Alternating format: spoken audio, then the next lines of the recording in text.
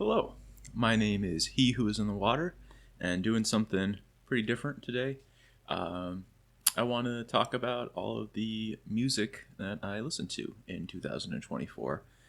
Just as kind of a year-end wrap-up. This is something I've wanted to do for a while. Wanted to make it happen at like the midpoint of the year, and then I kind of fell off the horse on that one and actually making that video. Although most of the assets are used here. But yeah, just want to cover what I've been listening to. I'm very passionate about it. I love talking about music, and I love just in general talking about the criticism of media, I guess, and criticizing media. It's just a really fun thing to do, and this is what I'm most...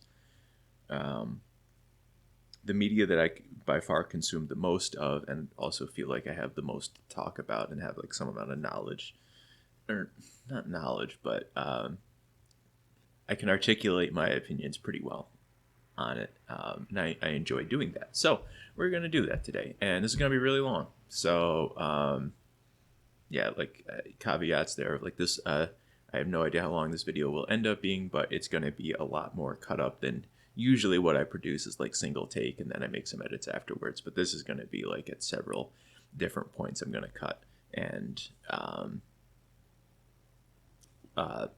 sew it together from there. So there will be not necessarily background changes, but definitely time of day, definitely outfit changes. It's going to take a little bit to, I guess, record everything. But I'm excited to do that. And hopefully this final product ends up being something that you enjoy, because like I love talking about music with my friends as well, and this is also just going to be a great way to show my friends, you know who you are, pretty much. Like, hey, here's the year in review. Here's what I've been doing, because it's just fun to talk about music with people. It's something we love. So yeah, this is definitely for 5 people out there. If anybody else enjoys this, then like awesome. Thanks for hanging out and listening to me ramble about it. So, who am I to talk about this? And just a little bit of background on myself, the music that I like, and my musical experience in general, I guess. So, my favorite genre, just I guess in like the biggest blanket terms, is just I love metal in all of its forms. I started listening to it when I was like 12 years old, and I began writing reviews on Metal Archives when I was 15 years old, which is the origin, the first instance of me ever using the username He Who Is in the Water. All of those reviews are still up there. I hate it. It's awful, but like I'm just about 30 now, and like yeah, my writing when I was 15 years old was a lot worse. I've improved a lot, maybe worse in some other ways, improved in some other ways, but it's a snapshot of where I was when I was 15, and so it's miserable to read, but that's just because that's where I was as a teenager. So but I really enjoyed writing about music at the time. So I think a lot of people's entry point into metal was melodic death metal. It certainly was for me. Like Amon Amarth was the band that really started to blow me away at first, and so it's still like my first love in the genre, but like black metal probably is like my favorite subgenre right now. But I have like listened around at least a little bit to most subgenres. I wouldn't say that like I know everything. I absolutely do not, but I've got a little taste of everything and appreciate what they bring to the table. So in college, I transitioned and kind of upgraded on writing reviews on Metal Archives to doing a radio show called Culter Than a Really Metal Thing, which is such a cringy name, but I do also love the pun. And I wrote reviews of incoming music for the radio station and the publication that I worked to bring back to campus, and called The Wattage. That was really cool. So those reviews, that was a cool period too, where like I got to be the assistant music director for a little bit, and so I was able to contact record labels and be like, hey, can we do some of your stuff? I actually got to like get some metal CDs from like some smaller labels that were pretty hyped about it, into review, which was awesome that I just got to do that. It was crazy cool. But also just made me branch out into other genres of music to review. So I got exposed to a lot of indie rock at this time, which is something that I appreciate and enjoy in doses, I guess I would say. I can't listen to it all the time, but I do love a lot of sad boy indie rock for sure. And yeah, I was general manager for the station for 2 years, largest student group on campus. That was our claim to fame, which was just a period of great growth for me. But I loved the radio station because there were so many people and so many different types of music, and I just loved talking about it with them, and I wanted to hear what people had to say. Because like I had my really obscure heavy metal show that 10 to 11 on Wednesdays, and I loved doing that. But like it was really cool that there were other people who were just as equally excited about their subgenres of music, and I loved talking with them and helping facilitate their enjoyment of that as well. So my actual musical, like as an instrumentalist, I guess, experience was I played violin from when I was 9 until I was 22 in the senior year of college with the campus orchestra. For my high school, I was pretty good. I would say I was like towards the front of the section for the first violins, and then like performed well at the all county and like the individual solo things. At a collegiate level, not that I went to a large college, but I was at the college level, I was probably the worst violin player in the section. Like that's just college was a difficult time for me too. Violin took the backseat. I still loved playing, loved being in the orchestra, but definitely didn't put the time into it. Definitely translated. I was not very good, but I showed up. So, but I also took a music minor in college, and that was really cool. Also, I didn't even plan this, but Hamilton College. Yeah, that's the shirt I have on today for this part.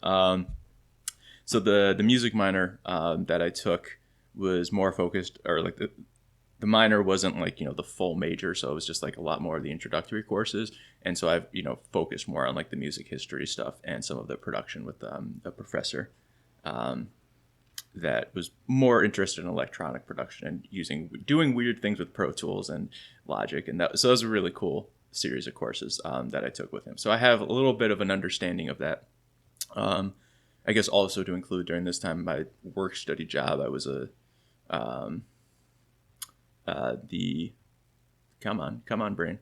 I was the stage manager for the performance hall on campus for 3 of the 4 years, and so I got to see a lot of different music and see the performance side of things, but get familiar with audio equipment and setting things up, how to microphone state, how to set up microphones for a stage, how to process that audio, transmit it well to the audience, yada yada yada. So it's a cool spread of experiences in music that I got exposed to. So I haven't really done anything like serious content wise about or related to music since I graduated college in 2017, 7 years ago. So this making this video is kind of a fun way or a different way for me to try to get back into it, as YouTube with like the Magic stuff in the last couple of years, and now Star Wars Unlimited has been kind of like my more creative outlet.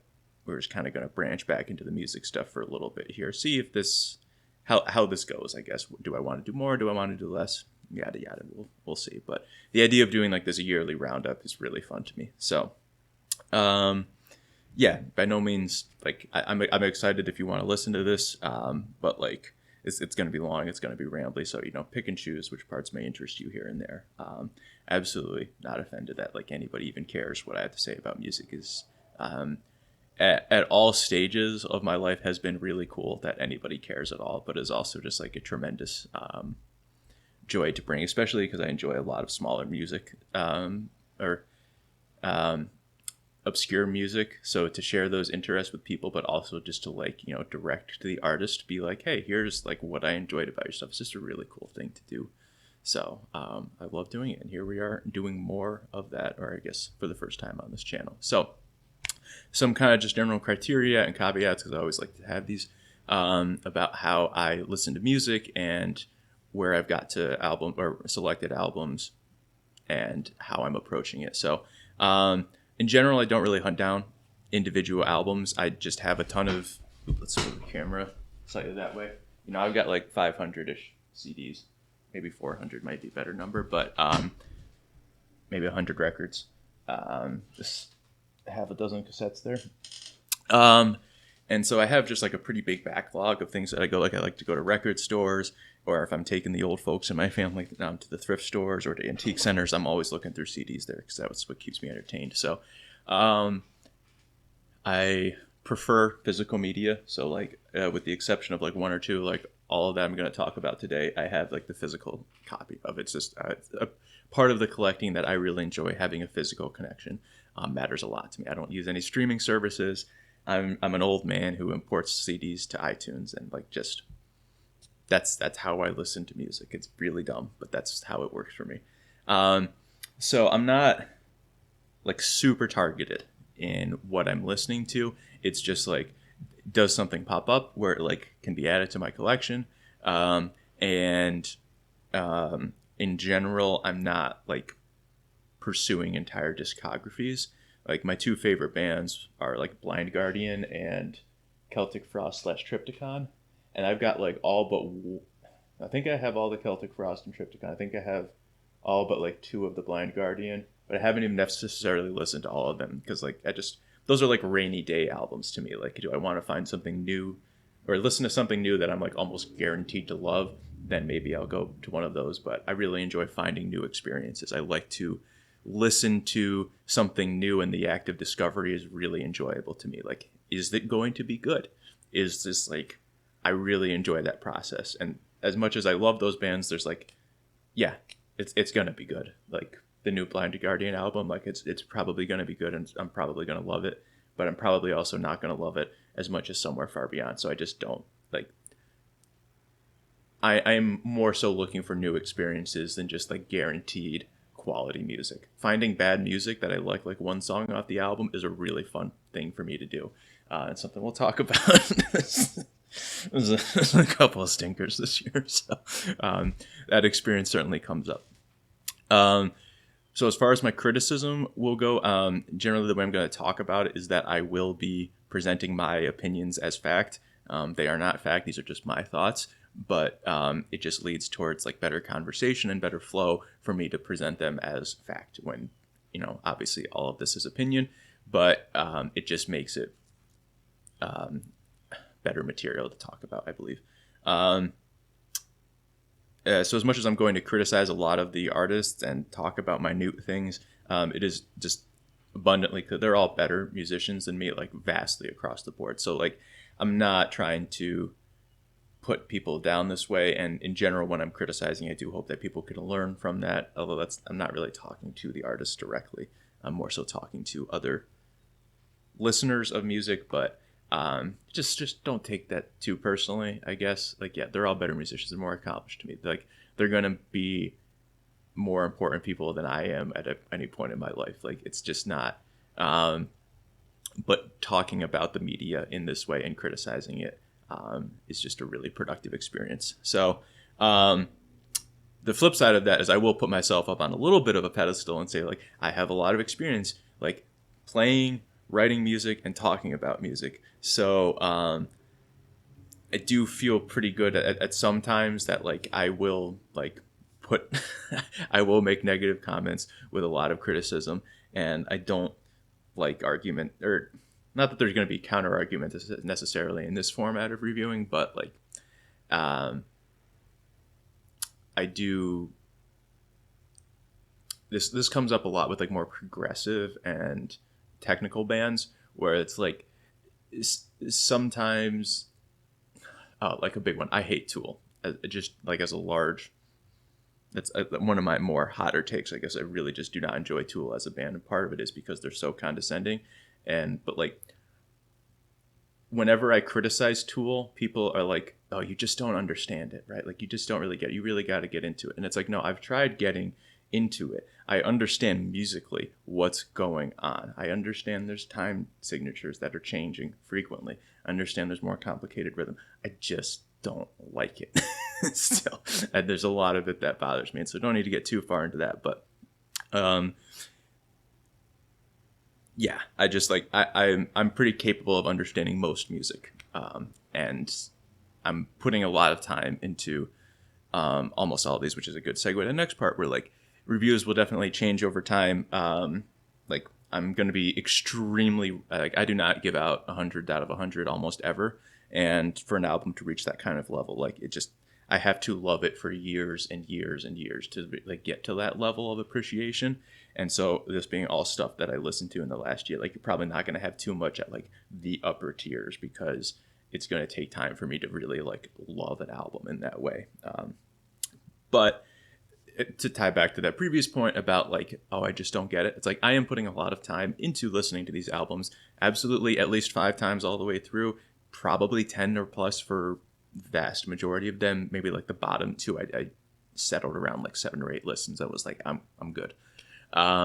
So the ratings will change over time slightly, but like for the most part, my thoughts that I have here are going to be like pretty relevant throughout the lifespan of the album to me. And my ratings are largely just how I liked it, how I enjoyed it, and what I think of it, you know, cultural significance, things like that, are just, I don't have the space or the knowledge to apply all of that, which will come up on a couple of these albums that I understand are like more popular or significant. Yeah, so I think that's pretty good for this point. So the rating scale that I'm going to use, this is largely what I've used for my whole life. And actually, like I pretty like it. Pretty well like it. Like for, you know, decisions I made when I was like 15, like this was good stuff. So 50% and under is basically I don't want to listen to this. Like it is not pleasant to listen to. I do not want to be spending my time doing this, and I will just not return to these albums. Varying degrees of negative from there, but largely don't really want to be talking about those too long. The 50s, I'm thinking about like there's a song or two I like, but a lot of it is just bland, doesn't do anything for me. Not necessarily bad to listen to, but just doesn't do anything positive. The 60s, I'm thinking are fine albums. There's like cool stuff that could be going on, kind of doesn't speak to me. Maybe I would be encouraged to listen to like another album, but like probably not. And really just like maybe like once every couple of years I'll go back and listen to it, but like not that frequently. The 70s are albums that I would describe as good.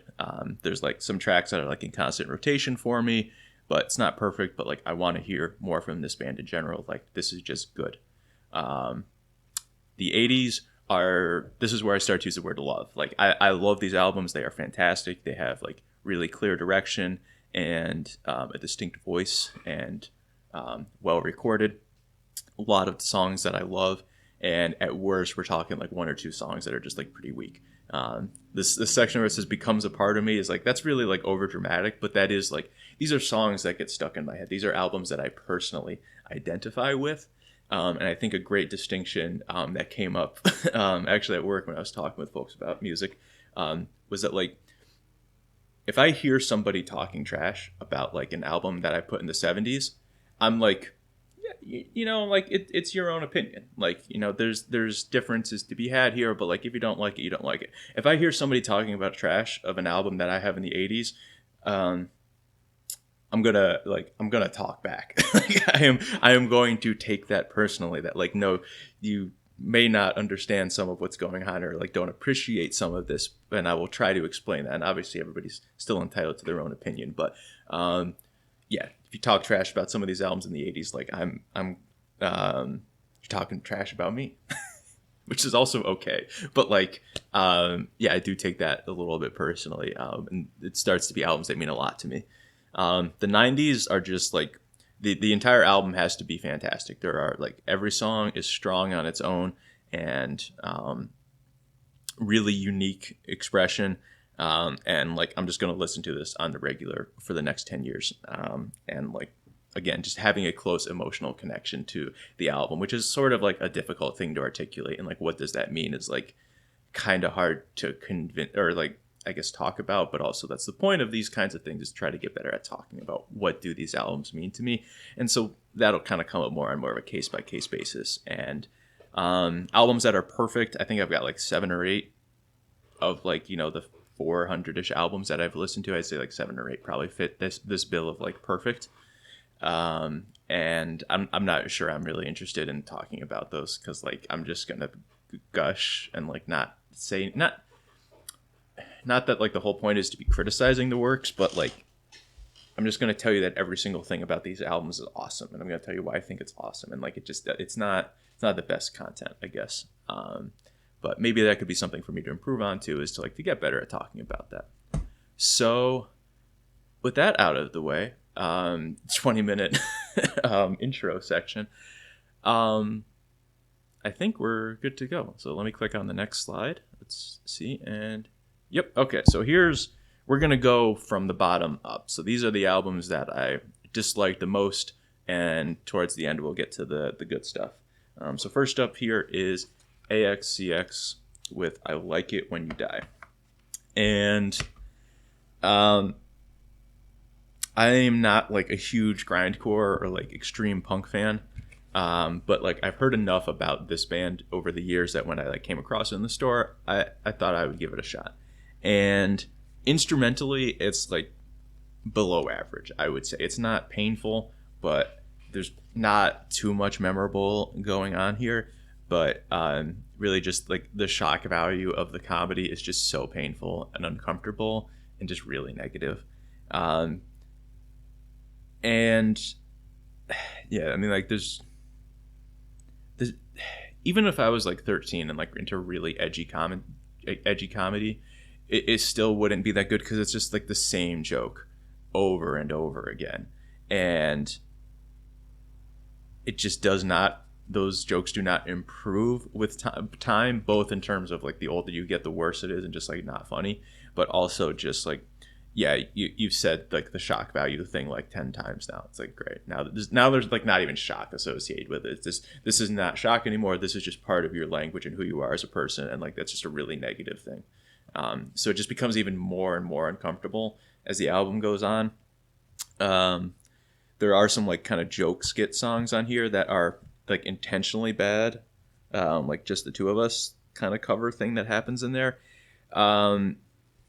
But in addition to like shock comedy not like being for me personally, like things that are like inherently cringy or like intentionally bad that they become funny, largely just not really like my sense of humor. Like I don't in general I don't watch TV, but I think a good example would be like I can't stand watching sitcoms because the social awkwardness of them it just makes me really uncomfortable and cringe up, and I'm like, I don't even want to see it. I don't want to hear people talking in these social situations. So like, when they have these songs on here that are like so intentionally bad that it's supposed to be funny, like it just does not do anything really fun for me. There are a couple songs that I enjoy. You've Got No Friends is pretty, I guess it's like it's fun enough for me. Kyle from Incantation Has a Mustache is actually pretty funny. That one I find like moderately amusing, and I might go back to those two in the future. But there's just like there's not a ton of variety going on here in the riffs, but there's also just like a tremendous amount of variety in how long the songs are. So, you've got some like 20-second ones, and you've got like minute 40 ones. But when you're listening to all 51 tracks of this in a row, it just kind of becomes really difficult to piece out where you are, what's going on. And like, I suppose that's definitely intentional. But like for me as a listener, it just makes it really hard to follow along in this instance, because there's not a ton of like really strong dividing moments of like, oh, the song ended and now we're on to the new one, because it's just like half a second of silence, and sometimes that's just part of the song too. So it's just a really difficult and somewhat monotonous album for me to get through that way. But I do just kind of come back to like the listening to the thing the whole way through, and the humor, it's just really uncomfortable. And despite like a couple songs on here where they like kind of poke fun at themselves, it's like this whole like South Park kind of humor that's just like pretending to be aware of things, but just like completely lacking any self-awareness, but just like keeps going. And it's really uncomfortable to listen to. And so like, if I'm not listening to the lyrics at all, like, I don't know, maybe this would be like a 40%, but like the lyrics are so shallow and bad, and that it makes me like just really uncomfortable when I do actually pay attention to it. So I'm I'm throwing this one 25%. Like, I don't know, it could be lower, could be higher, or it's probably not higher, but like, yeah, not good. But I, I appreciate that I tried it. I have listened to an AxCx album, and it's not for me. Yeah. Okay. So next up is, fortunately, that's just kind of how this part of the video is going to be, another album that I'm not ultimately going to be that high on, and this is Somnium by Thou Shalt Suffer, which I was kind of deceived by this album being in the black metal section of the record store. It's this obscure Isan project. I don't know if I'm pronouncing that right, but like the guy from Emperor. And it's like a chamber music album, which is like, that's kind of why it's interesting that like, so when I wrote this like spiel at the start where I talk about my experience with more classical music and like, traditional music training, I like included all of that before I even listened to this album this year. So like it ended up being like oddly appropriate to include that because it's kind of just like chamber music that he's written here. Like we've got strings, a couple of different string instruments, a percussion section that's kind of just weirdly there, and then some occasional flute and woodwinds coming into the mix. There might even be like a couple of trumpet sections or brass. I'm not as familiar with. I can't tell that apart as well. So the actual music itself is like very simple call and response a lot of the time, and so there's frequently only like one or two instruments playing at a time. So it's like you don't even have a lot of these great ensemble sections, but you just kind of call and response and just really exact repetitions of the themes. So they might get like passed around to the different instruments, but it's like kind of largely just the same thing repeated. So it does feel like a little juvenile for a lot of this. And like honestly it just sounds like music for a video game on the PlayStation 2. It's just got like that kind of era of it's just such simple music, not really doing much. And I bring up the PlayStation 2 comment because it's also just like really poorly recorded. Like it is just very difficult to distinguish the instruments. Like I played violin for 13 years. I struggle to be like, okay, this is a violin here, but like, is that a cello coming in over there? It's like, but they're all just like occupying a very similar register at different times. So he's not really like in the composition, he's not actually building sonorities that well. Like he doesn't have well structured textures in the work. It's just very clearly just like one voice speaking at a time with the other just like, okay, maybe finishing up their section. So it doesn't actually translate across well. And even when there's like multiple violins playing at the same time, it's like they're playing the same notes. And so you don't actually end up with like chord structures or anything going on. It's just very simple and kind of leads to that video game feel where there's just like, you have these really like clear moments of impact where it's like, okay, that was supposed to be something happen. Like, boom, there's a brass moment. Boom, there's like the timpani coming in for a second. But you don't know why. Like, it's just, you have just the same theme being repeated in the string instruments, and then boom, now we're changing it up. And so it feels like there was supposed to be a visual accompaniment to go with that, so it would be like, bam, like that was the change. Like, that was what was supposed to happen. But it's just really missing, and to the best of my understanding, there was no like multimedia thing to go with this. This is just kind of meant to be listened to. And so it really suffers a lot from that. So it is an Isan project, so it has to be a little weird, and so it has these industrial kind of ambient elements that are brought into it, and they're terrible. Like, just terrible. Like, they're both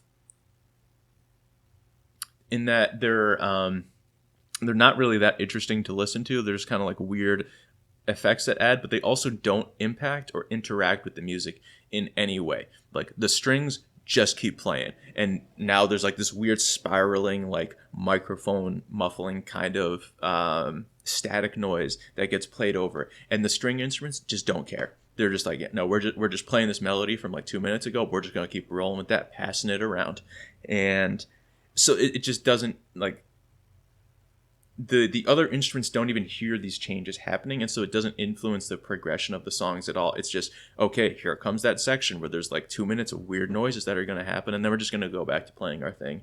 And it doesn't really happen. It doesn't lead to changes in the music or the songs at all. They're just kind of like layers that are tossed on top, seemingly at random. So it's like it's just so stupid. Like, it just does not improve or add anything to it. And like, maybe if there was just like some chamber music that was written and some industrial songs, ambient songs that were written, they could be fine. But like, when they interact together here, it's just already discordant to start with.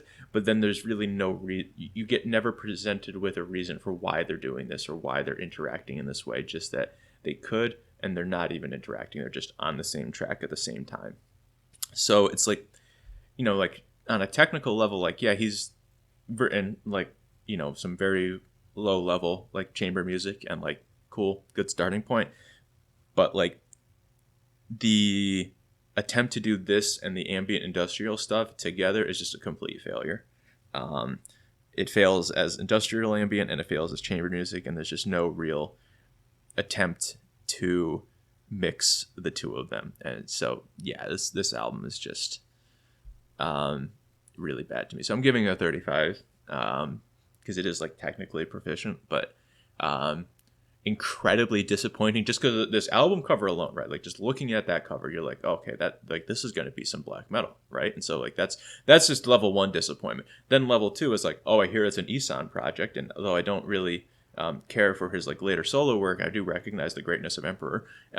So like, I had like some moderate expectation after I like did a little bit of research before listening to it that like, this might be cool. And now it's like somebody took the soundtrack from like a Harry Potter PS2 game and like added some industrial sounds to it. It's just not really anything fun. So yeah. Okay, next up we have Man of Sin by Isataii. No idea how I'm doing on pronunciation for this. They're a Los Angeles black metal band. And they were, from what I looked at online before purchasing, they were, because I did order from Adirondack Black Mass. Bought some CDs from them. Actually, a good portion of what I listened to this year came from that order.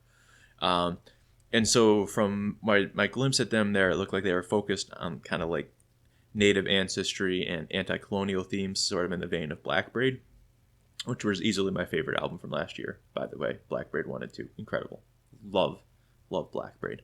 And so I was kind of sold, and I was like, all right, let me give this a shot, because I'm really digging that at the time. None of that is really present here. This is just very lo-fi, raw black metal. It just feels very juvenile. And I hate to be like kind of mean on this one, but like the lyrics are awful.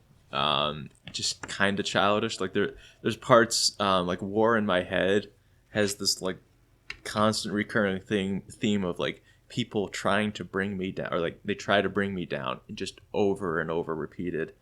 And then like the world is in for a rude awakening. I think on False Prophets, and that phrase gets repeated a lot. And so it's just really like edgy, like 16-year-old kind of writing. The worst is on the Terror of the Antagonist, where there's like this already kind of clunky bass intro, and then the vocals start in with an exact quote of "roaming the streets at night, the aura of evil by my side." And it's just so uncomfortable to listen to. Just really, really not nice. But I'm also like, when I say this album feels juvenile, it's like it's different. Like the badness that's going on here is just like somebody learning to write, somebody learning to do this. And so to be so mean to it is just, it doesn't feel right either, because I think he was trying, and this might just be like a genuine expression of what he was going through, but he's just kind of like a 16-year-old or 17. I don't know. I don't want to read too much into that, but it's, to be mean to that also just doesn't feel like in the best spirit If this was like years of work putting their best foot forward, like if a new Satyricon album sounded like this, I'd be like, oh my god, like this is trash. But here it's just kind of like they're trying, and it's just not really landing great. But maybe it gets better. What I am a big hater of, though, are the vocals just in general. They are very poor. They are not in time with the music. Not like it doesn't even feel like they're in tune with the music.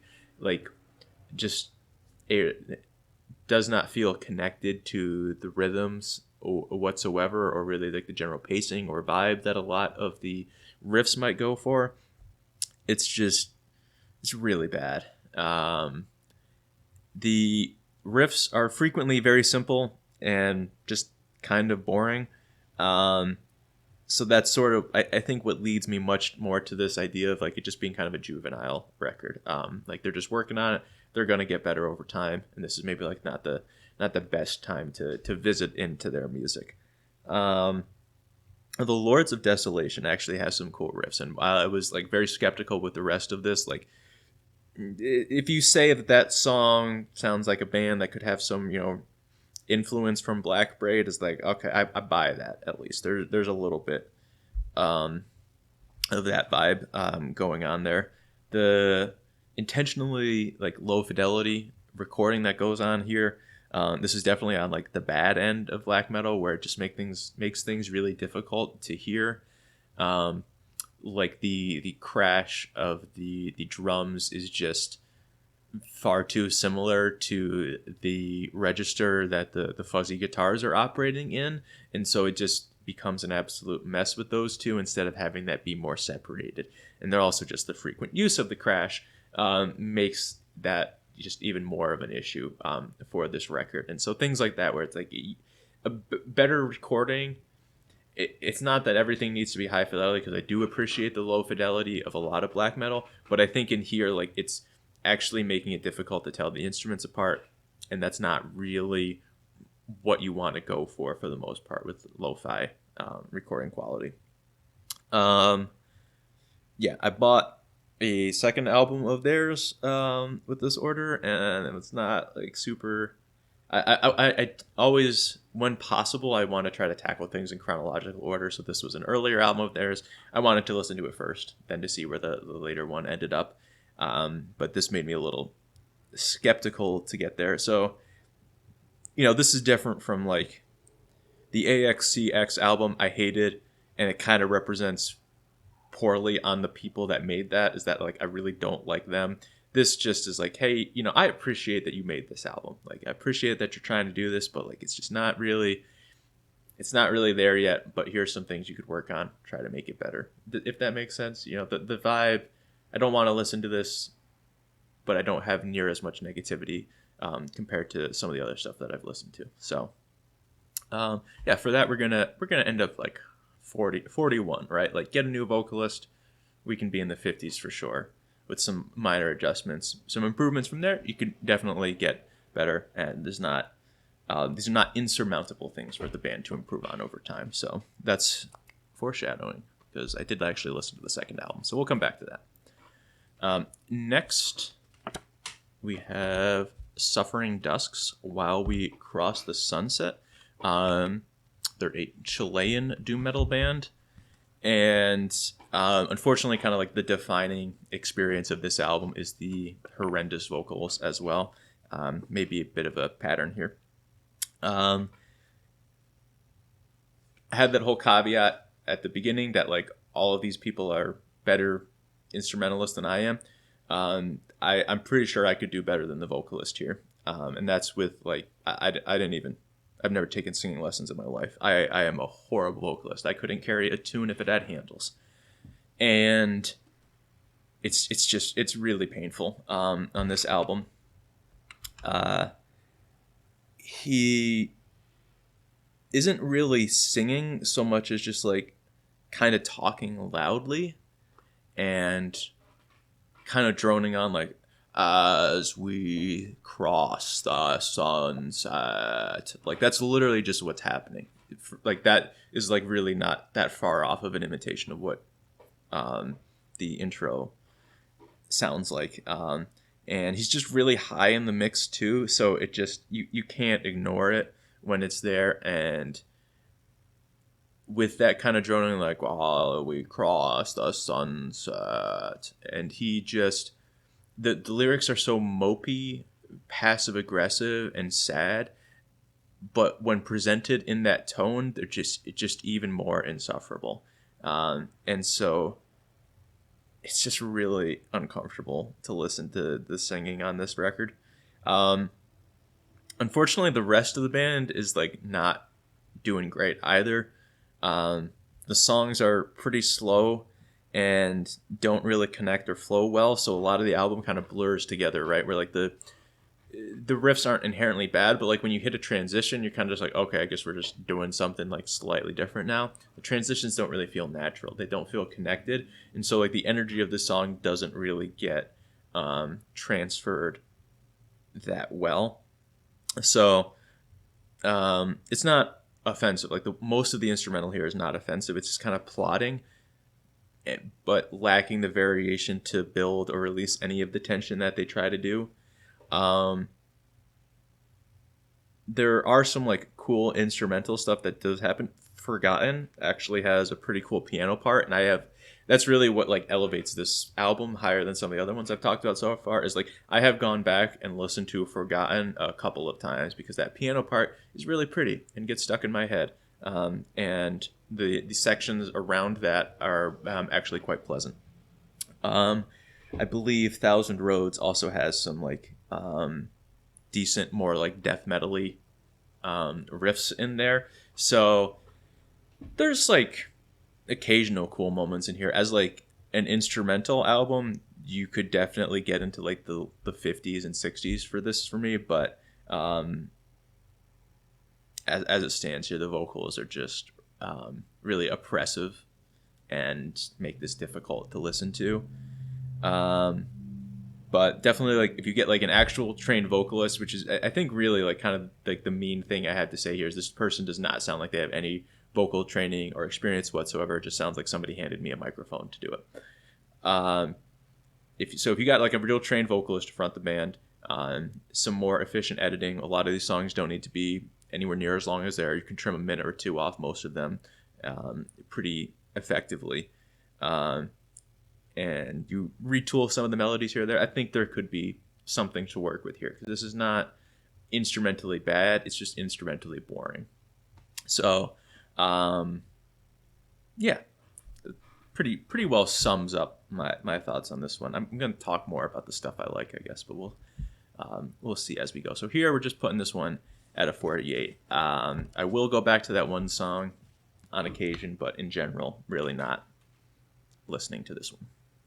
Okay, next up we have Eyes on Damascus, Built for Failure. This was actually a holdover from the radio station days that I got around to listening to. They're a Detroit-ish hard rock band. I'm kind of thinking, like, not super familiar with this area as much, but I'm thinking like Breaking Benjamin or like early Incubus as kind of touch points for comparison. It's largely just like pretty inoffensive and fine, like radio rock or hard rock that's like definitely targeted towards the radio. What does separate it here though is like the middle third of this album like actually goes kind of hard, and has some like pretty nice riffs, like an actual breakdown or two that's like gets me moving a little bit. Like it's actually some like pretty cool stuff that happens in there. So like there's a rhythm, like the rhythm section for this band is like very solid, but kind of related to a lot of what we've been talking about so far is like it's just the vocals are really draining a lot here. This vocalist is like a little bit overconfident, and the lyrics for a lot of this are kind of like more of that like early 2000s like toxic masculinity, which is just a really, I hate to use that phrase because it's it leads to unproductive conversation in a lot of areas, but like I think some like it just has some very clear examples of where he's like, there's a lot of talking about relationships, and he's never the problem in the relationship. It's always like the girl that he's talking about has some of these issues, and he's just like, I can't understand why you're struggling with this. Just like, get over it. And that's like a lot of the themes here is just get over it and like do what I say. Like that's I think like I think Monuments is the song, and like the whole chorus for that is just like, all of this could be avoided if you would have just listened to me and shut your mouth. You may think that's like me talking. No, like that is the chorus, is just like, you're like, if you would have just shut your mouth, things would be fine. It's so creepy. It's just like so uncomfortable to listen to. And like even some of the songs that I like I think Solace Through Surrender is like actually pretty fine. Like the two ballads that I enjoy are Solace Through Surrender and Safety and Struggle. And both of those are about, or I forget now which of the two it is, but like the general theme of the song is that like the guy is like swimming through the ocean, and the woman in the relationship is the ocean, and like her waves are always just like crashing onto him and pulling him under, and he's just trying to stay afloat. And that's the imagery that goes throughout the song. It's actually like not bad, but in the grander context of the album, it's just like, yeah, every one of these songs is just, he knows what's best. Why can't she just be listening to me? And it's like, one of those in small doses, that's okay. But like, it just really tone deaf across the whole album, where it's like, yeah, dude, yeah, she sounds really rough. And it's like, yeah, it's just, yeah. If you know like early 2000s hard rock, you know what I'm talking about here. Like these kinds of issues where it's like, it's always her fault. And yeah, you know, in fairness, some amount of the time it is. But you know, for these 12 songs or so, it's like, yeah, no, it's guy, I think it might be you by a good portion of this. And also he like tries to build himself up as like the stronger of the two. Like, you know, you can hold on to me for a helping hand, and you know, I will pull you up. But he's just doesn't have the voice for that. He's got this very thin, nasally voice, and it works for some of the songs where he's like slightly more vulnerable, but like when he's trying to be the tough guy, it's kind of laughable. It just like the some of the instrumental could actually like back up this reasonable like tough guy new metal image, but he's just not the vocalist to do that. But he keeps on trying, and so there's just there's a lot to improve upon there. But yeah, the instrumental is like actually pretty sick on these. Like Build or Bury. When I was listening to this album, I think like the second time, I had that moment. If there's like the meme with Shaq or Shaquille O'Neal where he's like issues an apology to a team. He's like, I'm sorry for underestimating you. I wasn't really familiar with your game. And that was kind of my experience listening to this, where I was like, the first time I first listened, I was like, that's kind of whatever. It didn't do much for me. But the second time, like Calamity for Comfort and Build or Bury, I hit those songs and I was like, okay, like I see you. Like like this is legitimately kind of a banger. At the end of this video, I'm going to talk about my bottom 5 and my top 5 songs for the year, and kind of the way it's shaken out. I don't get to illustrate my love-hate relationship with this album, because like Build or Bury is a really good song. That was like number 3 on my songs for the year for like most of the way through, and I think now it's like number 6, so it doesn't make the list there. But like I'm being really negative about this, but I do really enjoy a lot of the instrumentals in that middle third. The first and last third are just like completely weak on their own, but there is some good stuff happening. So yeah, the above average musicianship can't really salvage the intentionally weak songwriting, because this is like meant for radio play, and not just because we got it at the radio station, but that's just the nature of this music. There are choruses that are intended for that kind of audience, and in general those come off quite a bit weaker. And so this album came out in Oh man, did I miss it? Yeah, I missed it. Yeah, I wait, did I? Oh, come on. Oh, I guess I was just really dumb. I tried to put the years for a lot of these albums, but apparently I just like scrolled past some of these and didn't do them all. So this album came out in 2016. There was like nothing before or after it really, but through trying to just poke around a little bit, I did see on Facebook that they're active again and so recording. So like I am, despite having this in, I have this at 52. So above, like I will listen to some of these songs on occasion, but I do kind of hate the album as a whole. But I am not opposed to checking out more music from these guys. Like if I listen to a single or two from a new album, I wouldn't be opposed to picking it up because there's actually like some pretty cool stuff going on here. And if they choose to go in that direction that I enjoyed, I'm down for more. If they choose to go into the other stuff, like, you know, no hate, that's just not for me. But yeah, so it's a polarizing record for me because lyrically, I feel so dirty listening to some of this because it's just so selfish. Maybe that's a better word because I mentioned I hate using toxic masculinity because now you're bringing in like, oh, the whole PC police thing, like, and that's, I mean, I'm extremely liberal anyway, so it's, you know, kind of whatever, but like I think selfish is probably a better, less divisive phrase to use for it. It's just not very self-aware, and just that he's always, and it permeates a lot of the songs in a really negative way. So cool stuff though. Definitely check out Build or Bury. Like that's just a really good song. I enjoy it, and ironically, if I've got some folks around that love that, like, you know, the Breaking Benjamin song from Halo 2, like if that's the vibe, like this song coming on for sure. It's good stuff. So that's Eyes on Damascus, Built for Failure. Next up, oh, if you thought last one I had some opinions, this is where we get even worse because I love this album and I really hate it at its core. This is The Shepherd's Dog by Iron and Wine, who are like a relatively well-known indie rock singer-songwriter thing from America.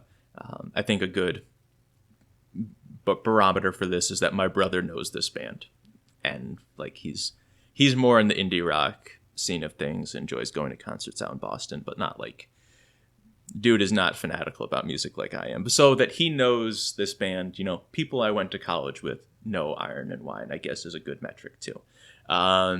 So this one I did pick up from the college radio station as well, and they were exercising CDs, and I just grabbed a bunch. So I was reminded of having this one in my collection after at work I put on the work radio uses Pandora.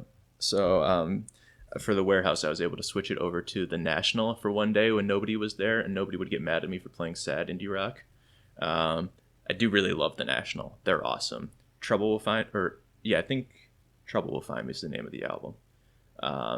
Incredible. Like 9 out of 10. Like that's a fantastic album. Love listening to it. And so a song came on that I quite enjoyed. I think it was Walking Far From Home by Iron and Wine. So I looked that up online when I got home. It was like kind of didn't like it, but I was like, oh, I have an album by them in my collection. Let me listen to it. So, yeah, it's like a pretty nice album to listen to, but I have so many nitpicks, and like these nitpicks have kind of grown to me where like, now when I listen to this album, I actually feel like my blood pressure rise. Like I am annoyed by some of this stuff. And where at first it was just kind of like bland, now there's like stuff that just really bothers me. So let me try to articulate some of that a bit better than just being this hot and cold. So there's a lot of what I dislike about popular music is the lack of continuity on an album, where particularly like pop music, where it's just like every song sounds completely different. There's not a clear like language that's being used for the album. It's just like stealing from all of these genres and just trying to push something out, and feeling very overproduced as a result. Just so many layers in each song being separate from each other. And I think that's a big part of what I dislike about this album over time, is that it feels very overproduced. There are like instruments that are present in just particular songs, and it feels very gimmicky it does not feel like a lot of those additions were necessary. And it kind of, at first you're like, oh, that's cool. Like White Tooth Man features this kind of sitar action going on. But, and then, Boy with a Coin has this like more, okay, that's actually a bad example because Boy with a Coin is kind of cool where it's like simple instrumentation, but kind of has this like rap theme to it almost. But Devil Never Sleeps is a good example there too. Or, like, Innocent Bones with some of the piano tone in particular on that song. It's very gimmicky. It just doesn't feel like these songs needed it, and we're just adding on these layers to make it different and pop. And it really detracts from the whole experience and makes it feel very cheesy, because in a lot of these instances, like, the guitar and vocal melodies are like kind of enough to carry it, and you didn't really need to do all of that, but we just keep adding more and more stuff to the soup. I think one that I really hate is the final song on the album, which is Flightless Bird, American Mouth. And it just, you've got so many instruments added in by the end of it, and just like it there's no need for this. It's not trying to be this bombastic operatic song, but like it gets kind of forced into being that. And it's, yeah, just really unnecessary a lot of the time. It just feels very gimmicky. But like I said, the guitars are pretty nice for this, and like the piano and rhythm sections are like, you've got a pretty strong core of what's going on here. So this is a very competently written album. I just think a lot of this in the production and like adding these layers is just unnecessary. The vocals are kind of terrible. I try not to get too much into the details because I'm not a producer. I'm not a recording engineer. I have like just the slightest experience with this, but like the way that these vocals are recorded and presented is truly disgusting to me. It's this like, and part of that is, I guess, to pair with why the instrumentation is so unnecessary, is the vocals are frequently just like a whisper, just something like this, and it's kind of indistinct. But then when you add all of these other instrumental layers on, and we're still just kind of whispering the vocals, it just is such a weird internal conflict within the music, and this lack of synchronicity there. It's just really uneven. And the vocals are, so they've got that whisper. They're also chorus for the most part. So you hear like one version over here and one version over here, and they're pretty close. But when you add that two together and they're whispered, it's just really difficult to actually figure out what's going on. And this will segue into my next complaint about this album, which is the lyrics are fine at first, but if you actually listen to them, they're so negative. I really hate them. They're just vacuous, callous, and lacking empathy. They're very extremely pretentious, and they're difficult to follow. It's like they're gloating in their word choice for so many of these things, and then a lot of it is just really negative. Again, lacking self-awareness. The narrator is just knows what's going on in the world, knows what other people's problems are, and it's just he's pointing them out to you. Like White Tooth Man, just it feels like nonsensical, the story. Like I think part of it is like it's like criticizing a drug dealer that they interact with, but then also like the narrator's talking about how they got sick on a strip club meal, and so it's just like this weird what's the word? I'm missing the word I'm looking for here. But it's this weird internal conflict where the music wants to be kind of cute and folksy, but the lyrics are somewhat intent on being like modern, political, and divisive and like targeted. And it just really comes off very poorly as like, do as I say, not as I do. Like I'm just cool. Like, we're just at the strip club chilling, but you being worried about where your dog went, like that's a you problem. Another example has come to like Innocent Bones is a song that like I really want to enjoy, but the lyrics are weird to me because it's very anti-Christian, and it's just very weird about it. Like I listen to a lot of black metal. I listen to like genuinely satanic stuff, and that doesn't really bother me for the most part. I don't say I love the anti-Christian stuff, but like it does lend itself a ferocity to the music for, you know, generations of hatred. That like I'm some of it is like you got to talk about something important for black metal to like have that level of anger be appropriate. So there's like that's a separate thing. But in here, the song is just very weird about that, because it's like it feels like he's kind of Christian, but then also he's just like one of the lines is like every something house Christian wants the pain of the cross but won't bear the pain of the scar, something like that. And so there's just a lot of comments like that throughout the album where it's like, yeah, they just don't want to do it. People are lousy, terrible. And just that attitude is just so pretentious when it's combined with the elaborate word choice that frequently adds nothing of value. We'll come back to this at the end with my superlatives, but like Resurrection Fern is just the most offensive thing to me. It's like trying very desperately to be symbolic and evoke some religious imagery, but the word choice is just so obtuse and unnecessary. Like, and it leads for a very confusing narrative, and the word choice doesn't add much. Yeah, it's just very pretentious, and so that's kind of where like the more I listen to it, the less I like it. But if you just kind of listen to it without paying attention, it's a very pleasant album. So, what's, you know, we've already, I said this is in sequential order, so I've already let on that this is above the 50s, right? Like this is 55 is about where I put it.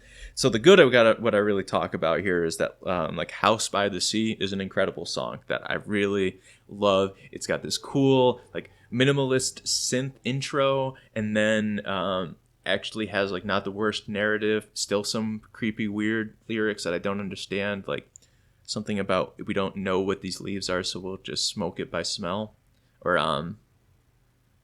tell it by smoke, something like that. It's just it's weird, it's difficult to follow, and like, you know, you get the opportunity to do that a couple times and then I assume I don't know what's going on, but when the whole album is like that, it's like, all right, I just don't think anybody knows what's going on. You know, Boy with a Coin, another example. They're a really fun song, but like trying to understand what some of the lyrics mean, and also just like how like kind of like it doesn't feel like explicit necessarily, but like just kind of weirdly sexual some of the lyrics get, are kind of like, it's just a weird vibe for the singer-songwriter aesthetic that they're trying to go for.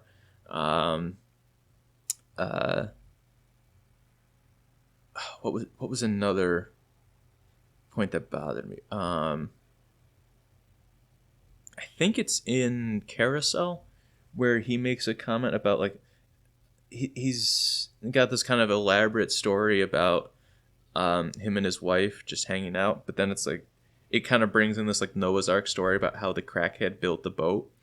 And so there's just kind of these weird dissonance, that was the word I was looking for before. There's this weird dissonance of like having these simple folky aesthetics, but then some of the lyrics bringing in these really modern things that just kind of, and also like with such a negative context from the narrator, that it really just disrupts any kind of pleasant vibe that might be going on. So like, yeah, now we're talking about crackheads in this weird song, which like, yeah, drug addiction's a real problem in the world. And so like calling people crackheads when you're already trying to be empathetic, it doesn't fit right, because now you're looking down on these people by using that pejorative term.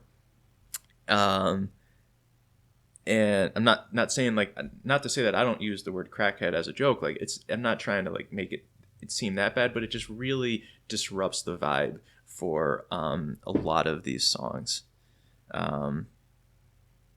Another one with like Innocent Bones, where trying to build some narrative about Cain and Abel, but so again evoking a lot of religious imagery, but then it's talking about buying an eighth of a bag of weed and getting in trouble for that. And so it's just sort of this weird, and then like, yeah, the strip club comments and White Tooth Man, there's just these weird dynamics where they're trying to build like a really homey and personal vibe, and then just have these really alienating comments in there, and I just don't really know yeah, it's just, it becomes off very pretentious and condescending. So it's a really disappointing album for me at first, because like the first listen, I found it very pleasant, and I was like, cool, we'll do more of this. But just the more I dig into it, the less I like it, and it's just really disappointing, because I want to like this album. You know, the rhythm in "Boy with a Coin" is really cool. The minimalist, which is weird for an album that's so maximalist, I guess, but like sort of that minimalist moments in "House by the Sea" is just a really tremendous flipping on its head of what the issues are. And songs like "Love Song of the Buzzard" and the title track ish "Wolves Song of the Shepherd's Dog" have some like really cool instrumental jams. Where like, okay, yeah, I still feel like there's too much going on, but at least there's like kind of a jam band vibe going on with the way things are hanging out. So I can appreciate that. But then a lot of the lyrics just really really drag it down. So yeah, giving this one a 55, but very, very polarizing moments for me on this one. Kind of similar. It's a good pairing with the Eyes on Damascus one, where there's like some moments here that I really love. So I do like pull this album out once in a while, but I'm just skipping all over. I don't want to hear some of this anymore. I don't want to listen to it. So yeah, that's Iron and Wine, Shepherd's and Dog. The Shepherd's Dog. I swear my blood pressure is going to get lower as we go on. Well, probably not, because I'm going to get more excited. But you know, that's just kind of the nature of doing it this way. I'm getting myself worked up. So yeah. Okay, next up we have what was alluded to earlier, which is the second Isataii album, in the vein of Ancestors. There's the camera. Hello. Already, I mean, just from like the art alone, this one like delivers way more on that anti-colonial and native vibe that I was kind of hoping for, and it's a tremendous improvement. It really is. I'm not saying I love this album yet. It's just okay, but like for 2 years difference, this is crazy. Like this is a great improvement for the band, and I was really pleased with how it turned out, because I was this is probably like 6-7 months after I listened to the first one, and I was kind of dreading it, but I wanted to like do it while the memory was fresh, I guess. And the songs here are just a lot more coherent and structured. They are on the longer side, but they do generally warrant that length, and there's some cool stuff going on there. The single from the album, "Destroy the Missions," that's the song that I listened to that convinced me to buy the two albums and give it a shot. And "Destroy the Missions" is just a banger. Like that is like totally warrants the Black Braid comparison. Very nice melody that gets brought in halfway into the song, pairs well with the blast beats, and builds up to this nice climax in this the song story. So really good stuff going on there, and there's just a lot of other strong tracks here too, with like Ghost Warrior, Skinwalker, and Shade of Tragedy have just like very solid black metal riffs, more of the melodic vein that they're going for, not quite as intentionally raw. The production is, you know, better here, and really shows in songs like this that are allowed to breathe a lot better. And it's just really, it's really nice. I'm very fond of this album now because of the growth that it shows. Like the little tinges that you had on Lords of Desolation from their first, or the previous album, I don't know if it was necessarily their first album, you really see that come into fruition more here, and that's just awesome to see that growth. Dark Witch has this like breakdown in it, and I really, really love breakdowns in black metal. I mean, I love breakdowns in general, but like it's not something that you see a ton of in black metal, so I appreciate it. It's not my favorite song here. It doesn't come off amazing, but like it's really cool to see them trying it and work with it. So that was cool. The vocals are like a little bit better on this record, but they're still pretty rough.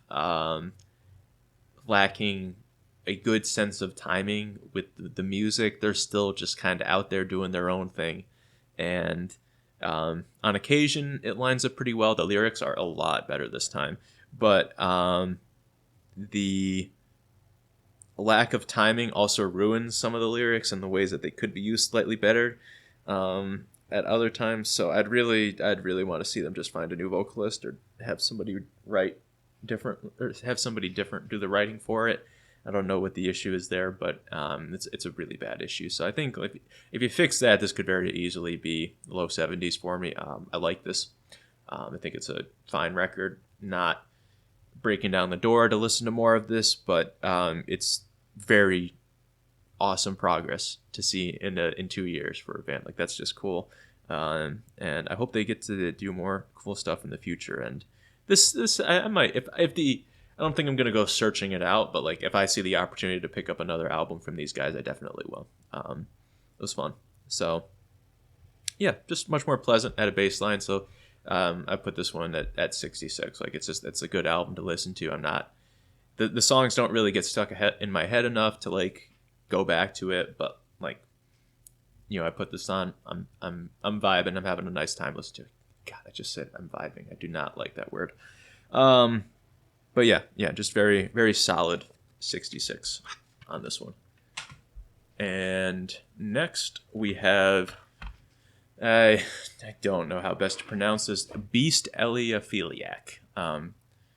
They are a slam band from Burnt Hills, which is just really weird in and of itself, because it's just a weird local thing. So like, Burnt Hills is the high school that I went to, and you don't really say that you're from Burnt Hills. I guess that's just not really like how we talk in the area. I guess like, it's not really a town that's lived in so much. It's like a commercial district of Burnt Hills. But like, you might live in Boston Lake, you might live in Charlton, where I'm from, you might live in more towards Glenville, but you don't really say you're from Burnt Hills unless you're talking about like specifically comparing the high schools that you went to. So it's just like, so that's weird to see them describe themselves as Burnt Hills, because very few people do that. And as a slam band, I was going into it a little bit condescendingly, where I'm like, slam is a term that gets kind of co-opted by a lot of deathcore bands that want to sound cool. But no, this is like actual slam. This is like weird stuff. Like, we're going slow, we're doing weird syncopations, and we're doing like predominantly like the inhaled pig squeal vocals. So it's really cool to see them that local, and just like this is like actual slam, and they're just doing it. It's great. It's awesome. I saw them live in Scotia, and the guys in the band are pretty young. I got the vibe they're like 17, 18. But I might just be an ancient old man now and have no idea about that anymore. But it was just a really good atmosphere. They're just a bunch of friends playing the music that they like, making some sick slam beats together. It's just really positive atmosphere. I love that for them. I love to be at the show. It was a great time. So it's not like, there's nothing groundbreaking going on this. I believe it's a demo. I guess. It's not even a real printed CD. It's just it's a CDR that they wrote onto, which is great. I love the DIY vibe. So yeah, nothing crazy unique going on here, but they've got a really good crunchy tone for it. They understand how to write slam to like actually give space and to do weird things with the syncopation, not just make it breakdown after breakdown, like a lot of deathcore that I dislike falls into. They're also still capable of slipping in some nice blast beats there to build up the tension, and the vocals do a very effective job, and they're like got nice timing and texture that this genre loves to add to it. So it's just a really fun 10-minute demo. The one bad thing you got to talk about is the way they recorded this. I don't know how they ended up on it, but there's this bass bomb that gets dropped in like 2 or 3 times a song. It is so stupid, and because it legitimately drowns out everything else, so you can't hear it for that like half a second where it starts in and then fades back out to the rest of the band playing. So it's so obnoxious, it's so overused, but by the end of this demo, I'm laughing every time it happens, and it makes me smile now. So it's so goofy now. And like, yeah, please don't do that in the future if you're listening. Like, work on that. You can leave that out. But man, was it funny! I really enjoyed that. It's certainly stuck with me. Also, the banjo sample on the title track of this, sick. Love that. Actually fits great with the song and is a wonderful lead-in. Love to see more weird stuff like that. Like the trap beat that comes at the end of looking at Grimace gives me a very uncomfortable boner. The trap beat that comes in as the outro for the album is just really fun variety in there. Kind of fits. I love just the wackiness of it. It's a great positive thing for a slam band to have that sense of humor, but not just that these are, samples that you're making fun of. You can appreciate these materials that you sample from, but also understand that they just they're weird and they're goofy, and I love it. So,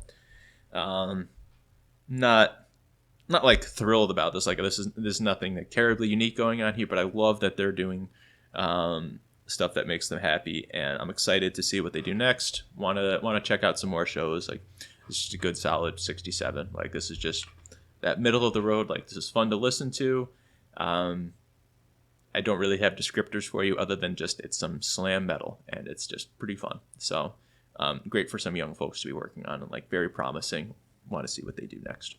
All right, another album that I came across kind of randomly was Stomping Ground by Goldfinger. I had no prior knowledge of this band at all, but I learned that they were late 90s punk.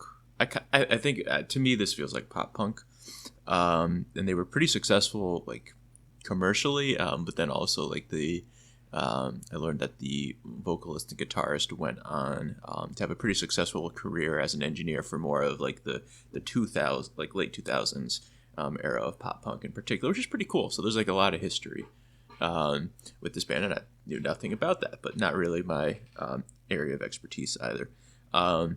But the career trajectory of him becoming an engineer or working more in recording makes a lot of sense to me, because this album is beautifully recorded. I've had some complaints so far about a lot of production decisions, but here it's just awesome. There's great fidelity on all of the instruments. A lot of dynamic shows through, and all the instruments just have a great sense of presence on the record. Just really nice to listen to. The songs are also pretty well constructed and reasonably catchy, but to me it does come off of a little bit generic, a little bit kind of radio rocky, or intending for radio play, I guess. So I mean, a big turn off for me is just so many of the lyrics are vague things about relationships, and kind of some rhyme schemes that are just a little too simple. I think the most painful one for me was Counting the Days, where one of the verses goes day 1 I hated you, day 2 let me see. All right, I have to see. Is this in the lyric booklet? Yeah, because all right, here we go. We can do this. Day 1, I was no fun. Day 2, I hated you. And by day 3, I wish you'd come right back to me. It's just I don't know. It's not that bad I guess, but just it's so meaningless to me. It's just so obviously there because it rhymes and it just sounds good, and that's not a crime in and of itself, but I do think it's representative of some of the stuff that goes on here. Carry On, what is that song even about? Just carry on, if I'm not here. It's yeah, people live their lives when I'm not around, duh. It's just, I don't know, it just feels a little over dramatic and meaningless sometimes, but at the same time, I am kind of splitting hairs here. There is truly nothing bad about this album. It is also does fail to kind of excel in any particular category. So I've got this as a 72 here. Oop, I hope I didn't click on anything bad. Okay, I think I'm, yeah, okay, click over here. No, one more try. There we go. I have it at 72, which feels pretty appropriate. This is just a very fun record to listen to. I enjoy it. it's kind of weird because like typically when I listen to like more the pop punk side of things, punk rock, it's like the aggressive songs tend to be my favorite. I think of Catalyst by Newfound Glory is an album I really enjoy, but like that one in particular. Oh, what's the name of the song? At Least I'm Known for Something. It's like a very hardcore song on that record. It's like my favorite by far, not even close, but it's still like a great album. So typically that's my experience when I listen to these kind of entries, is that like I like the heavier stuff, but that's kind of just like not the case with this one. Like I think Bro and what's the one about the way that they like to play the music? Oh, The End of the Day. Yep, that one. And Get Away are just like, it's just not, it just kind of misses for me. The aggression just like doesn't come off really well, which is sort of just like an issue that I have with like punk in general, punk rock. Like there's kind of ska influence going on here. It's like I just can't take it seriously when they're trying to be all tough and aggressive. Like I just can't. It just doesn't, I just don't feel that way at all. I just don't buy it. So yeah, but definitely the coolest thing going on with this album and is the final song, which is a cover of 99 Red Balloons, which I had not heard before. But 2 weeks after I started listening to this album, I was at work, and one of the guys had on a pop punk station over in his section, and I heard this playing, and I was like, oh yeah, like I know like the original song. It gets airplay, and then it dawned on me like 15 seconds into it, it's like, no, this is the Goldfinger version. Like this is what I've been listening to, and talked with the guy about it, and he knew the song as well, and his name was Matt, great guy, and he's more knowledgeable about pop punk than I, or he's really into that scene, and I don't know a whole lot, so it was like a great conversation. But it was cool to see like how popular that was, but also it's like rather unusual for me too, where it's like that is the coolest thing on this record by far, is that cover, and that's cool to see that like that's kind of like a mainstream thing, like that is something that people appreciated, and typically my likings don't line up in that way, so that was kind of cool, and it is unfortunately kind of damning of the rest of the album that the cover is the coolest thing, but does kind of illustrate that like, yeah, these are really talented musicians with a great eye for recording and a great eye for music, but maybe the writing part of like melodies and stuff is just not really their forte, and that's okay, because you still come out with a great song like that, that is, you know, based on the original but brings so much to the table of their own accord. Like just the breakdown that gets added into the solo is so much more intense on this version, and it's really appropriate. It fits the vibe really well, and his vocals are, he's really putting himself out there on the vocals for that song in a way that like honestly on the rest of the album he's just not. And like it's such a committed performance on that one, that it's hard not to appreciate it. Also really enjoy Pick a Fight, Forgiveness, and Margaret Ann. Those were also fun songs on this record that I've come back to a couple of times. But yeah, good stuff going on here. This is not my neck of the woods. It's just like, so for me, kind of dipping my toes into the genre, it's like, this is pretty fun. It's like, I see why people like them. I see why this band was successful. And yeah, just cool stuff. Flip it like that way. Do that there. All right, next up we have a band that in the opposite end I've listened to a lot of Within the Ruins, and this is their 2017 album Halfway Human. I listened to them a lot growing up. Invade was a really I think influential album on me just as like a middle schooler. God, that kind of hurts to say, but yeah, so this is their 5th full-length album. And like really technical kind of proggy metalcore. I don't really want to say they're deathcore. That doesn't really, like, they have strong death metal influence, but like deathcore as its own genre outside of being derived from hardcore and death metal is like just not something that this band is about. There's like tech death references and there's hardcore references. It's not really referring to death metal or deathcore, if that makes sense. And I think for people that know the genre, I hope that makes sense. So this album introduced a new bassist to the band, which I didn't have like super strong feelings about, except he does clean vocals, and it just does not really work for me. The one of the strengths I have always felt within the Ruins. Let me turn the camera a little bit this way because I keep talking with my hand over here. I feel like the strengths of Within the Ruins is how the vocalist Tim's harsh vocals really have that like strong hardcore presence, and his lyrics have always been very intense, personal, and somewhat lived in the way that like a lot of hardcore bands are.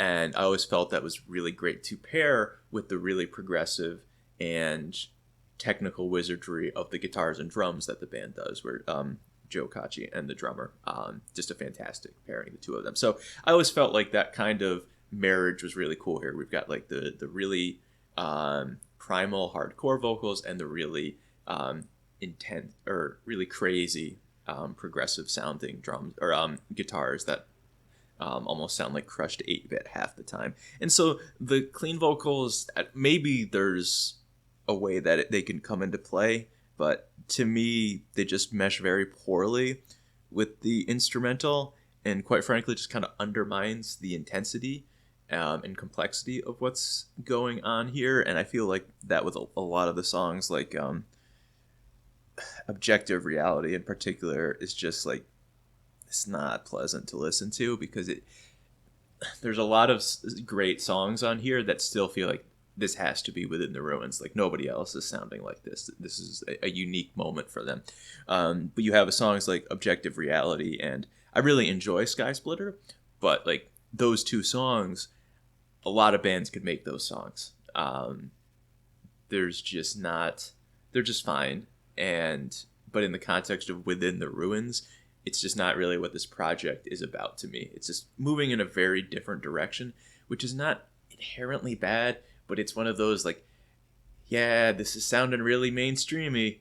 Like this is, I don't even have like good touch points for like metalcore that is more alike to that, which is real neckbeardy of me to say, but like, yeah, I don't really care for that direction, and I've avoided it so much so that I don't even know of like bands that sound or like great reference points for that. So yeah, the clean dominated songs are just big misses for me, and they do kind of commit to the bit with like simpler riffs and brighter melodies for that. So it's just really doubling down on something. Like they're fine songs in a vacuum, but as like what I want this album to be, and me having expectations going into this being like the fourth album of theirs that I've listened to, it's pretty disappointing, and I don't want to hear it. Not to say that it's awful, but I do not want to listen to it. The guitars also do somewhat feel like less inspired to me this time around, with like a bit more generic breakdowns. The solos are more like kind of 80s power shreddy, or like shreddy and kind of power metal influenced, which I think, similar to the vocals, kind of pushes like slightly different territory for them. One that I'm like more open to, but also a little bit like, damn, that's kind of weird. Like it just, like Bittersweet just kind of has a very oddly placed solo for me. I think if I'm recalling correctly. So it's not quite what I'm expecting or hoping for. Ataxia 4 is terrible. Just like, you don't have to do it, man. Like you don't have, they didn't have to make that song, right? Like you just, if you don't want to do it, don't make yourself do it. It's just like we're not even touching on the main Ataxia melody at this point. It just evolves into some like classical or neoclassical writings of the guitar to make it more shreddy and prog sounding. It's just not really appropriate, and just I really don't like that. So that's a lot of negative, but I do also have to say, like, the general floor of listening to Joe Cacci, Tim on vocals, and the drummer, that's just his stage name, is the drummer, on drums, it's still awesome. It's still a great time. There's like really sick cuts like Death of a Rock Star and Ivory Tower, which have like great catchy choruses that do that fantastic thing this band does of having just this crazy breakdown that's going on, but then just Tim crushing in with these vocals on like a very impactful and empathetic message. It's just really really great stuff, and a great marriage of those sounds that's made me enjoy this band for years. Incomplete Harmony is like a nut song similar to the Eyes on Damascus Bilderberry. Like, it just kind of narrowly misses my top 5 for the year, but just crazy, ridiculous riff that is so effortlessly heavy, but difficult to follow along with. Just really fun. So, I do think like this album is still really fun. Giving it a 72 as well. There's just a lot to enjoy here, but a lot of the branching out that happens doesn't really take me to a place that I want to go. Or I feel like is that interesting for the band to do as well. Like, generally speaking, like if they've been writing music this complex for 4 years or for 5 albums, when they slow it down and simplify for something like Objective Reality, it's like, all right, I can't imagine you're like that interested to be doing this either. Like, it just feels like a bit of a miss. So hopefully they can pare some of that down, and in the future, I know they've had more records since then. This is 7 years ago, but like, and this is just how I listen to music. I'll get to it if I get to it. But yeah, kind of just disappointed with this one, but still has some great moments. But definitely a weaker record on the whole with some good highlights. All right, up next we've got Assault on the Living and their album Dead World Divide. They're an upstate New York death metal or deathcore band. I've followed them for quite a few years now, I guess. I don't know when exactly their demo came out. I think I was in high school, something like that. But I loved their demo. This is definitely their most like core release so far, which is not ideal for me. I enjoyed more of their kind of riffy death metal. The demo was a great example of that in their first album. Had some great cuts of that as well.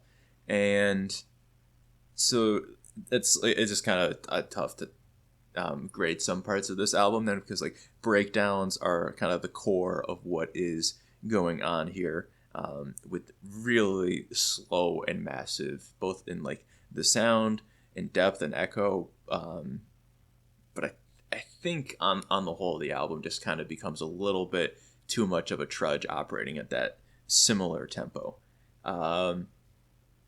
The vocals are pretty good here. I've really enjoyed Dustin Rose as the primary vocalist. I think this is like their second or third kind of like secondary vocalist that they've added, and it doesn't take away anything, but I'm just like, particularly when I'm like really paying attention to the vocals, it's like I really just want to hear Dustin. I don't really want to hear the rest, so to speak. Just kind of mean to say it, but like it's he's just this is the stronger of the two, for sure. A lot of the song structures are pretty loose here, and not there aren't really a ton of choruses to grab onto, and the riffs as they get played out are like, yeah, like they're relatively thematic throughout the song, so you know where you are, but like you're just kind of moving along at enough of a pace that like you don't really know where you're going, but like, yeah, you're in that moment, and they do a great job of like building that space for you, but it is just kind of tough when the songs don't deliver somewhere. They just kind of hang out in that space. Like Ascension and Gravity Drive are two tracks that like are two of my favorite tracks on the album.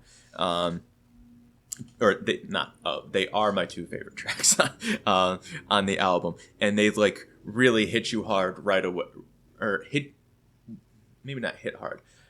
They lay out the space that they're going to occupy really quickly once everything comes together, and then they just kind of hang out and do that, and for like the next 3 to 4 minutes, and it's a really good spot to be in. The groove is sick, and like you're really banging your head along, and it's really fun and comfortable, but it just doesn't feel like it goes anywhere for a lot of that. So I feel like kind of the composition can use and the structuring can use a little bit more there, because it struggles to build up to these really impactful moments, and it's kind of the start is the best part. Like Gravity Drive is a fantastic example of that, where it's like the sampling on the intro is really cool, and the way the riff comes in is really tight, and then it hits on just barreling through that great rhythmic pattern that they've developed for like the first minute and a half, and they deliver so well on that.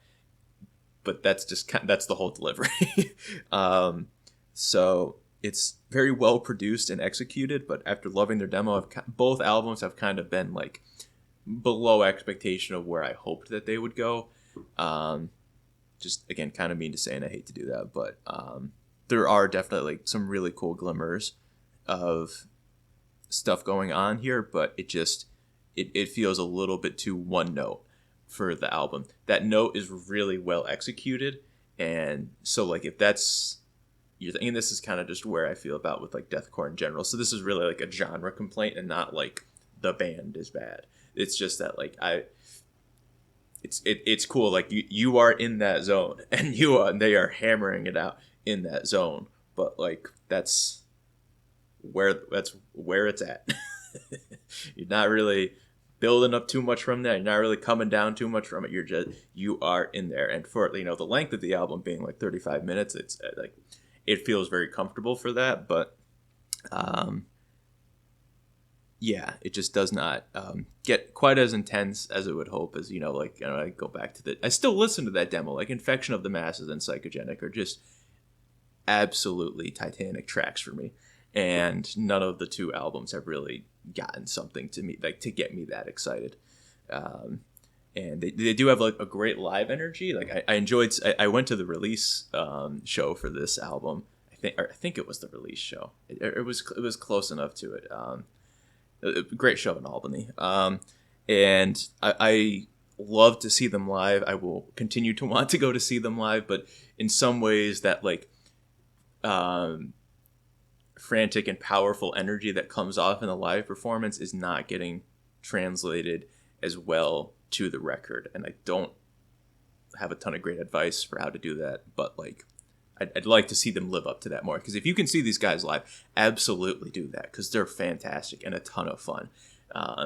But the going to see them has felt better than like listening to this record, I guess. So I do still have hope for them. Like they're still one of like my favorite local bands that I want to follow and want to see thrive and do well. But so maybe I'm just having unfair expectations, but I'm just wanting a little bit more. But I'm hopefully going to stick around and listen to more of them. So, and hopefully we get more in the future. So yeah, I'm throwing this one in at 73. Like it's good. I enjoy it. Hopefully some other folks find it enjoyable as well. But I'm also, I guess, being a little bit hard because those live shows indicate to me it's like we can get into the 80s. Like they can't, and that demo, it's like they have it in them to do this. Is it what what I want being the same that what the band wants? That's also totally different. But like, part of me's got that hope that it's like, yeah, they can really deliver something crushing, and I'm hoping they can do that. And this was a fine outing for them. Up next, I've got another throwback one. This is quite old. This is almost as old as I am.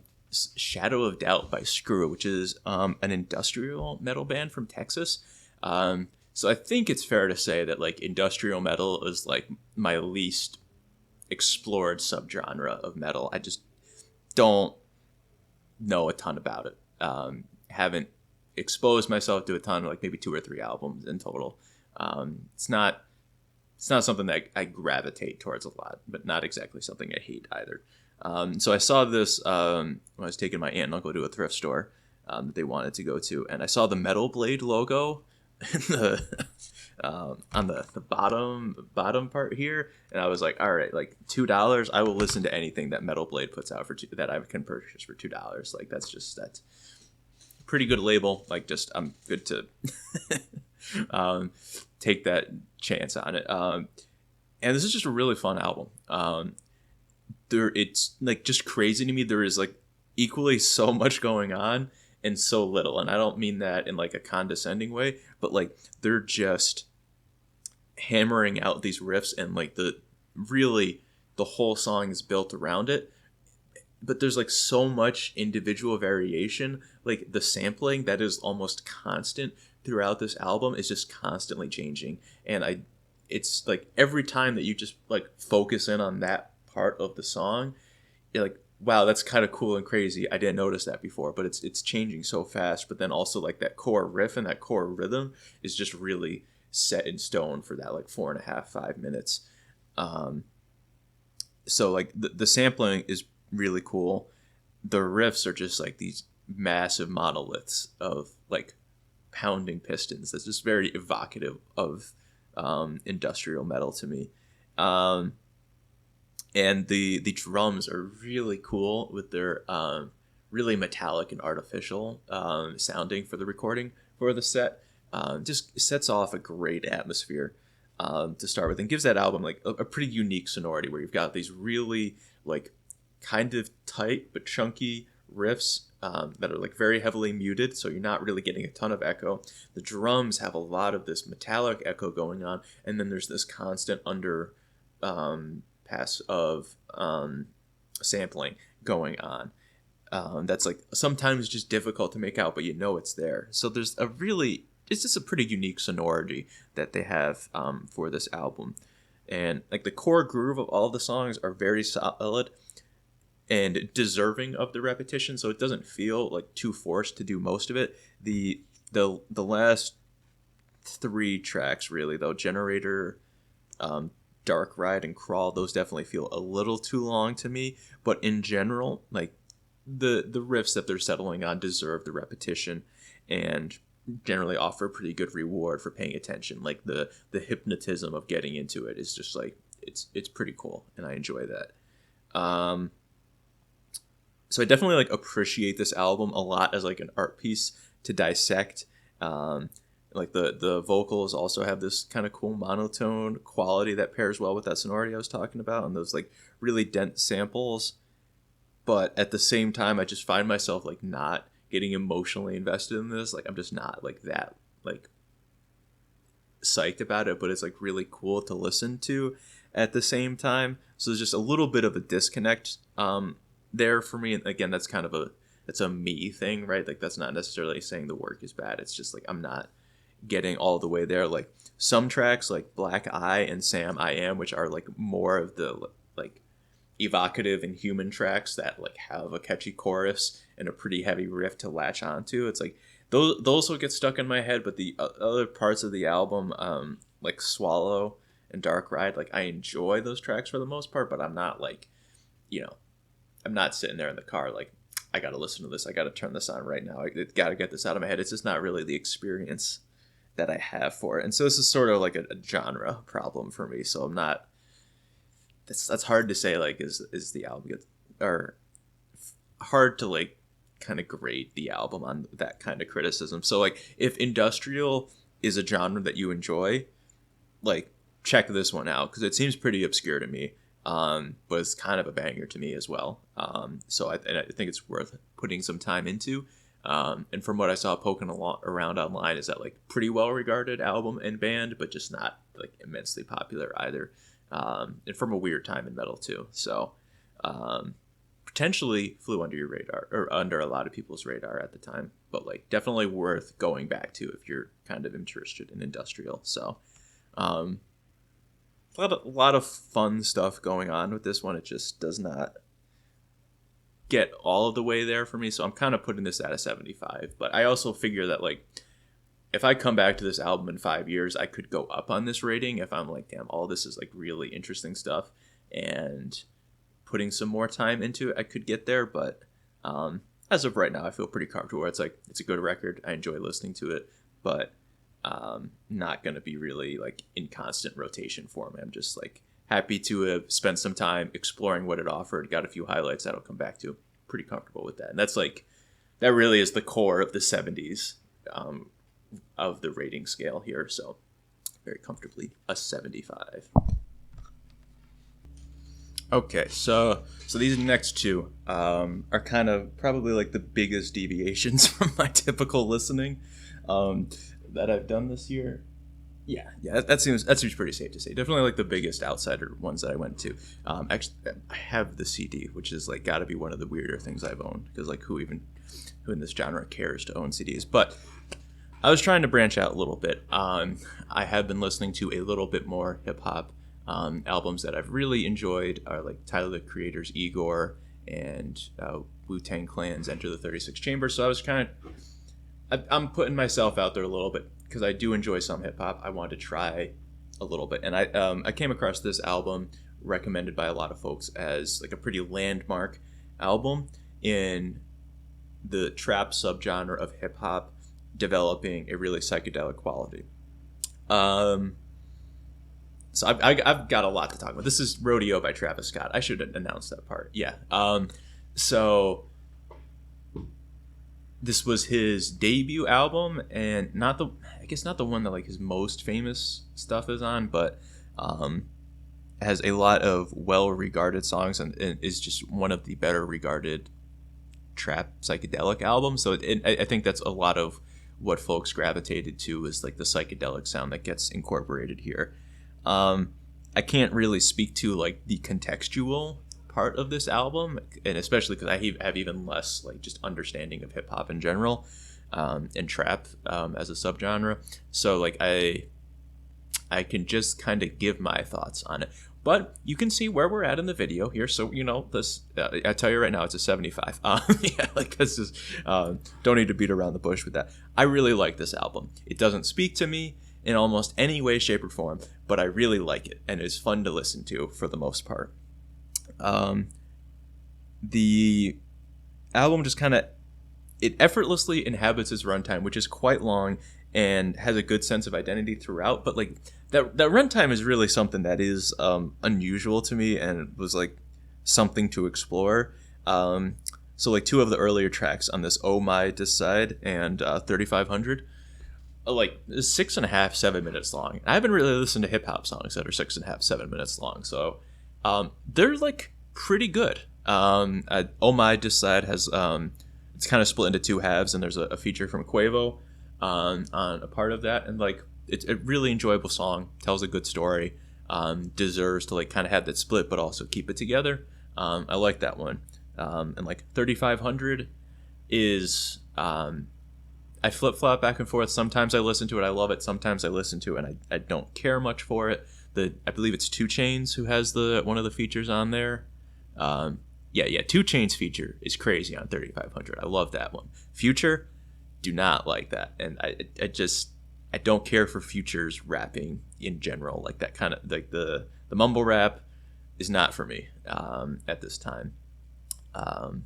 Which is weird because it's like, oh yeah, trap, like I can get into this, but mumble rap is like, oh no, that's a little too far for me. But weird lines to draw, but maybe I'll come back to it eventually. So like this, the features are a good place to start talking about this though, because like that's just something that I'm not used to from like metal albums in general. It's just like the sheer density of features and the variety that they offer. So like there's some cool stuff going on there with that. Like the 2 Chainz feature on 3500 is sick.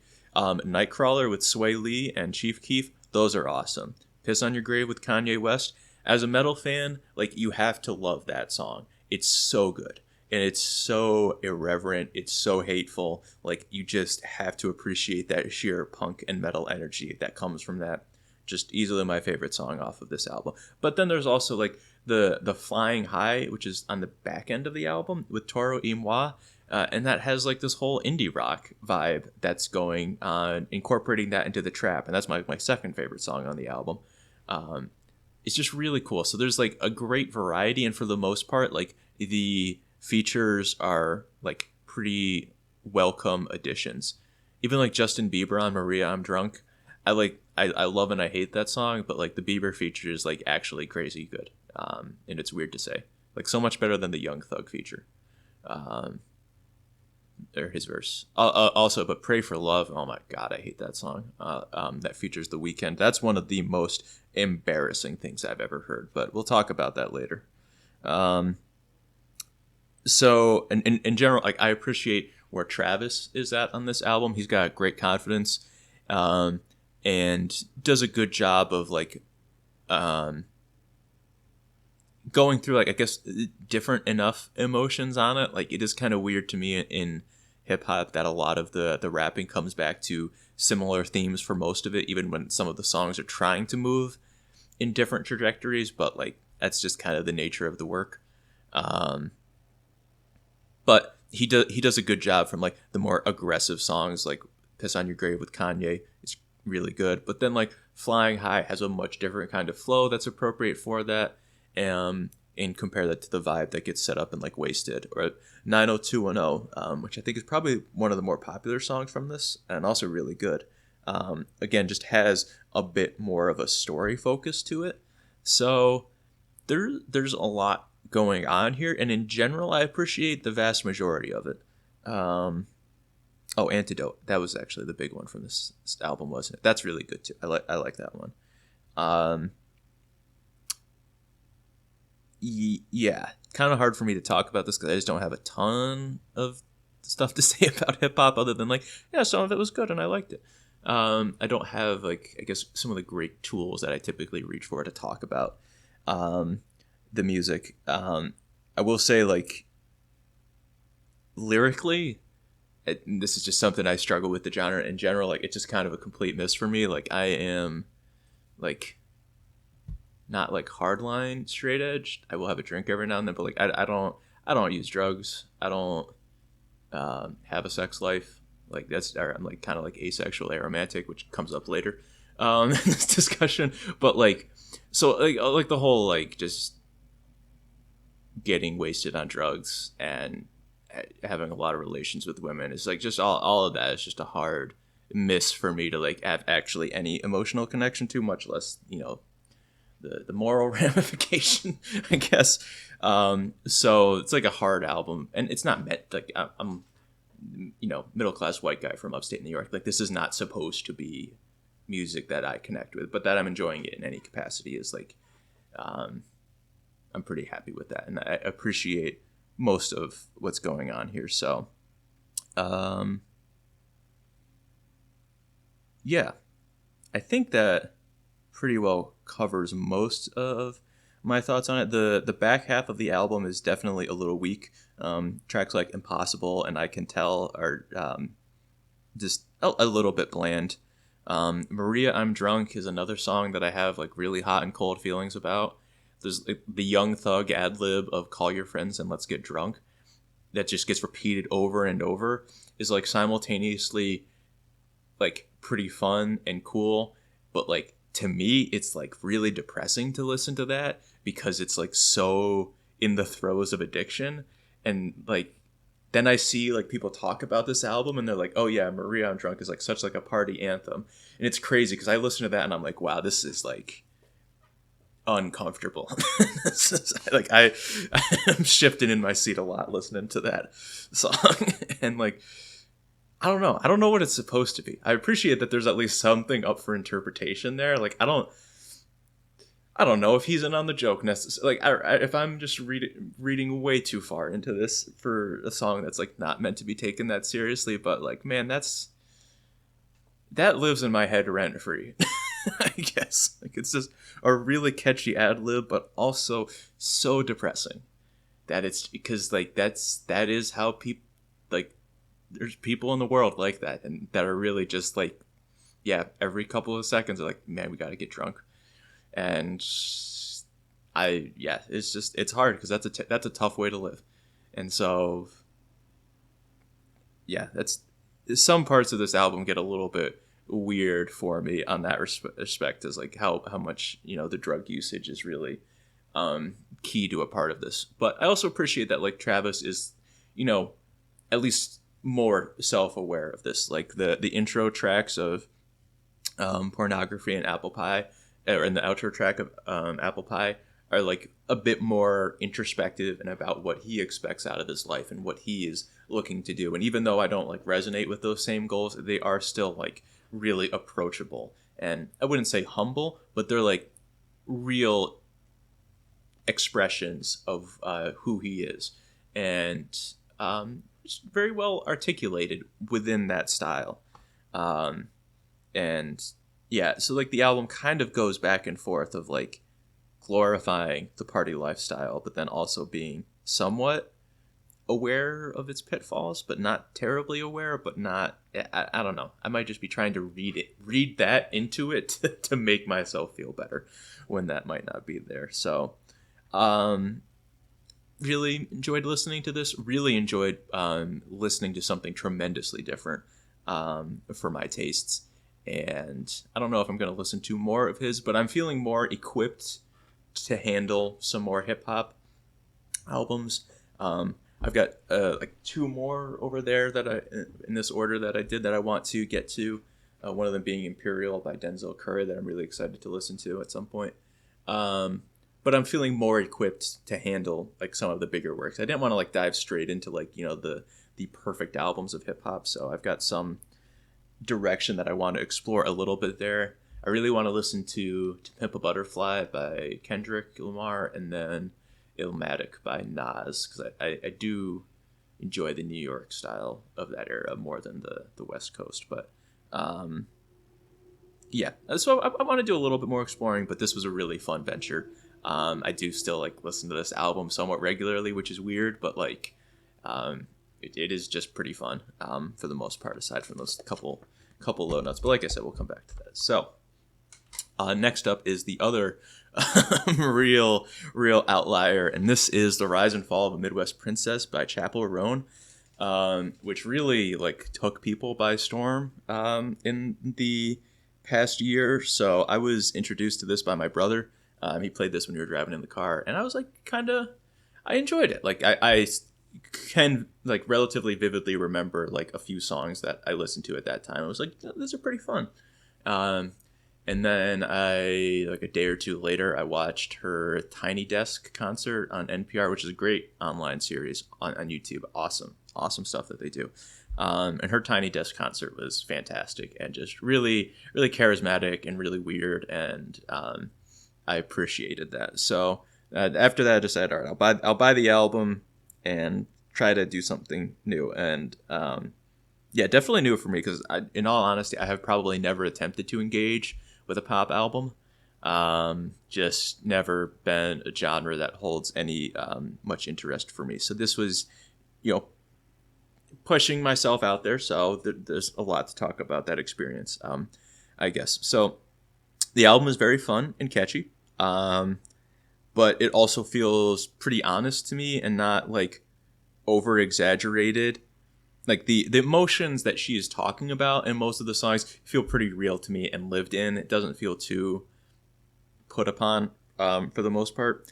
And as I talked about, kind of being like ace arrow, like, or asexual aromatic, that like a lot of the love songy stuff doesn't really resonate tremendously well with, or not well. I have no frame of reference for this stuff, generally speaking. It's like these really like sloppy relationships is like, I've never had anything in my life like that.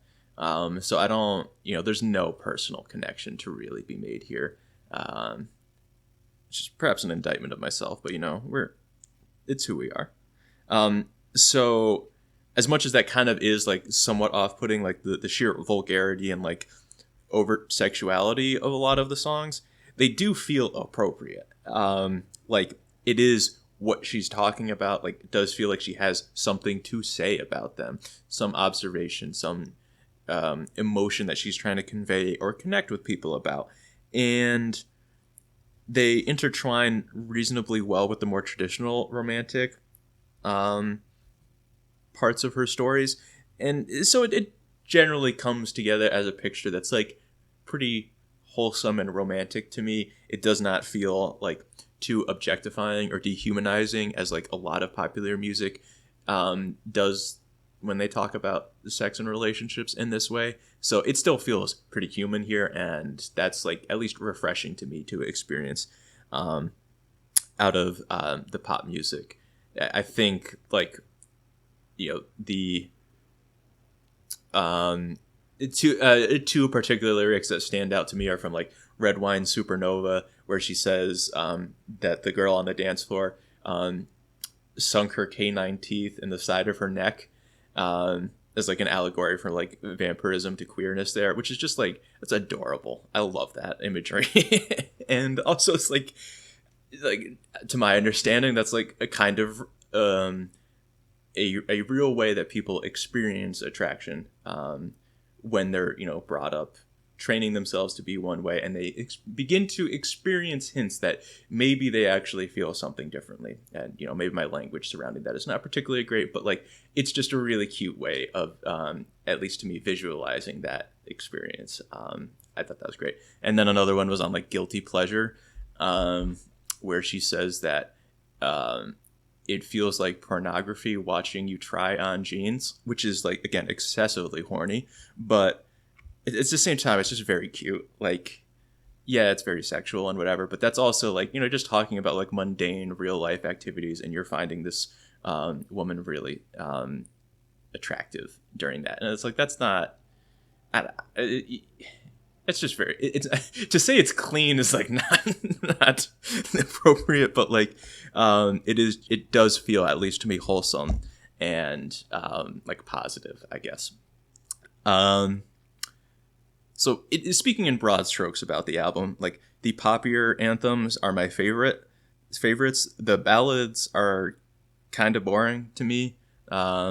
Like Picture You, Kaleidoscope, and California are just like, I don't really enjoy listening to them that much. I think they're useful because they do illustrate like her good vocal ability, but it's just not something that I really have any interest in listening to. I enjoy Coffee, at least, the fourth track on the album, because that has like an interesting lyrical story about wanting to engage positively with an ex, but then trying to, you know, set boundaries about that, and it just kind of being a messy emotional experience. And like, that's very relatable in some way, shape, or form. And I appreciate that's at least like a different kind of song or topic to go through on that kind of song. So I appreciate what that one's doing, at least. But yeah, like it is like the poppy ones that tend to speak to me the most, like Red Wine Supernova and Pink Pony Club and Hot to Go, are just really fun anthems that get stuck in my head pretty easily, but generally pretty positive messages. I also really enjoy Casual. Like that's a different kind of song, or it's like a very painful breakup song, but it speaks about its messy relationship in very frank and explicit terms. So I appreciate the rawness that brings, but it does kind of always come back to like, it's a little bit weird for me to be listening to such like a queer and horny album while not really having the sex drive. It's just kind of like, yeah, that's, I guess that's what you do. Sure, I guess like if you're telling me this is how you feel, like I guess I get it. Sure. Yeah, that was awkward, but that is also like largely my experience listening to this. A couple minor quirks that I find here. The mastering on this album is just kind of bad. I feel like I have to adjust the volume in between songs, which is just kind of like not something I should have to do for an album released in 2023. Guilty Pleasure is a really cool song that has this indie guitar intro that leads into more of like a power pop anthem, and the transition in the middle there from one to the other is just kind of rough, and that song really needed to be like maybe 2 or like a 6-minute song. It's just in 3.5 minutes, it just does not get where it needs to go. But for the most part, this album is very well recorded and implemented. I appreciate I think part of what has like largely drawn me away from pop is something I talked about with the Iron and Wine album, The Shepherd's Dog, is that I love metal for having a very established series of instruments that you're going to hear. And pretty early on in albums, they established like, here are the guitar tones that we're going to be using. Here are the vocal stylings that we're going to be using. Here are kind of our solo tones. Here's our drum sound. And typically the album is going to be using those building blocks for the most part, with some other little bits sprinkled in here or there. And I found myself frequently driven away from pop music because the core element of, what the songs are is just the voice. And the rest of the instrumentation is just kind of built up around that to fit whatever needs the songs have. And I just lose it. I feel like there's so little identity that comes through as a result of the rest of the instrumentation being so dramatically different from song to song. And this album kind of suffers from that, but in general, I feel like there's enough of a connecting atmosphere to most of them that it feels appropriate. And so I don't hate it as much, although there's still some serious whiplash from super graphic ultramod, or when you go from casual with this traditional folk rock ensemble into the almost synthwavy synths of super graphic ultramodern girl, and then the 70s dance or 70s aerobic exercise music of Hot to Go. It's just a little bit all over the place. In general, I think she holds it together, and she's got enough of a lyrically unique voice to connect all of those pieces that it works out. But in general, that's the kind of stuff where I all of that variety kind of ends up meaning nothing. But for this album, I feel like she holds it together quite well. So I'm giving this one a 76. I liked it. I still listen to it. It's very pleasant. Yeah, I'm proud of myself for trying something different, and I'm glad that I enjoy it too. So yeah, I don't know. I could talk in circles about that a little bit more, but I feel like that's what I think. All right, next up, we're kind of keeping it weird with out of genre picks here. This is not even an album. It's just a YouTube channel called Glorb, and man, it's crazy. They are a mixed media parody of SpongeBob using AI to recreate the voice actors from the cartoon, the children's cartoon SpongeBob, and have them rapping in these drill songs. That it's all original material. There's one guy that does all of the vocals for each of the individual rappers, and so he records the vocals. This is my understanding of the pipeline. He records the vocals, and then uses AI to transform his voice into the voice actor's voice for these characters. And it's incredible. Genuinely incredible. It is a fascinating parody that loves and appreciates both of its source material so much, of the extremely violent drill rap and the SpongeBob material. It utilizes both of these areas excellently for the comedic and musical value. It's kind of hard to explain, I guess. This one is tougher than the others to talk about, I guess, because it's the combination of the animation in the YouTube videos, the music, and the story that goes between the songs. This isn't an album, but they've released probably 15 or so songs in the last year and a half, and there's a story that progresses through them. It's really only paralleled by Filthy Frank and the Pink Guy stuff, or just not even necessarily the Pink Guy, but the Filthy Frank, or Anonymous is an SFM animator that does some really similarly great pairings of music and visual in this extremely kind of depraved comedic sense. Just the production quality all around is just, it's so good. The beats are so sick throughout, and it definitely plays to my interest because really reverb heavy, dark synthy beats, and that's just absolutely what I love. The AI that they use to recreate the voices, I wouldn't say it's flawless, but it's impeccable. That's the same word. It is of such high quality that you really could not tell the difference for the vast majority of them. The Mr. Krabs voice is so clean. It's really difficult to tell the difference. And the lyrics are just an incredible experience of it highlights the extreme excesses of hip hop and drill without it doesn't feel like too condescending of it, because it shows such an appreciation for the wordplay, the extremity, the ways to try to flex on people. But like, now the artist is not hindered by like needing to sound real or needing to sound believable, because they can just use these characters to make them like sociopathic monsters that still have like their core character values. And it opens the door for so much extravagant wordplay. Like I think this album art is from the single "The Bottom" too, or no, this is the first Bottom. There's 3 now. That song. But I believe one of the lyrics is like one of the first songs that features the Squidward voice.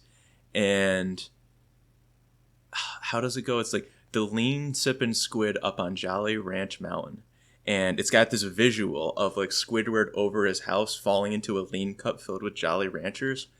And it's just so surreal. Like, I just, like the visual accompaniment with just making Squidward talk about lean in the way that a lot of rappers do is just like, it took an unimaginable vision to make that happen. But it's so tremendously fun. The lyrics are just filled with so many great puns and wordplay, references to the show, but also just like good pop culture references. And the visual component also helps a lot as somebody who's not as versed in hip hop. It's not like quite like Follow the Bouncing Ball, but like the lyrics pop up on screen for like almost all the songs. So it's really helpful that like you see what's coming, you know what's happening, and you see the depiction. So even if you don't know the slang that's being used, it's like pretty difficult not to understand what's happening relatively quickly just based on the visual accompaniment, which is just very well done. So it really is like a multimedia experience here. I'm treating it as a music album for purposes of my inclusion here, because I do listen to these songs like still, like they're just really good. But like it is a whole package that's going on here.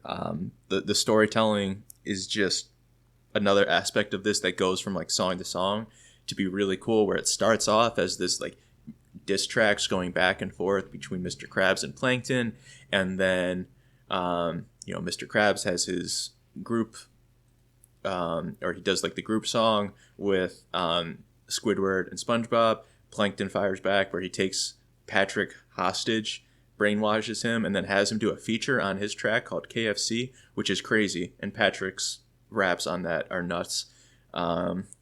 It's so like the Patrick lines in particular are so stupid, but they're, as somebody that grew up quoting SpongeBob and still does, like it is just so deeply in love with his source material and does feel representative of like the dumb stuff that he might say in such a context.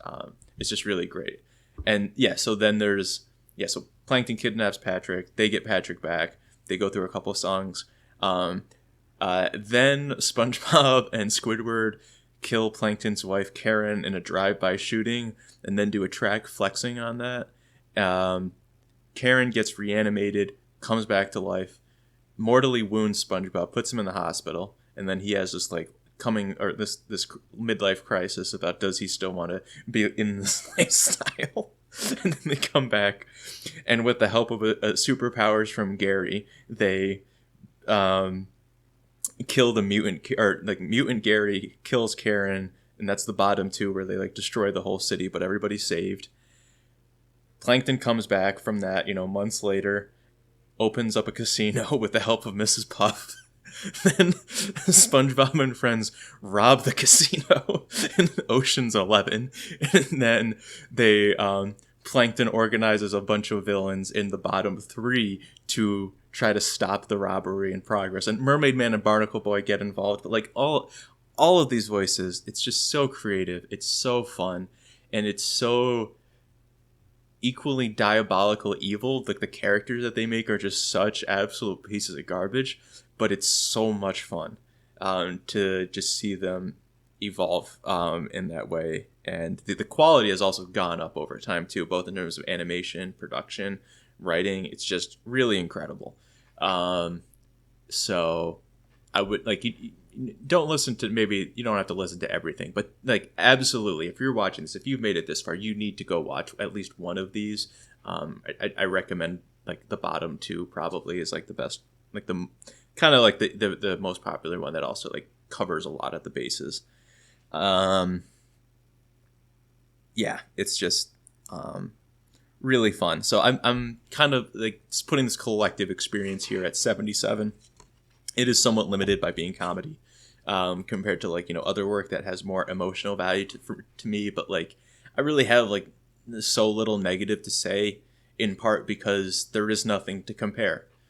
Like the use of AI parody, for like the only parody that comes close is like Filthy Frank. I guess maybe Weird Al Yankovic back in the early 2000s, but that's a whole other different experience of parody. But just like to have parody music this unironically good, that just if SpongeBob was not a part of this and these were just drill songs, I would unironically enjoy them. But because he is a part of that, it just heightens the experience. It's so unique, and I encourage you to like seek out some part of that experience, because if nothing else, if you hate hip hop, like just can't stand any of it, but like SpongeBob as a kid, the videos are just gonna still make you laugh because of the hijinks that are involved with the characters. So like, just it's a really unique product, and excited to, they just released like another song like a few days ago, and it's like filled with references. It's really cool. So yeah, I highly recommend it. I have so much to say and so little to say because there's such an absence of a frame of reference. But yeah, that's Glorb. Next up, we are continuing with this hip hop trend, and this is Urban Discipline by Biohazard. This came out in 1992, so quite a while ago, and they're a New York City hardcore band, and they are incorporating a lot of elements of rap, just particularly the vocal stylings of rap. They are, playing hardcore riffs and rapping over it for a good portion of this album, and it honestly feels way ahead of its time for its use of that vocal style. It feels so natural here, and even though there's two vocalists that and they move between like doing some more typical hardcore shouting, some rapping, and like a little bit of singing on Loss in particular. Yeah, there's the CD.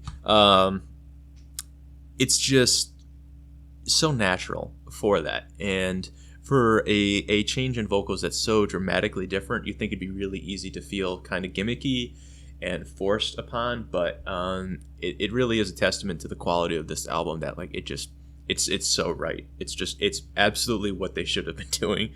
And yeah, like the hardcore bass line that this album like operates on is just very solid, like exemplified by the most popular song, which has like some MTV play, as I understand now, called Punishment. It's just it's really heavy and it's really good. It's got emotional impact. Has socially charged lyrics, which draws on both like hardcore and hip hop for that, but just very effective in accomplishing its goals.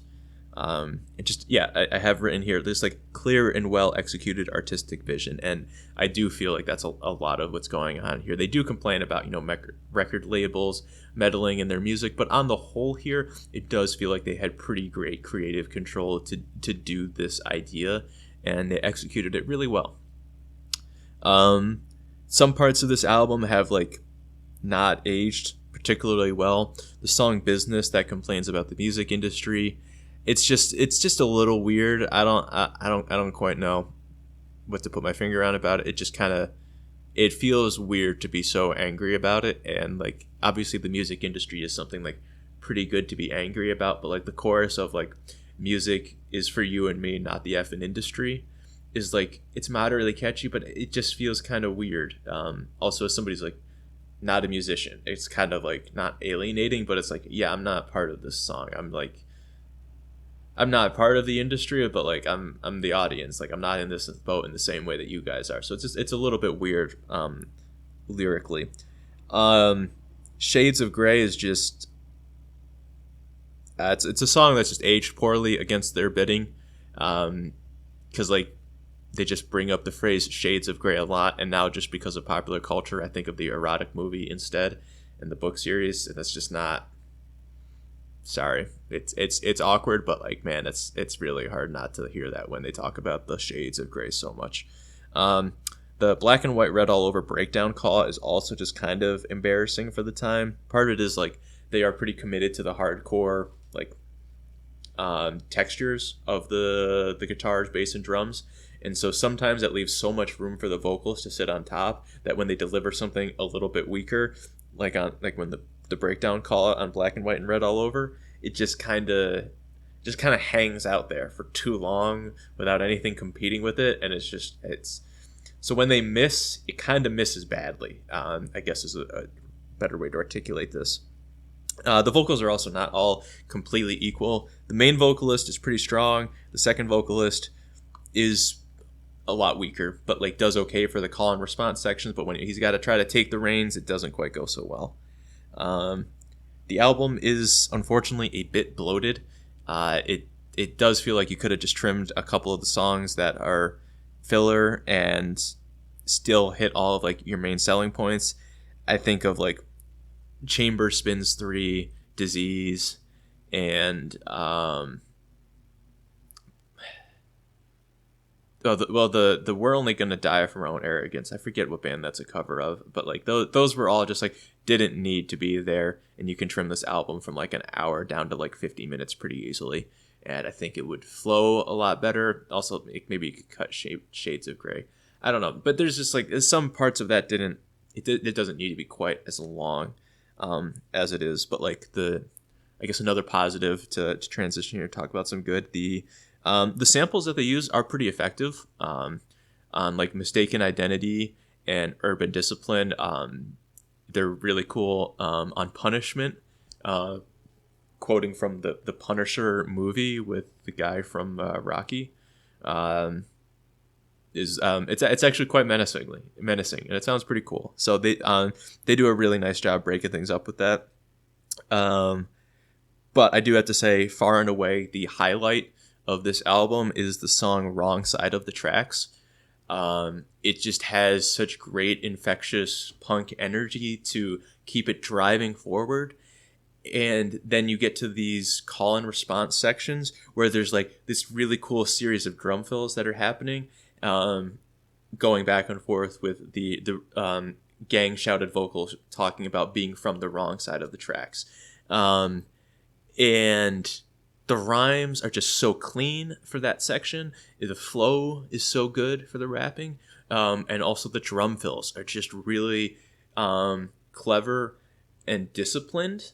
I guess that's a part of the album name, but like they really occupy that space well, because like you got the first one where the drum fill is just going a little bit crazy, and then the second time they go into that section, it's like, okay, you have a little bit of an understanding of it's going to occupy this amount of time, then the vocals are going to come back in, but it really makes you sweat it with some syncopation to kind of twist up the rhythm on you, don't let you fall too secure with it, but it's just really fun. Like that's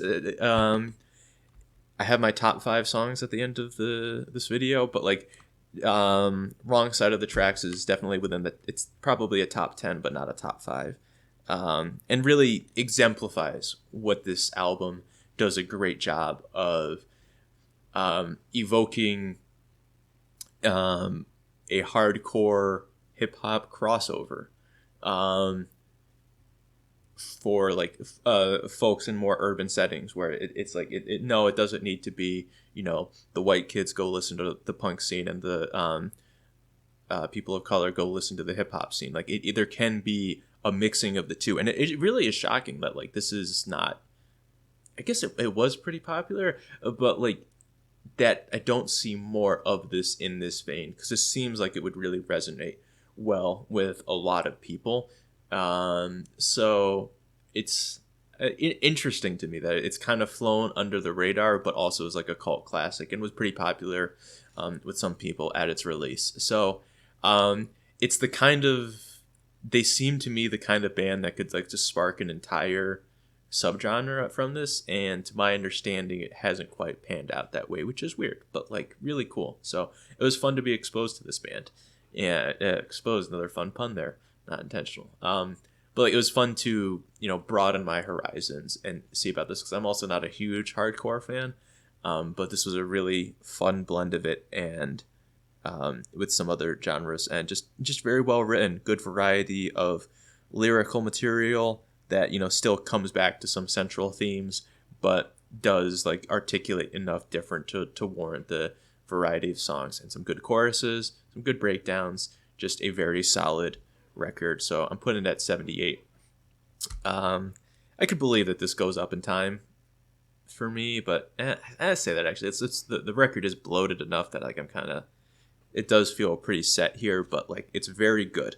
So I guess maybe a better way to articulate that is that I can see other people being fanatically in love with this and being like, yeah, it's a really cool and unique album and deserving of that appreciation. But for me, it feels pretty good right here. So yeah. Okay, next up is Frozen Soul with their first album, Crypt of Ice, that came out in 2021. It's really just like zero adjectives. Like it's just plain death metal from Dallas, and boy howdy do they love Bolt Thrower. I'm not like, I don't have, you know, tremendous knowledge about all the bands that have ever existed, but my you know, the one Bolt Thrower album I have, the influence is very clear here from my understanding online. That's like the very clear line, is that like this is just absolutely in love with Bolt Thrower as an album and as a band. And I think as a result, it's just tremendously fun. It does, they accomplish exactly what they set out to do, and just make some death metal very much in the style of Bolt Thrower. By the same token, like the project does get held back a little bit because it doesn't attempt to push any particular boundary in any particular direction, but it's just so much fun, and it's so refreshing to like hear the drummer play like almost a like a rock and roll beat on one of the heavier sections, like it's an album that came out in like 1990 or 1988, because that was just what they had access to back then. And so like they are extremely competent musicians, and they're just doing it this way because they want to, because it's fun.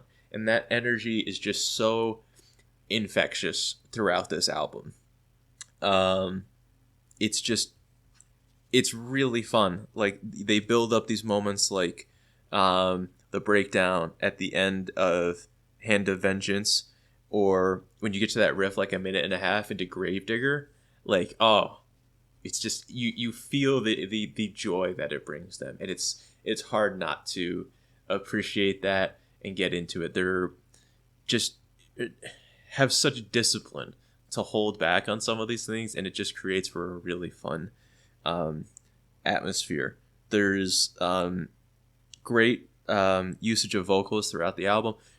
They keep it like at a very particular register, and he does a great job of maintaining that, but also throws some great vocal hooks in on like Arctic Stranglehold, Wraith of Death, and Twist the Knife.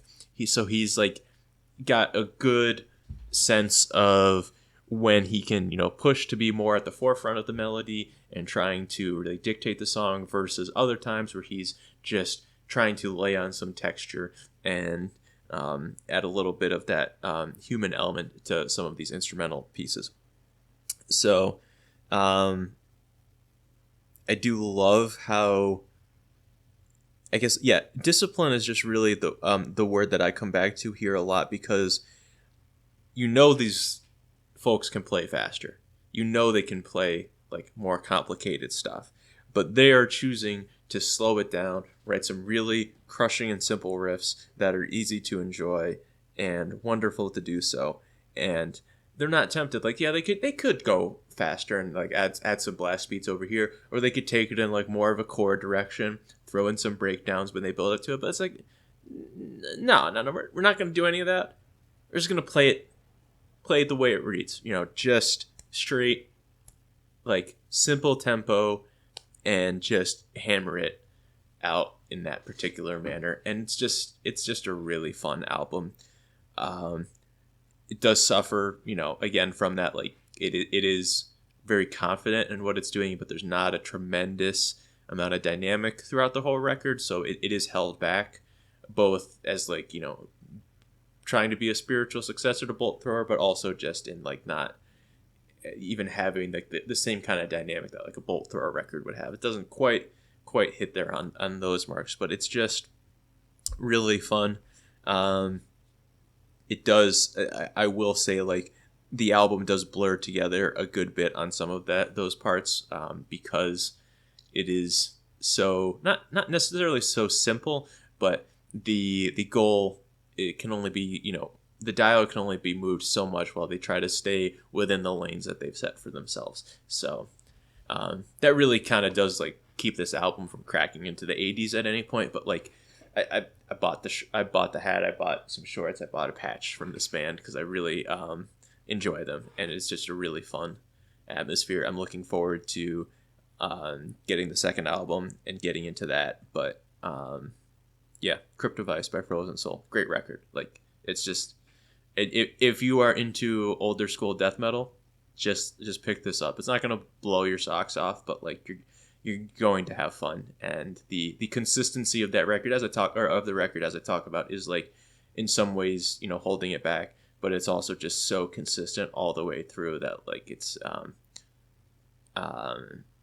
really pleasant. It's too, in that same, by the same token, like, it is just a extremely well produced, extremely well made album that accomplishes what it sets out to do.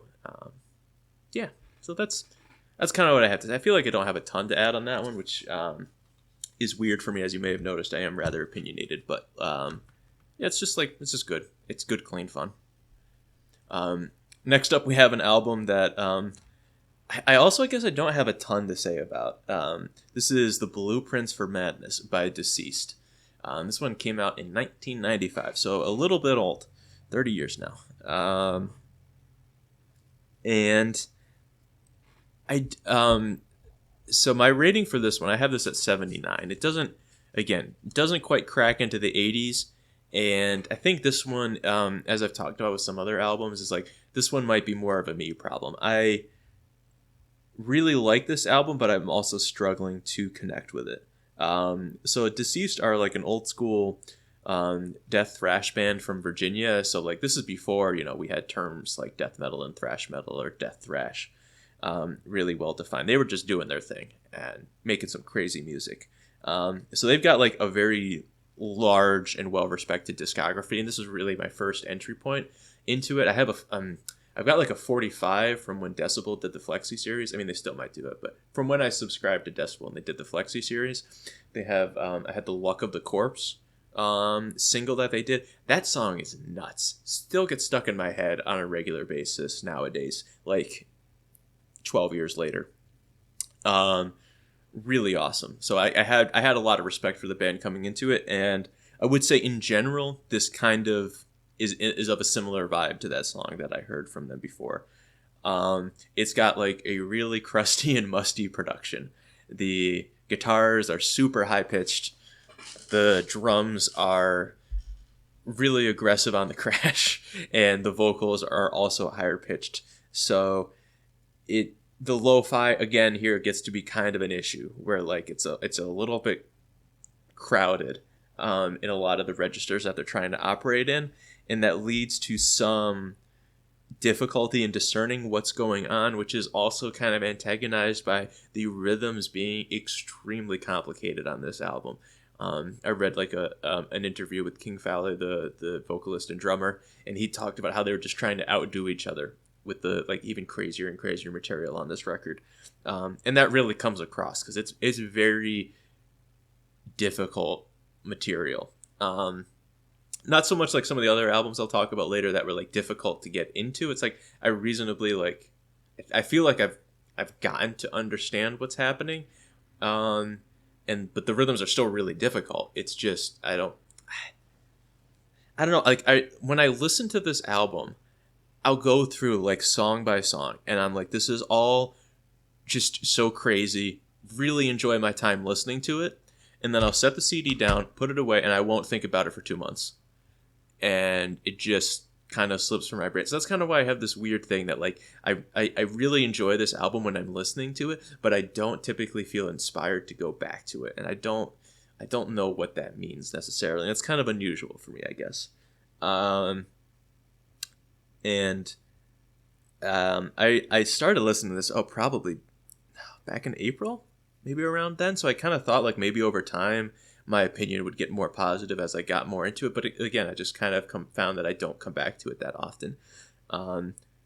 There are highlights on this album for sure. Like the title track is awesome and has this crazy chaotic thrash ending to it that is just so much fun, so energetic. The Triangle and Creek of the Dead are a little bit more story driven, I guess, and exemplify kind of like the horror B movie aesthetic that a lot of the visual component here and the lyrics are trying to evoke. The Triangle and Creek of the Dead kind of do that like the most cheesily and the best, but they're really fun. And as much as that is like a theme, like those kind of horror themes come up a lot in metal, I do feel like there's an appreciation and an adoration for that source material that comes across in this particular record that is not as common elsewhere. I feel like, a lot of later death metal bands will parody it, that aesthetic and that kind of storytelling, but they're like really into it here, and that's like pretty cool and also a product of the time, I'm sure. But yeah, like it's just tracks like Midnight and Island of the Unknown also kind of play into that like B horror movie and plot lines, and they're just really fun executions of that. So yeah, I have written here, I love how they do the campy horror things with Conviction. The vocals on this album are pretty crazy. It's already like rather unusual to have a drummer doing double duty on vocals and drums, but it's really cool here. And he's not afraid to get in the way of the drums or like work around it. Like they're going at each other, they're talking over each other, which is pretty crazy. And the drums in general are already like a huge selling point on this record. So like King Fally really just he does a great job of having these like weird hooks in the vocals. There's not like a ton of choruses going around, but there's enough that you can latch onto, and there's some really good like little sound bites of particular lyrics that stick with me a little bit.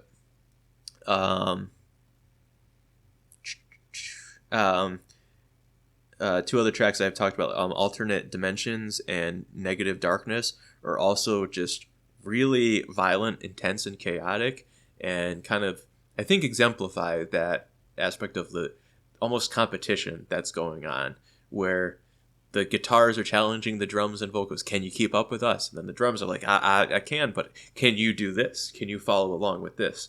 And that kind of competition and almost one-upping is great for a lot of these songs, where it leads to some real rising intensity throughout, and then leads towards some fun climaxes. So yeah, it's a really strong album. I do quite like it.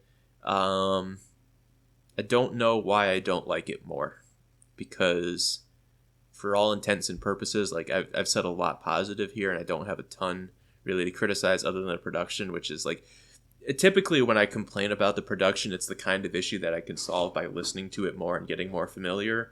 And I feel like I've kind of gotten over that hump with this album, and yet I'm still not like totally in love with it. And so that's why it's at this very awkward 79, where I'm like not willing to bump it up into the 80s, but it's very strong, and I feel like if I listen to it more, I'm going to like it more, but I just don't. It doesn't occur to me to listen to it more, which is just kind of weird. But that's the Blueprints for Madness by Deceased. Great album, highly recommend it.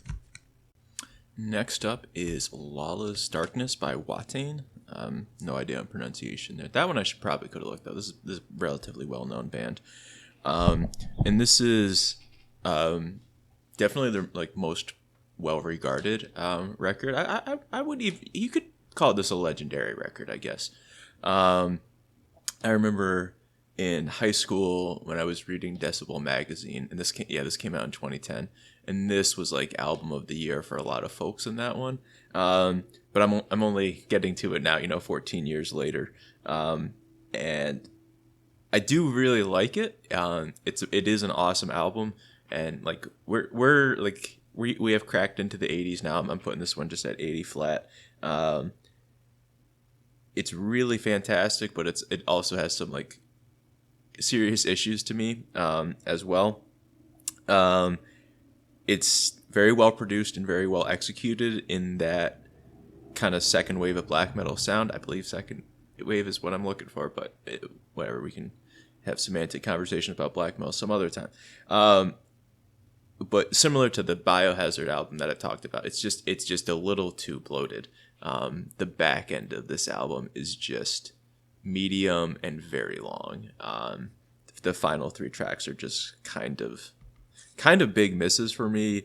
Hymn to Cayenne, Kiss of Death, and Waters of Ain are just I don't know. It just doesn't really go anywhere for me. They're not bad, which is why we keep this at 80. But it's they're not tracks that I go to. If this album ends at the end of Total Funeral, we're talking 95 probably. I could probably get this at 95, but but it does not stop there. It goes on for another 25 minutes, and it's not productive to in my opinion. But the high points of this album are just absolutely nuts. Wolf's Curse, Total Funeral, and Malfeitor are just absolutely titanic tracks, with wonderful stories, intense climaxes, and just really great imagery throughout.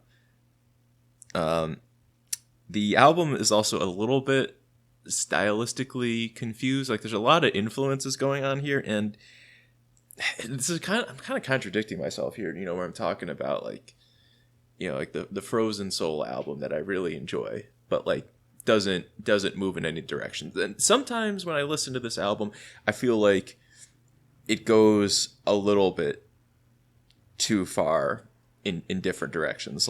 The title track instrumental almost feels like it could be an Ailstorm song at times. It's got this little piratey feel to the almost kind of power metal solos that are going on. Still really good. I still really like it, but it's just kind of weird when you have that backed up against Total Funeral, which is just the most aggressive black metal track I've ever heard, and very stylized or out of that punk atonal aggression.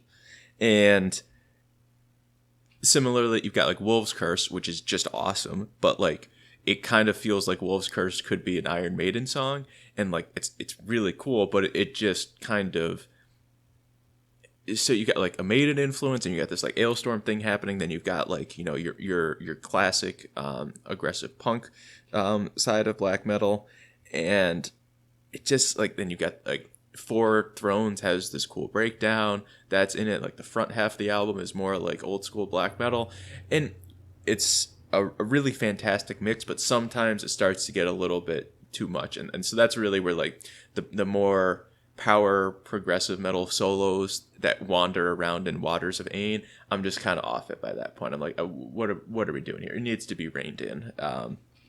But again, these, so in small doses, when I go to listen to one song off of this album, I'm this is fantastic. This is a crushing album. But then when I listen to it cover to cover, I'm really done by the end of it. I'm a little checked out. It does overstay its welcome by a really significant amount, which hinders how awesome a lot of these songs are. In Malfeitor, when he is when the solo finishes and the vocalist is just screaming that name and it hits for like 10 seconds, like the echo of that is such a magical moment in this record. And there are just multiple of those I want to talk about. Let's see. Reaping Death. The choruses for Reaping Death, there's like 4 different ways that they approach the chorus, and the lyrics for all of these are just so cool. The first time we hear it, it goes, "Higher, higher, come all ye sons of fire, daughters of the black moon, practitioners of arts most dire. Dance, dance, limbs twist in white-eyed trance, let us praise the flowering darkness." It's so cool. Like, it's just... and like the third iteration is, "Higher, higher, let's set the night on fire. Black moon bear witness to our right beneath the devil's pyre." Just really cool. It's so effortless. The emphasis on chanting higher and higher. So just like as the audience, you're just sucked right into like, okay, you're part of this moment, and it's just really delicate but efficient rhymes in there. Really just bring it home. And the final iteration goes, it's time, it is time, the bells of Armageddon chime, rejoice ye now, O hungry ones, harvest time has come. And like, it's so cheesy, but it's so cool too. Like, just the rhyming of time with chime from the bells of Armageddon, like, it's just really clean and so eloquently done with aggression here that like it just it's just tremendous songwriting. Like, it fits the flow and narrative of the song so well, but still has this really catchy chorus, but they're doing it different every time. But like every time they do it, it's got the same rhythm pattern, but it's just fascinatingly cool. So like Reaping Death is really just a triumph of songwriting. Like that's just incredible. The breakdown in Four Thrones is another just like really cool moment where it's just like not at all forced, but just really lets out a lot of the tension that's building up in that song. Wolf's Curse is just, I love to show people or have folks listen to Wolf's Curse, because as far as like black metal goes, I think it's like pretty approachable, kind of having that like Iron Maiden feel to it, that galloping rhythm, a strong chorus, and a good sense of melody throughout. But yeah, just the chorus of "Beware the wolf's curse, beware the dark, fear the lupus luna, fear the return." It's just really clean, and it's just so effective. Yeah, so like for all of like the kind of chaotic vibe that they're going for here, it's like really the choruses for a lot of these songs that are so well written and really drive it home that you get to, they have these separate parts that come off from it, but like the choruses really just tie everything together. And Total Funeral, I mean, I'll talk about it later, but a bit more in detail. But like Total Funeral is just, it's just awesome. Just this really disrespectful punk riff that's so off kilter, with like a weird drum pattern that goes into it. The chorus, again, so cheesy here, doesn't make a bit of sense. just Total Funeral is just such a stupid name. Like, it doesn't mean anything, I guess. Like, what does the word total even mean here? And I guess it's like literally it's supposed to mean the apocalypse or whatever. But the vocals again are just such a high point here of great raspiness, but great vocal control and mixing up of like he has these really long screams, but then also just has these really precisely worded choruses that are very melodic, and Total Funeral being a great example of that. But again, like the lyrics, the verses of particularly Total Funeral is just really incredible. Like, my skin is just like I just get goosebumps every time we get to the final part of the verse where it's like the desolation made flesh. I am the son of darkness and death. And like there are so many black metal bands out there that can just say, I am the son of darkness and death. And you'll be like, yeah, whatever. Like, there's probably something on that Isataii record, not to throw too much shade on them, but like there's probably a lyric on there that's like very similar. And I would hate it here, but here it is just so convincing, so cheesy, and so steeped in that rich atmosphere that you have to believe it. And that's a lot of the theater of black metal, is that like at a baseline, so much of what's happening is just not believable, and it's very alien, and it's just over dramatic. But when the bands sell you on it, it's a wonderful transportation that you just get lost in the story. And that's really what a lot of this record does, is make you believe a lot of the violence and the satanic content, or even just like Wolf's Curse. Like we're not even like stretching that far. It's just a song about werewolves. Metal bands have been writing songs about werewolves for 50 years. Yeah, 50 years probably. But like they do it again. It's completely generic, but just awesome. The way that the guitar tone mimics the howling of the wolves at the start is just fantastic storytelling, very literal, but it's so fun. And it's just on the whole a really fun album. Does get bogged down in that last third, so I can't really place it higher, but definitely like this is an album that should definitely be checked out. And also like in this, it's I hate to say this because it's not how I consume music, but like in this era of streaming, and I mean I say era, like, you know, the last 30 years where it's all been about the single, or not 30 years, but 20 years where it's been about the singles that you can go listen to. Like, this is an incredible album to pull some singles out of and just pick to, like, go on Spotify, listen to the most played songs on there, and then just, like, don't worry about the rest. Like, it's a fantastic album to appreciate in that kind of context. But does struggle a little bit on the whole. But glad I went back to it, and definitely lives up to the hype, I would say. Which is something that, like, typically, you know, I'm kind of hipster trash, and, like, that just doesn't really tend to go that way, but this one definitely was like worthy of its reputation, even if I'm not like 100% on board with everything. Like the high moments are again just phenomenal here. Next up we have Impending Doom with their second album, the Serpent, and they're a Christian deathcore band from California. And I do think like this is really important to talk about the time here of like 2009, because deathcore meant a very different thing 15 years ago than it does now, or I guess 16 years ago now, because yeah, it is 2025 when I'm recording this. And this album, and I think this band in general, it's really delightful because you can appreciate their visceral passion for both death metal and hardcore. It's really just a love letter to both, and they're enjoying putting them together.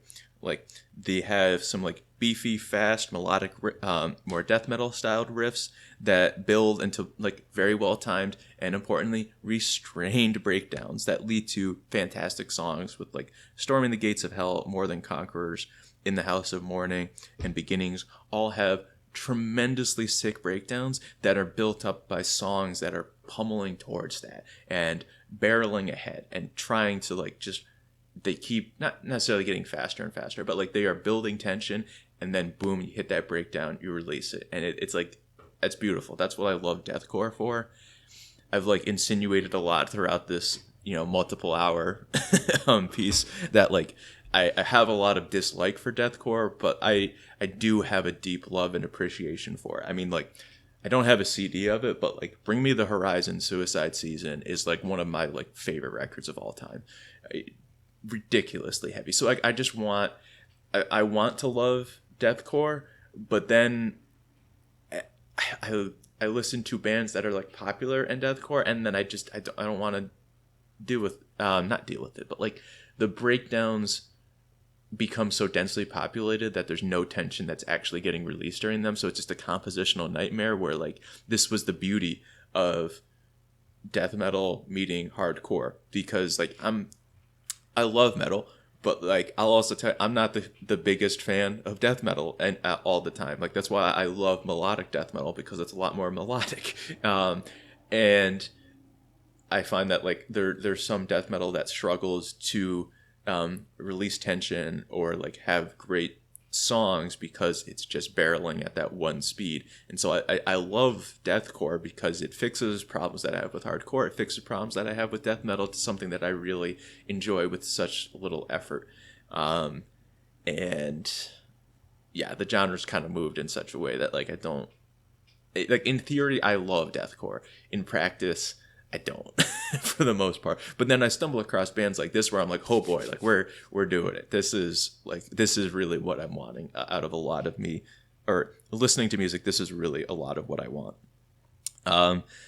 And so it's just excellently paced in that manner. Like there's melodic and catchy songs and sections, but with more like strong rhythm interludes that spread things out and just maintain very good composition. Like it's no surprise that like those 4 songs that I mentioned, Storming the Gates of Hell, More Than Conquerors, and The House of Mourning and Beginnings, those all end with breakdowns and very intentional, simple vocal passages. The breakdowns are not the simplest. Like Beginnings, like it took me kind of a little bit, like 5 or so listens to figure out what was going on there. And maybe I'm just dumb, but like whatever, I am dumb. Like, yeah, it's how listening to music does take time and energy for me. Time and energy that I love to spend on it. So those like great songs end in breakdowns. So it's like them like functioning as a hardcore band, the more complex death metal riffs that are like frequently earlier in the songs build towards those breakdowns pretty effectively, building tension. And then the hardcore sloganeering and breakdowns like let that tension go to somewhere and really explode into a nice moment, or like a really special moment that required that tension to be built. And they just are able to execute that several different times on the album really well. But there's like some other moments that are like not bad, but just like more medium. Like City of Refuge and Revival America are both kind of like bland, not entirely instrumentals, but rather effectively instrumentals, and they're just like fine to listen to, decent filler. Other songs like When I Speak and The Serpent are like a little bit more death metal oriented, don't have the breakdowns as much, but still very solid, very fun tracks to listen to that are a great time.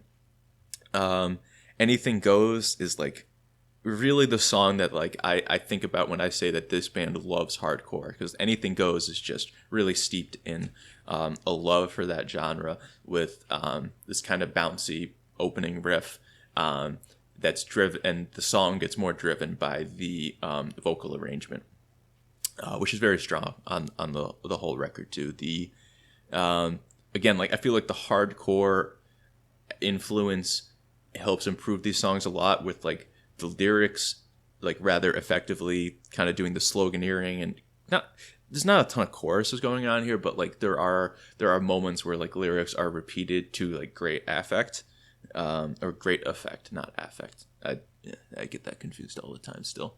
Small brain. But like Beginnings, which I guess has quietly become one of my favorite tracks, but like when you hit the end where it's like it just screams a couple of times, "This is where I begin," as that breakdown's going, like that is just a really special moment, and great to finish the album on. And others like More Than Conquerors, Storming the Gates of Hell, again employ that strong vocal presence at the end with their lyrics. And In the House of Mourning, again, is like another good example of that, where he's saying, our son will always remain with something everlasting. But yeah, so talking about the vocals, I mentioned that they're a Christian band, and the lyrics are very Christian. They avoid the typical pitfalls of Christian music by using more colorful language, more like death metal appropriate language for most of it. So it is more flowery. It is more aggressive in its wording, which makes it like, as somebody who is not of that faith, like I can still get something out of these songs. Like, yeah, Beginnings is like, when you read the lyric sheet as a whole, is very much about like getting baptized as an adult and like beginning in the Christian faith. But like when you hit the end of that breakdown and it's just like, this is where I begin, like that is just able, like you don't have to empathize, or you don't have to really like be about the religion at all to appreciate that moment, what that can mean to people in a lot of different ways. And that's really where I think like the hardcore influence is very positive here, of like having very effective lyrics that are still like generic enough that it can approach people. You know, House of Mourning does get a little bit more like direct symbolism about Jesus and God, but like it's still like, I don't know, the phrase "our son will always remain" is like, yeah, that's like very Christian, but also like I don't know, you can I think relate enough of a symbol to be sun, like SUN, not SON, which is probably what they mean. And yes, that's where it gets messy. But like I can listen to that and not be like, feel like, oh, it has to be about that. It's like, there, you know, you put whatever symbol that you want to follow in that place, and like it's a relatable song, I would say. But some of the Christian influences definitely more awkward in other places. Like Revival America is kind of just like, I don't know, it's just weird. It's like, revival of what? I don't know, it's not very clear. And if it's like a Christian revival, it's like, congratulations, you're still like the most prominent religion and dominant in all of American society, so like what are we even talking about? And the other one, More Than Conquerors, is like, that one's embarrassing for the subtext. Like, it's still, I think, fun, and I appreciate what they're trying to go for, implying that they themselves are more than conquerors, but it's just, it really misses the mark on like any understanding of like colonialism, and like, yeah, people know that you're not just getting conquered and subjugated. They know that you're going to force your social expectations on them. And they know that they're going to get sent away to like fight in wars that you are advocating for your country. It's like the people that are being invaded, they know some of what's coming. And if not, they know pretty quick. So when you're saying more than conquerors, it's like, yeah, you are. And it's not good. But like they're kind of trying to be like, oh, we're gonna welcome you into this. So it's like, no, most cultures just kind of want to be left alone to practice their own thing, and they're just like, no, we want them to be part of ours. They want to follow our customs as well, and that's not really how the world works. So it's just a very tone deaf song, but like it's a pretty good song otherwise. But the lyrics, yeah, they miss pretty bad on that one. But on the whole, pretty fantastic album. Just kind of some criticism there on the lyrics, and the interludes are fine, but a little weak. So just a very good album, great, but like just solid. If every deathcore album I listened to was like this, I would love the genre, but it's not. And this is an exception, and very much a product of its time, of that genre coming into its own and still being developed.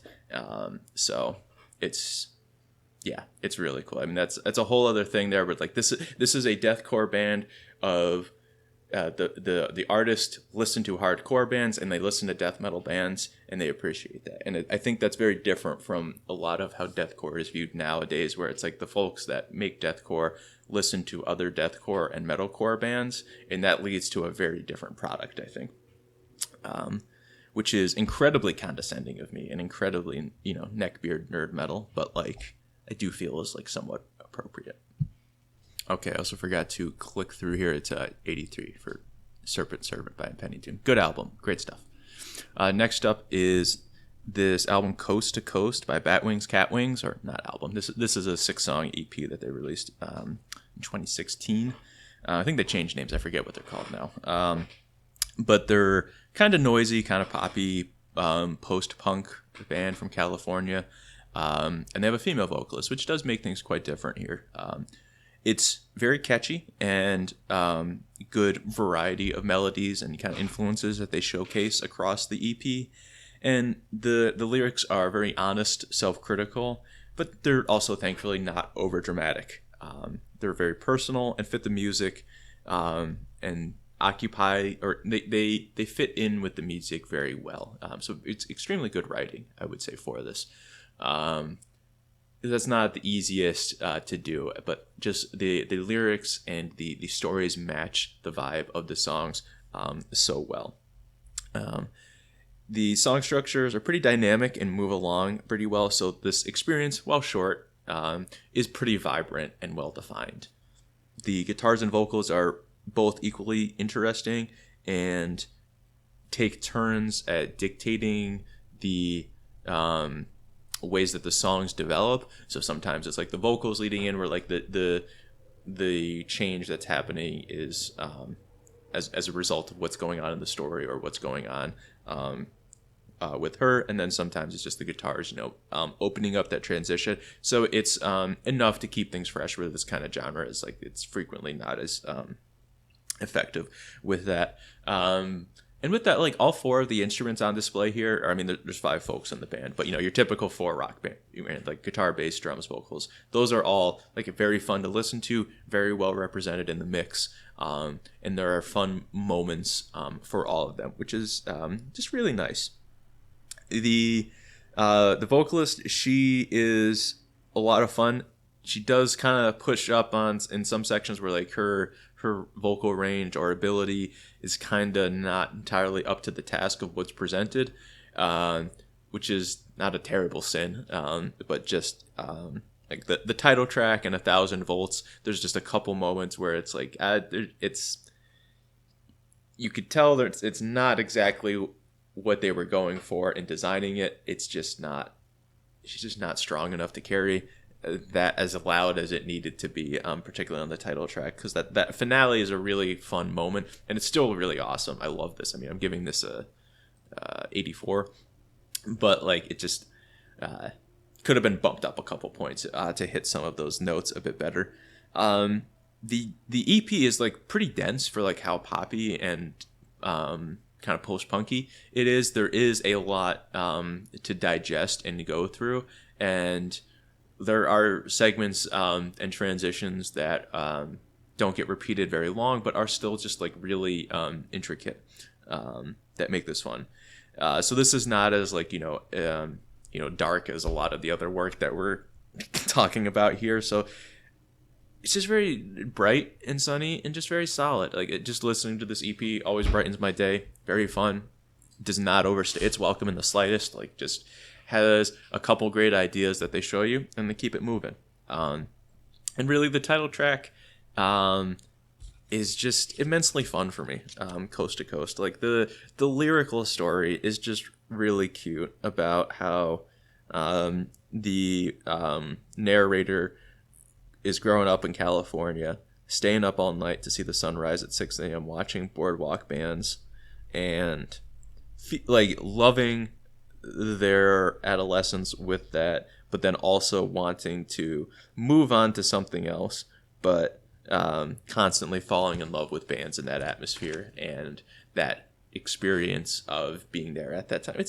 It's really nice about youth, but again, it's like it's not over dramatic in any way. They're just talking about growing up, and it's really cute and nostalgic and appropriate. So yeah, I don't have a tremendous amount to say here. I guess it's just a very pleasant record. Yeah, that's that. I feel pretty good about that. So yeah, check it out if you're into that kind of thing. Next up, so this is where we're getting not real weird. I guess the real weird stuff has already passed, but like this is like kind of as alluded to on the Watain stuff. This is where it's like really impactful for me. Like these are some absolutely phenomenal records that we're talking about.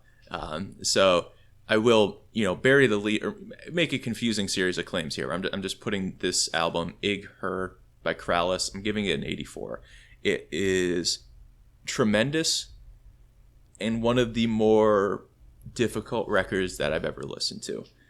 They're an experimental and progressive black metal band from New York City.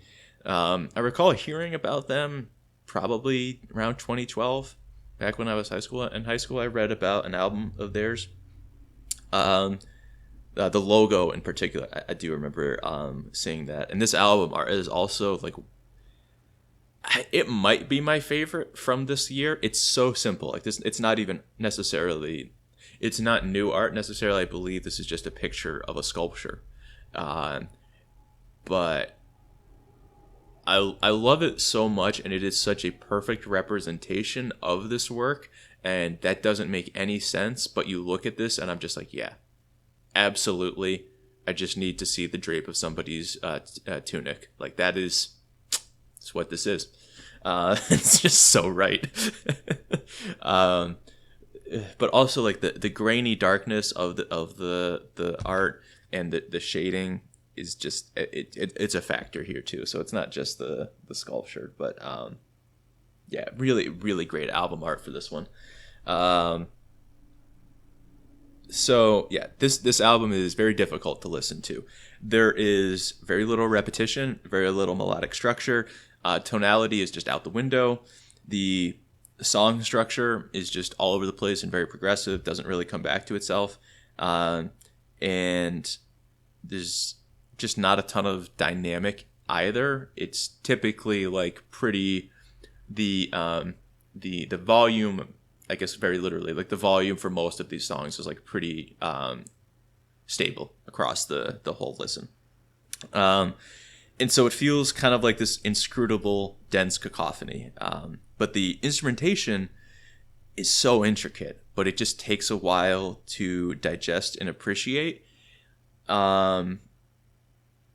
Yeah, the production is really well done. There's fantastic visibility on the bass. There's great separation of the two different guitarists that are playing.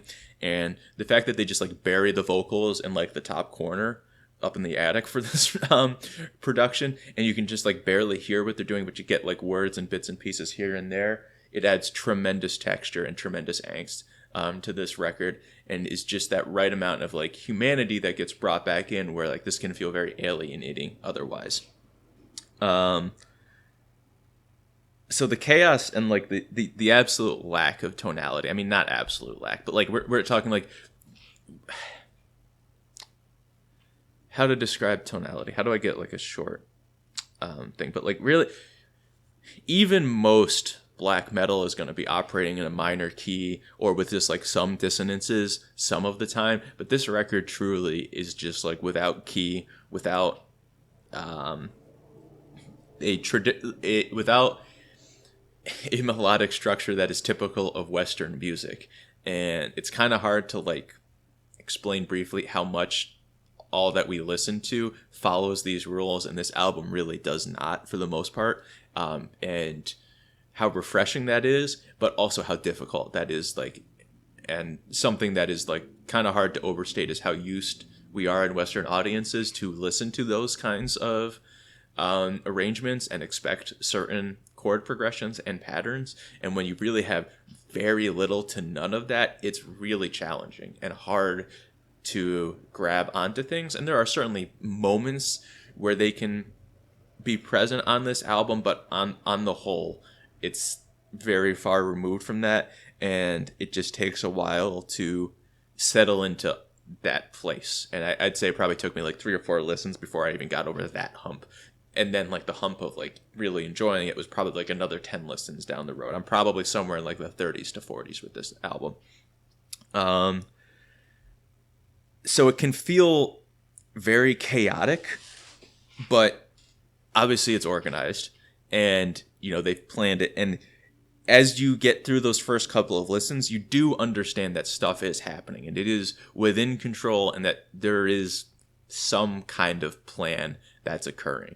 And it's really just an emergent property of this album that like eventually you just kind of get, or maybe I'm dumb and maybe it's just very apparent to other people. I'm not the smartest by any stretch. But it takes a bit to get there, but that process of slowly coming to terms with it is a really fun experience, because like the density of cool riffs and drum fills and bass moments on this album is staggering. There's like a new one every 10 seconds, and then they're like never presented exactly the same. Maybe parts of it will show up later, but you're never going to hear that exact same presentation for the rest of the song. And they're almost all great. Like there's very few of these moments where you're like, this is kind of weird or dumb. Like they're just all really interesting ideas to explore. And so eventually, at least for me, I kind of learned these songs by like remembering these patterns and putting these vignettes together of like, okay, this part comes after that and it comes after that. And then you start to build this expectation of the song, but it just comes together so much more slowly and more difficult for me than like listening to music typically. But that emergent property, like you start to build out these themes and understandings of the work. So you get to feel like the decaying fury and anguish of the song Wastes of Ocean, the over spirit and its absolutely suffocating anxiety and moments of panic that are just inescapable. The intro track Idols has this awkward melody that is just kind of half revered, half parodied throughout the track. It's just very weird. Tyranny of Thought is just utterly blinding and boiling with rage and anger, and just that slight tinge of regret throughout and somberness is so powerful. Engram or Bitter Meditation is also kind of tortured in that way, more literally, where it does have a bit more of that like traditional atmospheric black metal feel to it. Engram, the final track, I haven't cracked yet. I don't know if I'm gonna be able to. I don't really get it at this time. So that's really like there's only 6 tracks on this album, and so when like Idols and Engram are kind of like weaker tracks to me, it does really have to pull this down a lot, because that's just a third of the album that is just okay to me. Makes it's where it keeps this album from like cracking into the 90s, because these middle 4 tracks of Wastes of Ocean, Over Spirit, Tyranny of Thought, Bitter Meditation, similar to Watain's Lawless Darkness, that's just an easy 95 right there on those 4 tracks. Incredible. But the opening and closing tracks just kind of fail. So it's difficult to express the joy of listening to an album like this that expands my horizons. Which is very much the point of like doing a video like this, is to try to talk and articulate about experiences like this to like get a better sense for it. But like if you showed me this when I was 14 years old, I would not enjoy this. Like I probably didn't even get to black metal till I was like maybe like 16, 17 when I heard The Epigenesis by Melechesh, and that is like that is like one of the most difficult albums for me to listen to, because of how much I love every single second of it. But like this would just blow me away at 14 years old, and not in a good way. Not like where I'm like, wow, this is so cool, but like I would not be able to listen to this. So it's really cool to like feel my horizons expand, and listening to this where I'm like, maybe this is a better exposure to me, and like, yeah, there's probably other bands out here that do similar stuff to this. I do not know all the metal bands in the world by any stretch, but like to feel my horizons expand in that way, to be like, I can approach music like this better, and not just because I can understand it out of an academic sense, but like I want to hear more tracks like Over Spirit that are physically painful.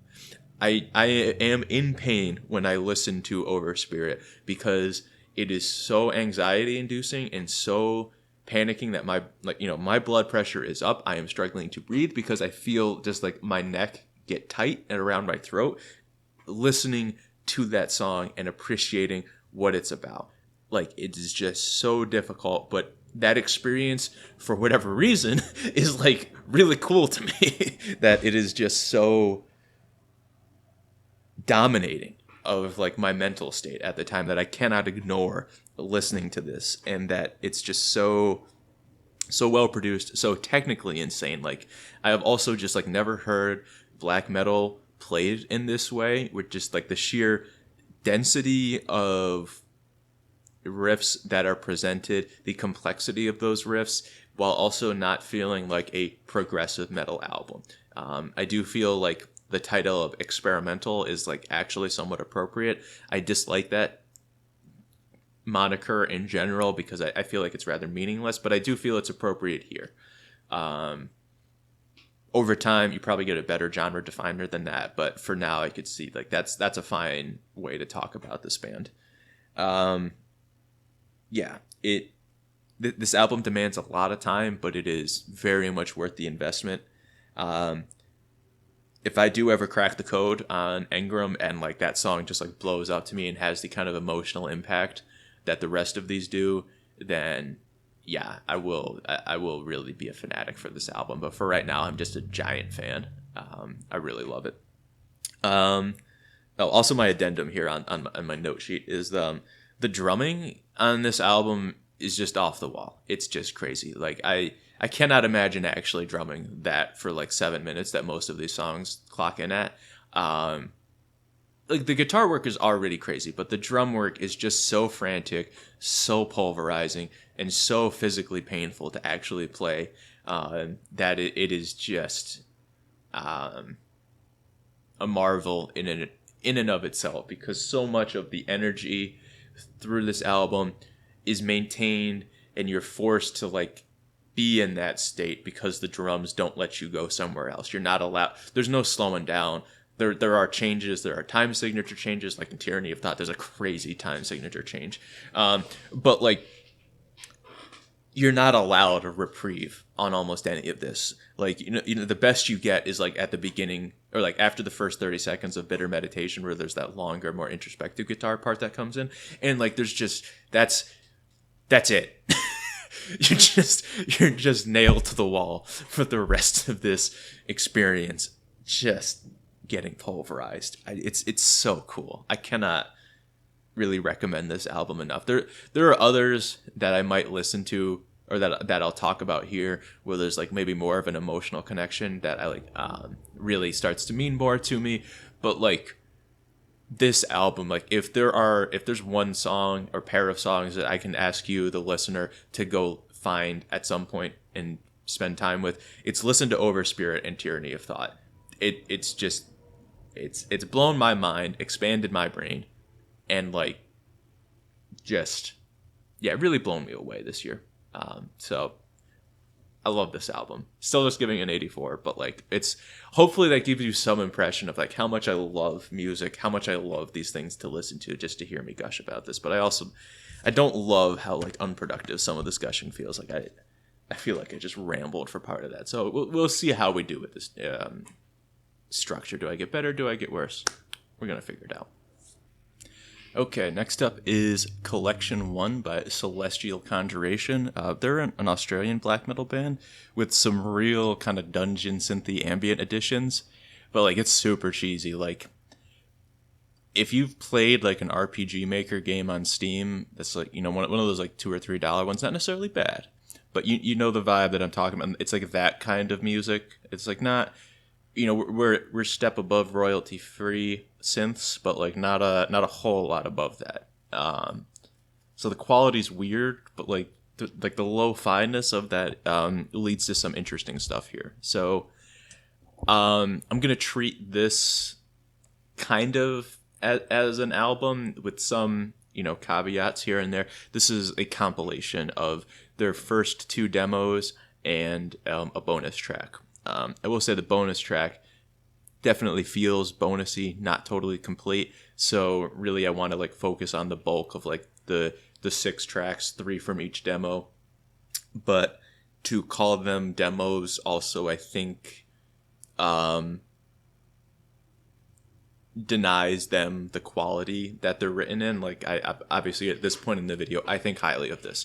And so not that all demos are necessarily bad, but the recording quality is, I think, essentially perfect for what the band is trying to accomplish. So I feel like, yeah, it's just, and kind of just treating it as one album or maybe like 2 EPs together is a better way. But just to treat them as demos doesn't feel appropriate given the maturity and strength of the work, I guess. Or maybe this is just me being condescending towards demos on the whole. I don't totally know, but that's a little background. That's also all the background that there is on this band. They are incredibly secretive and not posting, or not, maybe not secretive, because it's just, they just post to Bandcamp and there's nothing about the band. But I wish there was, because they're really cool, and this album is awesome. So at first, those like synth additions come off as very cheesy, and you get hit with those right away. But in combination with the mournful and spacious melodies of the album, they prove to be like an awesome vehicle that propels the songs forward. The album is, I think, remarkably well composed to be very hypnotic and embrace that element of black metal where it's very, very different from Krallice than the last album, where we're talking about like just raw density of riffs. But here we're talking really, really low. Like, my favorite song on this album is The Bridge of Cosmic Gods, and like it's just one melody for 6.5 minutes, and it's jaw-droppingly gorgeous. So yeah, the album is well built to focus on that simplicity and hypnotism, but it is also always moving forward. It doesn't feel like you're ever getting like the same iteration or texture at the same time. There is something different and always changing, but it's never a dramatic change, and it's always a nice gradual build, and so very smoothly constructed. And really ties together like the lo-fi qualities of both like these primary source materials of the black metal and the synth work. I don't really know appropriate terms for like how that particular portion of this album would be defined. I don't have the great language for that. But I would say kind of the trick with this band is that unlike most black metal that has a heavy usage of synths, the synths here are kind of the main thing going on, and the black metal and guitars are more of the base for them to build upon. A reversal of, I would say, the typical structure. And so that kind of has just a lot of implications for how I've approached this album, where I was like focusing more on the guitars at first, but now I'm really like focusing on the synths, and they're really pretty. They're very cheesy, almost medieval sounding at times, but the melodies that they play are frequently so sad and so plotting and dark that and that you really get to appreciate the textures of each one, and like the sounds do feel kind of cheesy at first, but it does become apparent the care that has been put into each one of those and how rich the sound is, and it's worth like giving your attention to listening that intently to relatively simple melodies played on the synths. So those the melodies are just like very evocative, simple, and rather plotting as the album goes along, but it truly is never boring. Never felt like this got too slow. So even a song like Towards the Dark Planetarium, which is the second song, it's 9 minutes long, but it really does not feel that at all. But at the same time, that like 4-note pattern on the lower synths that's introduced at the very beginning, that's just kind of going on the whole time, and there's really never a deviation from that. Other parts will come and go, like more of like the timpani comes in, more of the kind of brass analogs enter the picture, but they're still really working with that core rhythm and pulse, and the band just really does a great job of keeping that going the whole time, which is so important to make the trick work, to make the whole song like actually hypnotic for something to you as the listener to get lost in. It's really important to have that consistency, and it's very cleanly executed here.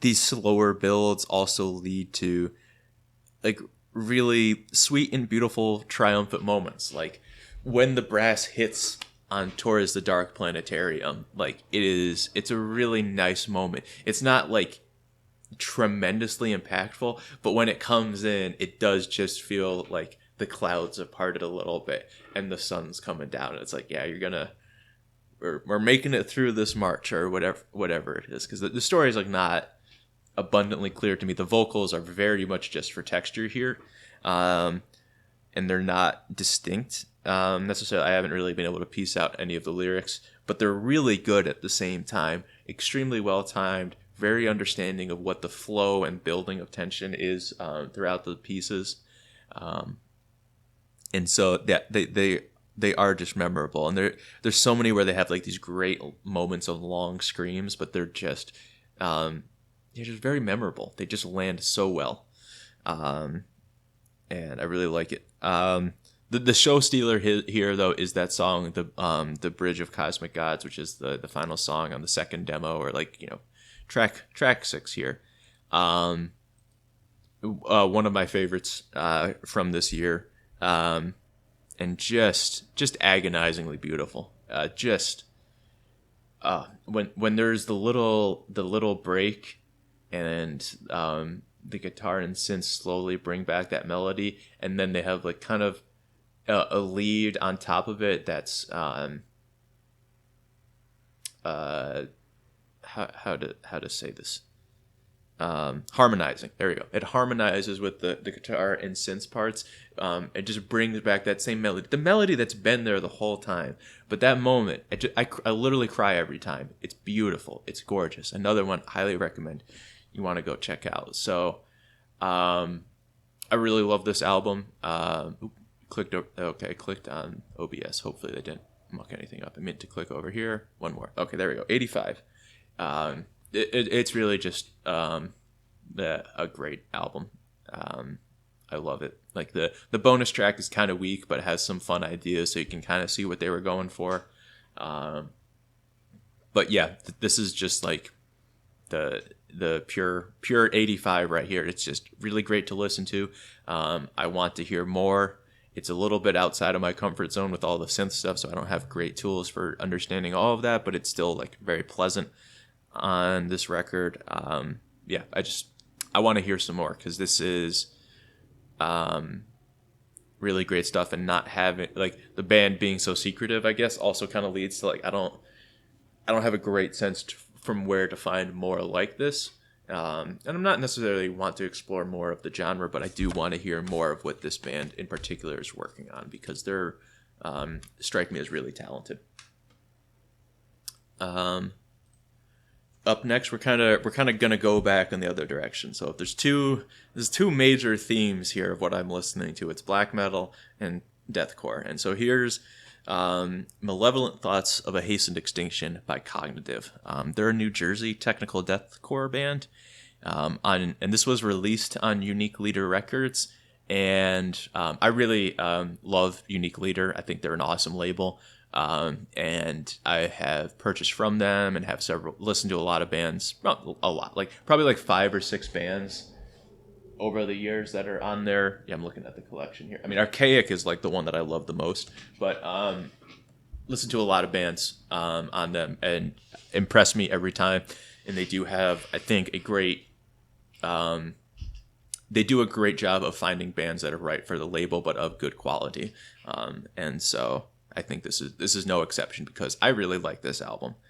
I was initially a little skeptical listening to this. I would say like my first 10 or so listens, I was just kind of like okay with it. I felt like there were some issues, but over time I've really just fallen in love with it. And it's kind of the opposite of the issue I had with Deceased, where like I think I like the Deceased album, The Blueprints of Madness, but I just don't get drawn to listen to it that often. And here I'm on the opposite, where it's like I felt like I was medium on this one, and then I'm listening to it like once a day. And that's for a couple weeks straight. And like that's not something you do with albums that you're medium on, right? Like it's kind of a little bit of cognitive dissonance with myself there, but like I think I've really grown to like it. It's still, I feel like this is much more.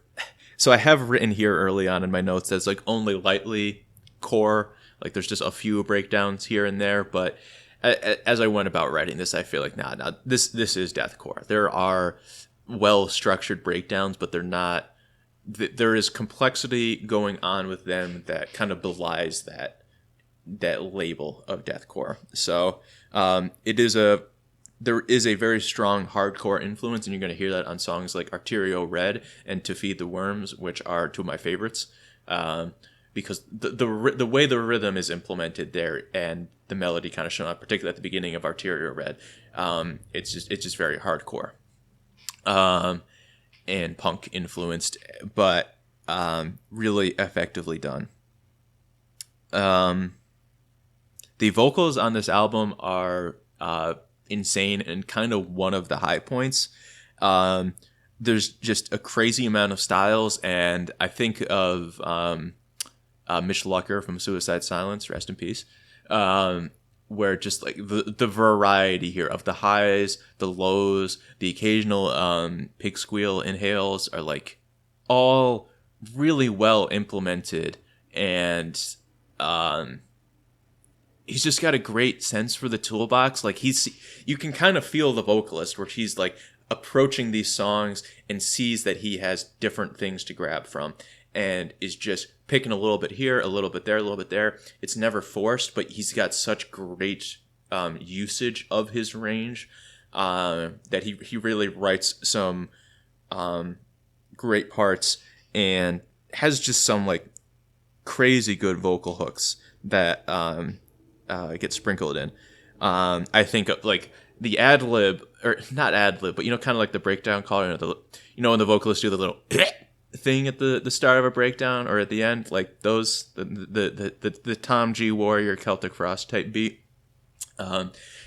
When he does that in To Feed the Worms, it is revolting. It is so cool.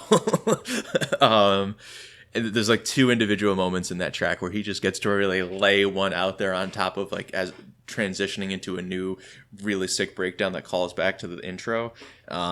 It's really excellently done. The main problem I have with the vocals is that like the lyrics waver between pretty good and really bad. Kind of like I've kind of slowly grown to be a hater of Motionless in White, and one of the big things I hate about Motionless in White is their lyrics, and I feel like some of the lyrics here echo that, where they are a little they're written to be so ambiguous that there's not a particular story to be told, but it's kind of like edgy at the same time, where they're like, no one understands me, I'm struggling in these relationships, but nobody gets me, nobody gets my struggle. And so some of these kind of come off this way, like the Maw, which is, in service to that, is like actually like pretty difficult to decipher some of the lyrics, so it kind of works out. But like reading the lyrics, it's pretty rough here on the Maw, where it's like, I am an empty shell, destroyed from the inside, my free will gone, my conscience fades, but I still feel everything. I didn't ask for this. I did what I was told, to no avail. I run for my life. No one is saving me. I feel helpless. And so, like, in the grander context of this album, it's not, like, so offensive, but, like, just when you... Oh, yeah, here's the booklet, by the way. When you, like... It's just really uncomfortable to listen to. It's not... It's very selfish, very self-centered for a lot of those. And also, it just kind of weirdly comes in and out of that. Like, one of my favorite songs is Destitute, which has this sick vocal passage where like the main breakdown comes in and that riff is so heavy. It's like the best riff on the album. And he really slows it down for that section where he says, barren, lifeless, the end of days has arrived, choking, suffocate beneath a dying sun. And like that delivery is so solid and like builds up this really post-apocalyptic atmosphere of like, kind of big picture talking about the end of the world for this civilization. And then they throw it away in the next passage to talk about this first person narrative of where he says, I worked my fingers to the bone. All I wanted was a place to call my own. And repeats that. And it's just like, what are we talking about? Like, it's like the narrative. I don't understand what we're even talking about. We're talking about the end of the world, and now we're talking about the one person being like, I just worked really hard, and now it's all gone aflame. And it's like, okay, so like, were you working really hard to like facilitate the end of the world? Because if you were, then like maybe that's related. But otherwise, it just sounds like more like we're freaking out about the end of the world and not that you messed up. But like, if you messed up and facilitated this, that's a different story. And then if you messed up and facilitated this, then I have no sympathy for you as the narrator. I'm not supposed to. So like, it's really confusing and kind of brings back to that motionless and white, just like, where? I'm so sad, nobody gets me. But like using vaguely sci-fi and death metal terminology to discuss that. But it's the hot and cold here again that I'm talking about, because like that first passage of Destitute is really excellent. And then there's like other lyrics on To Feed the Worms that are excellent as well. Towards the end of the song where he says, Kindred this blade and I, our fates are entwined, nothing will survive. Commence the call. That is sick. Fantastic wording. Very effective, but particularly Kindred this blade and I, our fates are entwined. That one lives in my head rent free. That vocal hook is crazy. Comes back to me all the time. Excellent stuff there. Arterial Red, which is my other favorite song here, is like,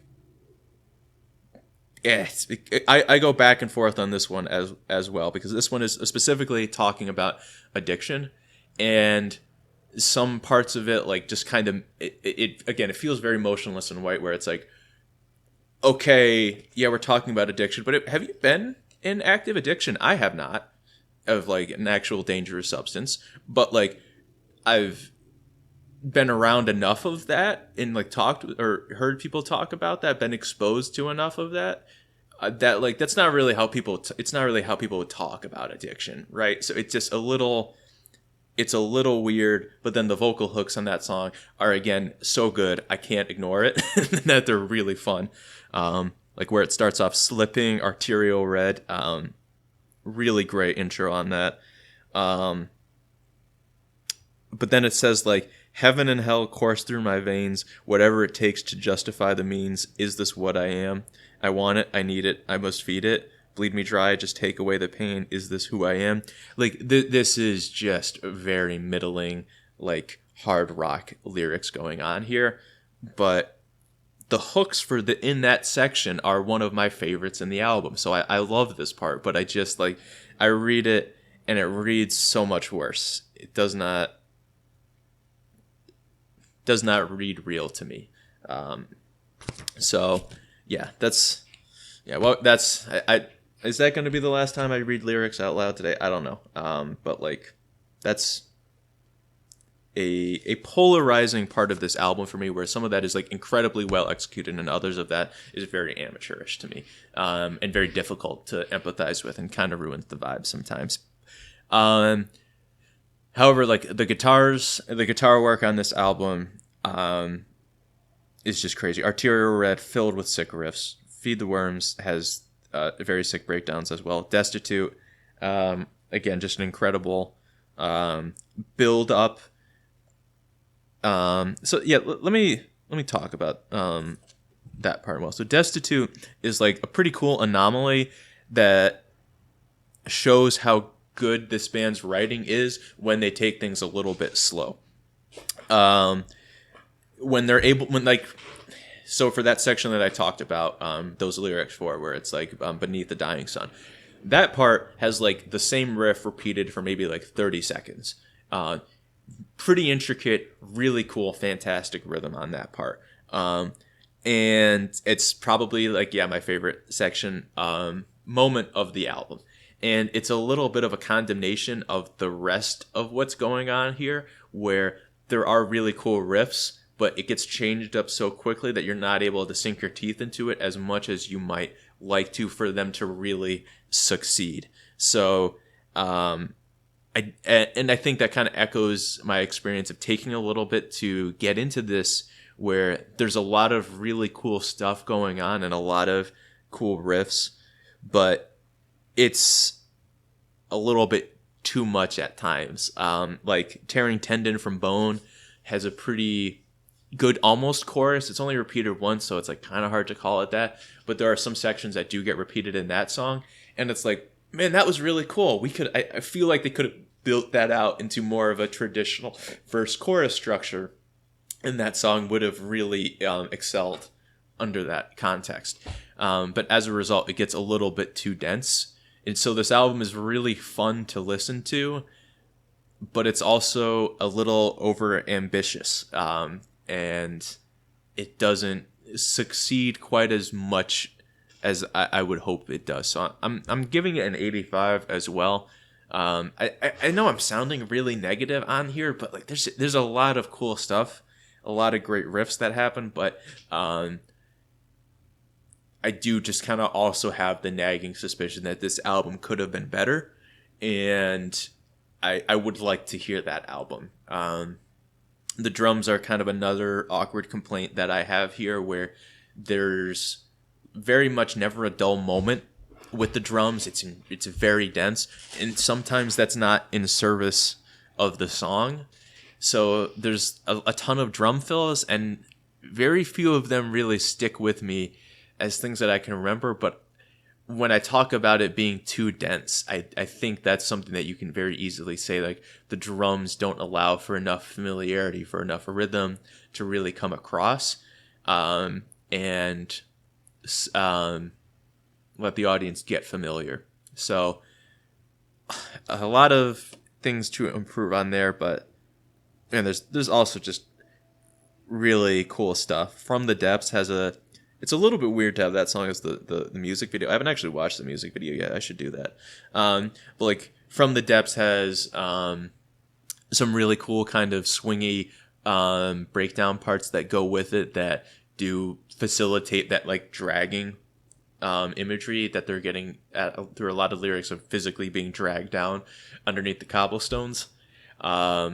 Very Lovecraftian image for me personally, which I enjoy. The Maw, which I kind of talked trash about before, is a very intense and ferocious song that has a constantly building fury of drums and guitars where it's just getting faster and faster and faster, and it's done. And so like in the moment, that song is like pretty cool, but also from like a larger macro perspective, it tells the cool story of this building tension, and then just poof, it's done. And it's not actually a letdown per se. It's like that's how the story ends in a way, is that it's violent, ferocious, and then we're done and you're dead. And like that's in and of itself kind of an interesting story that gets told on that one. So yeah, there's a lot of great stuff going on. If you like Unique Leader Records, you're gonna love this. I think it's just a great in the vein of a lot of the other artists that they've supported and that I've enjoyed from them. So like if you're into that kind of tech deathcore stuff, I think you're going to find a lot to enjoy here. Coming in here on the home stretch, we have Leviathan by Mastodon. This album came out in 2004, so it's the second full length that they ever released, and comes pretty hot on the tails of Remission. It's a pretty landmark album, I would say, because I think this is really what propelled Mastodon to like the forefront of the scene at the time. But also it is a concept album on Moby Dick, and that's just like that just gives a certain impact to this. Like there's weird stuff going on here, even for like some of the various weird things that Mastodon have had going on at different points in their career. This is still like it's it's pretty aggressive to have your second album be a concept album on Moby Dick and have it like land this good. Is just it's pretty amazing. And it really is a fantastic album. For me, because I haven't really like. I was gonna say I haven't really read any literature on this album, but like literature isn't really how we talk about things in the music world, especially on like this scale. But my understanding that I've gotten to, which I think is pretty easy to get to, is that like the whale has its particular theme that shows up throughout a lot of the songs, and it's kind of this breakdown pattern that we get introduced to at the end of the first track, and then comes back like 5 or 6 times throughout the album, kind of in that same pattern, slightly different every time. It's not exactly the same, but you do get a pretty good feel for like when that like instrumental section happens. That's the whale. The whale is coming in. It's a really awesome way to tell the story and help tie things together, because it just lets the music breathe so well that like when you're having these really intense moments that are releases of tension, it's like, no, it's not really a release of tension, because the story is still happening. This is still very present, and like this is impactful. So it's not just like one and done and like now we're on to the next thing. It's like there is a constant tension that the album builds with that, where it's like, no, we're not totally done with that until, you know, somewhere in Hearts Alive, I guess. So that recursion of the fact that the theme comes back a couple of times adds a great cohesion and tension to the album, where it doesn't feel like that theme gets overused by any stretch, but it's nice that it like ties the room together, but adds a lot of cohesion, but also tension, and there's like a real permeating anxiety of like when is that coming back, or it's like, are we done with it or just moving on now, or is like, when is that gonna come back to the music? And so it's just a really great use of theme that way. And quite frankly, just something I wish like more bands could do to this level of quality. It's just really, really fun on this album to have that, and it doesn't feel forced. It doesn't feel cheesy, because it's the breakdown. Not just a breakdown, but like because it is this intensely rhythmic instrumental section that carries that melody. You never feel like you're taking away from the intensity of the songs by having that theme. And Moby Dick is a great story to tell that with too. So yeah, that's the use of theme is just tremendous here. So I'm pretty familiar with. I think this is the only Mastodon album up till The Hunter that I haven't listened to at this time. So it's pretty interesting as that midpoint between Remission and Crack the Sky, where you still have some of like the rawness of the Remission era material, and kind of the sloppy sludginess of it, which is really cool. But you do have more of these romantic and kind of grandiose moments that come together on this record.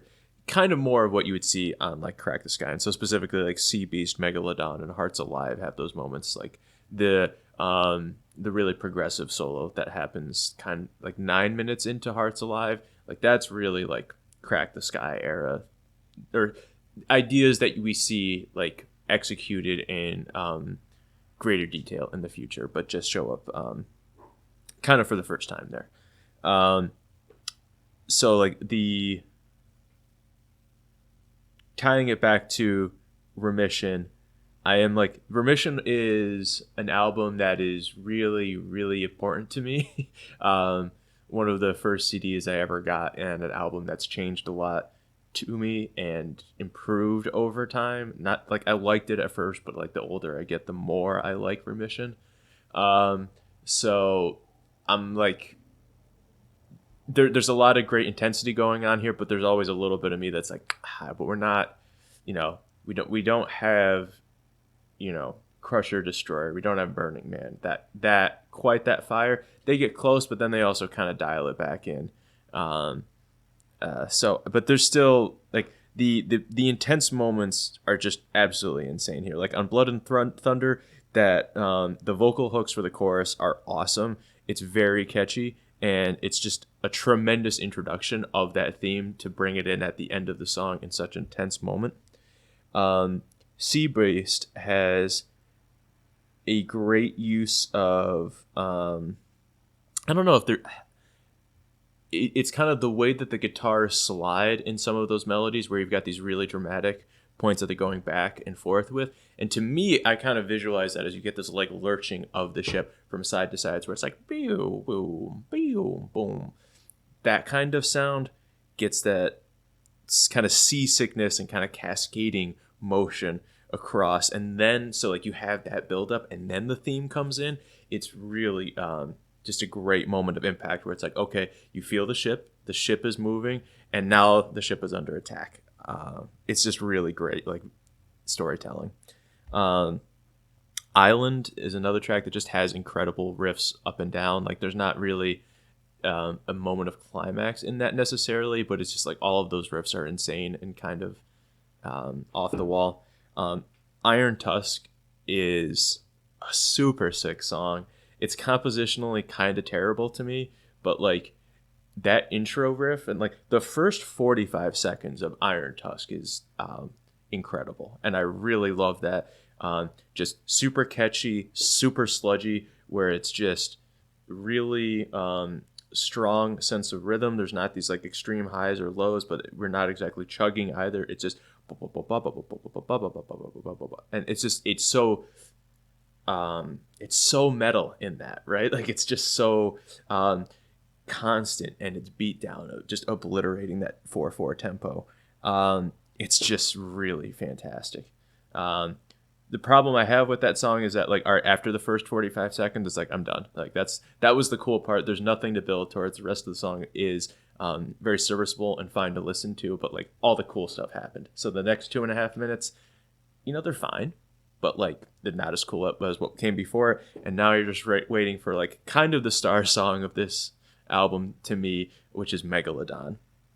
And Megalodon, again, exemplifies the great storytelling that's happening here, where you've got this kind of lighter paced intro that slowly builds into this tense moment. And then there's that silly lick that is just... if you know this song, this album, you know what I'm talking about on Sea Beast. When that like cowboy western ass lick just comes in, and then the band is just pummeling away almost on this blast beat afterwards, and it becomes this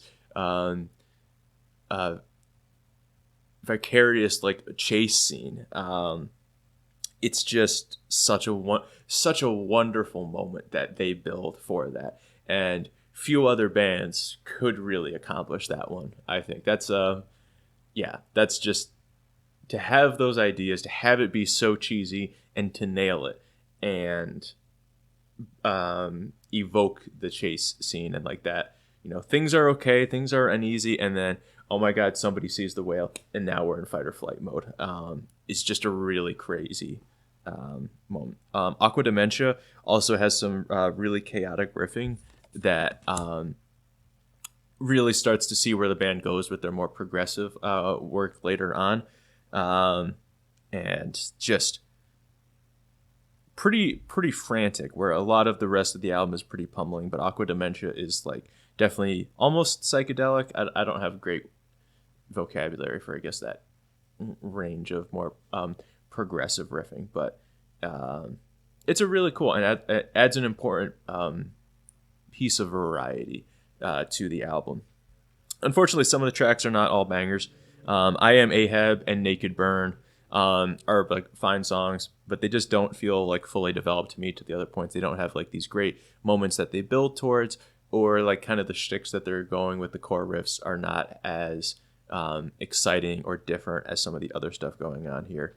I pretty actively dislike the outro track on this album. Joseph Merrick, I feel like it actively detracts from like the somewhat serious tone of the rest of the album with like its goofy tropes of seafaring music. And I get that like this is a metal album about Moby Dick. Like, yeah, it's ridiculous at its core, but the rest of the album is presented to like tackle this material seriously, and to have the last song just kind of throw it away just leaves a really bad taste in my mouth. So like if I'm listening to this, I just genuinely stop at the end of Hearts Alive. I do not listen to that song at all. And so despite how much I dislike that one, I'm still clicking on the wrong thing again. I'm still giving this album an 88. So like despite some of that negativity there, the final what I consider the final track of Hearts Alive is interesting to me. There's a lot of really awesome moments in that one. When the band is kind of chugging in that outro riff, and there's that really southern infused solo that sears over the top of it. That's a great moment. What I talked about before, where it's like 9.5 minutes in, and there's the really pretty harmonies that are going on, where they're just constantly going up in pitch and escalating, and then it just becomes they resolve all of that melodic tension and through a series of major and minor chords, really just bringing it home. And it's such a good moment. But Hearts Alive is also far too long, and not just in like, oh, it could have been a minute short. It's like, I do think that song could be like 5 minutes shorter and still get across like all of those moments. So it's not just like a little bit too long. It is really problematically long to me. Like the acoustic intro, or not necessarily acoustic, but kind of like clean intro for Hearts Alive 2 is just, it goes on too long. I don't feel like it connects very well with where we're coming from on Aqua Dementia where the rest of the song heads with Hearts Alive. So it's like, that could have just been like 30 seconds and I'd be good with that, but it goes on for a few minutes more. And so like the transitions in and out of those kinds of sections are just a little bit rough. So I want to like Hearts Alive more, but I really struggle to get myself I struggle to stay focused and engaged with that song for the entirety of its length, but it's still really good and worth the time. So I love this album. It's great. It definitely shows the band in transition. I think, the band that made Remission and the band that made Crack the Sky are very different. I know those are somewhat like random points to make, but I feel like Crack the Sky kind of represents the prog metal era for them best. And also just because I like it a lot. So this is definitely like a transition album, but it does good at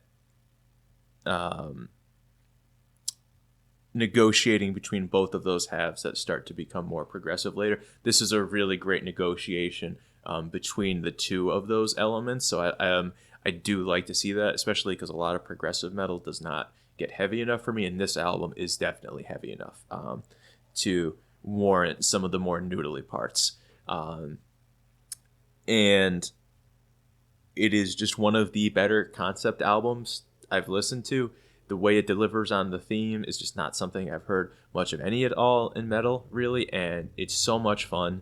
And yeah, the joy of that, the whales theme is just absolutely infectious throughout the album, and leads to a truly pretty unique experience. So yeah, Leviathan by Mastodon, it's awesome. Like this is probably one of the bigger records that I talk about here in terms of metal, and like, yeah, it's not surprising that it's great, but hopefully that was still interesting to talk about what parts of that like most resonated with me.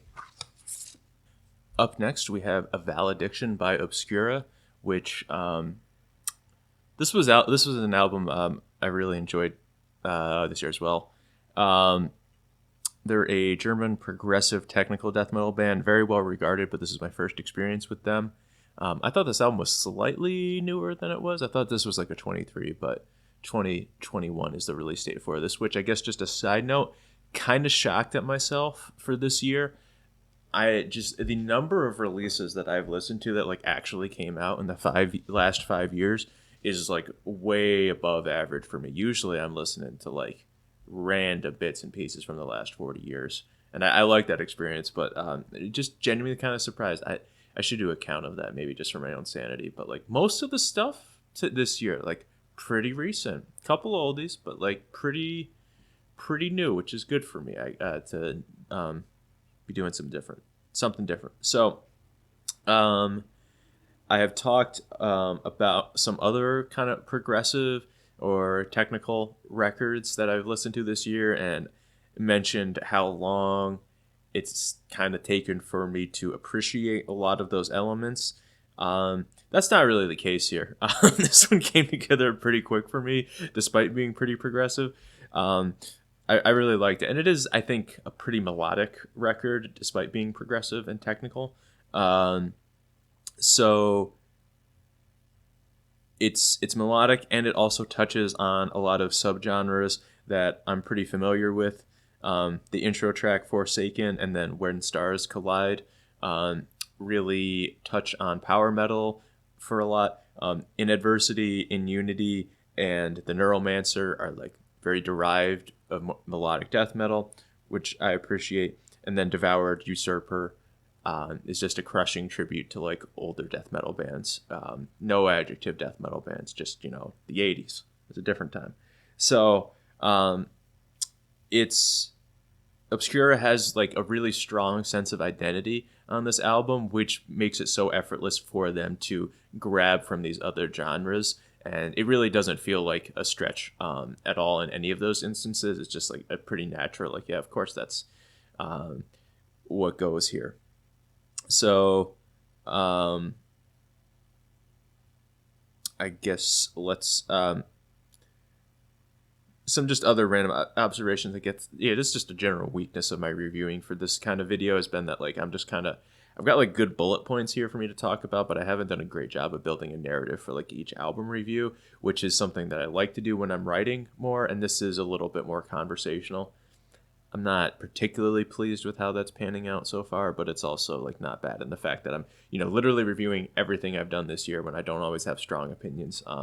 It's certainly having a different challenge here that we're trying to work on. So also let me know what you think of that part of the writing.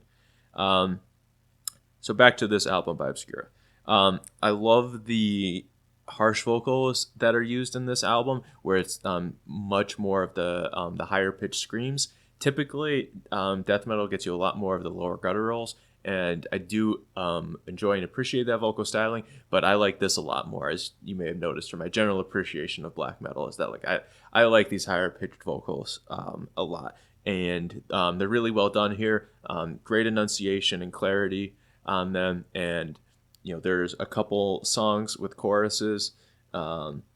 I think of like Neuromancer, Forsaken come to mind the most. And just a really excellent job at vocal hooks, but also just some pretty rapid fire lyrical delivery happening at other times. So it's just a really great mix and a great feel. The album, as I talked about before, it's just extremely melodic, but not in a way that it's forcing itself to be. The only time it feels really forced, I would say, is on the song In Adversity, which has this really cool melodic interlude that pops up 3 different times during the song, and it's my favorite part of that song, and it's really cool, but man, does it feel like it just kind of got dropped in there too. It's like I love it so much I don't care, but there's like no transition in or out of it. It's just kind of like blink, there that is, and now there's a little bit more, and now there's a little bit more, and the song's over, and it's great. But on the whole, the way the melody is incorporated just is really effortless, which is important to pair with the crazy guitar work that's going on. So there's a lot of like, if you want to dig into like how the riffs are played, it's very challenging. But at a baseline, it's also just a pretty easy record to understand, and I was okay with that. I listened to a lot more progressive and technical music than I usually do this year, so I was like pretty happy to be okay, this one went a lot smoother for me. The solos on this album are really fun and distinctive, and much like I've kind of been talking about before, they're like pretty memorable. But God, I could never play anything like that. Like it's just very difficult, complex rhythm, very fast, but they're still just easy to appreciate on multiple levels.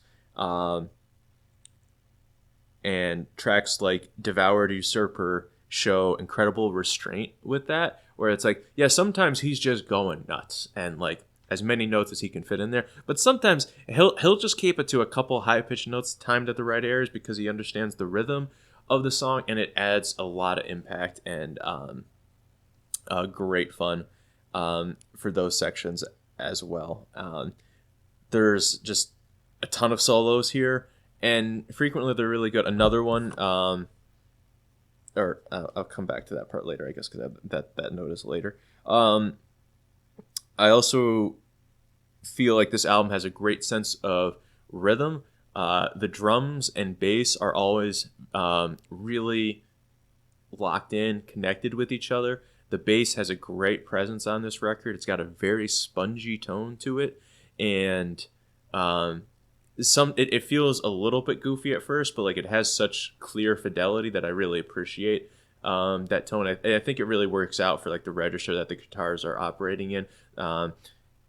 There's just a lot of clarity, and the only time they really like cross back to get like a really muddied like wall of sound is for Devoured Usurper, which is like very much appropriate for that piece. But like the rest of the time they're like pretty separate and more orchestrated rather than unified, and to pretty good effect. And kind of as I feel like I'm rephrasing this point over and over, but it does also feel like it is crucial for this kind of album to work that the complexity needs to feel natural for the musicians and not forced upon.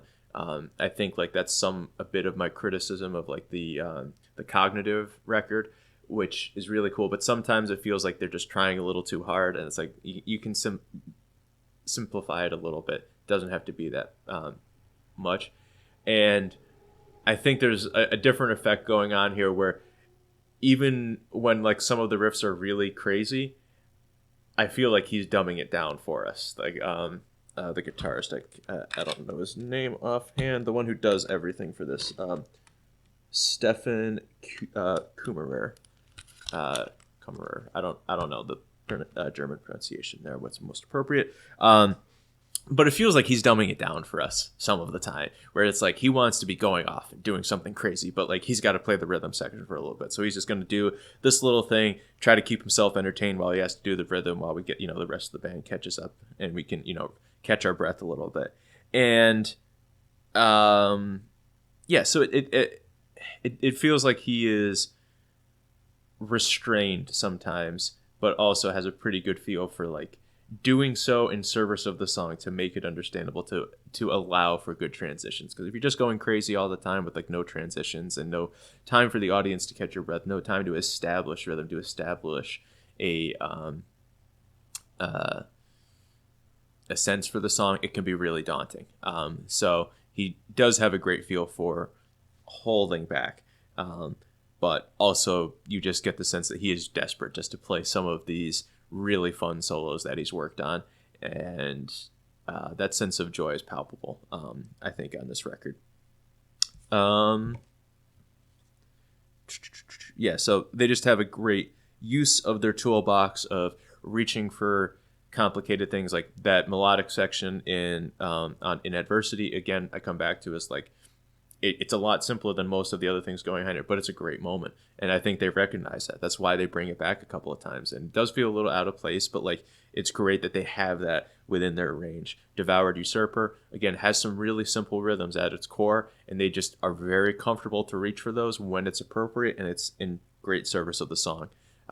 Similarly, on When Stars Collide, they have some really almost chugging riffs at the start, but then it like when the clean vocals hit on the guest vocals for the clean vocals come in, they're way more comfortable taking a backseat, simplifying things, providing a good chord structure for the vocals to soar on top of, and delivers those sections really well.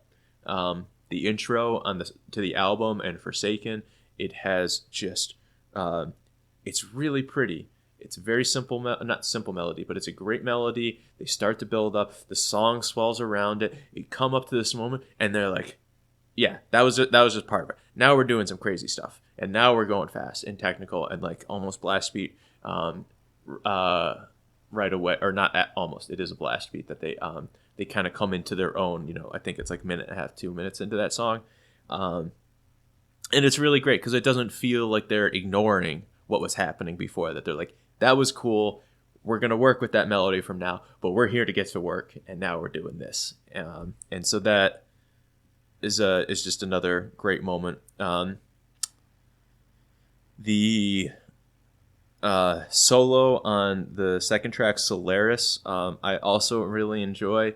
To me, I don't know how like direct a reference this could be, but like the name implies a little bit to me. But one of the more influential tracks to me in high school was Solar Impulse by Decrepit Birth from their album. Oh no, Polarity? Yeah, that's that Polarity's the name of that album. Checking. Decrepit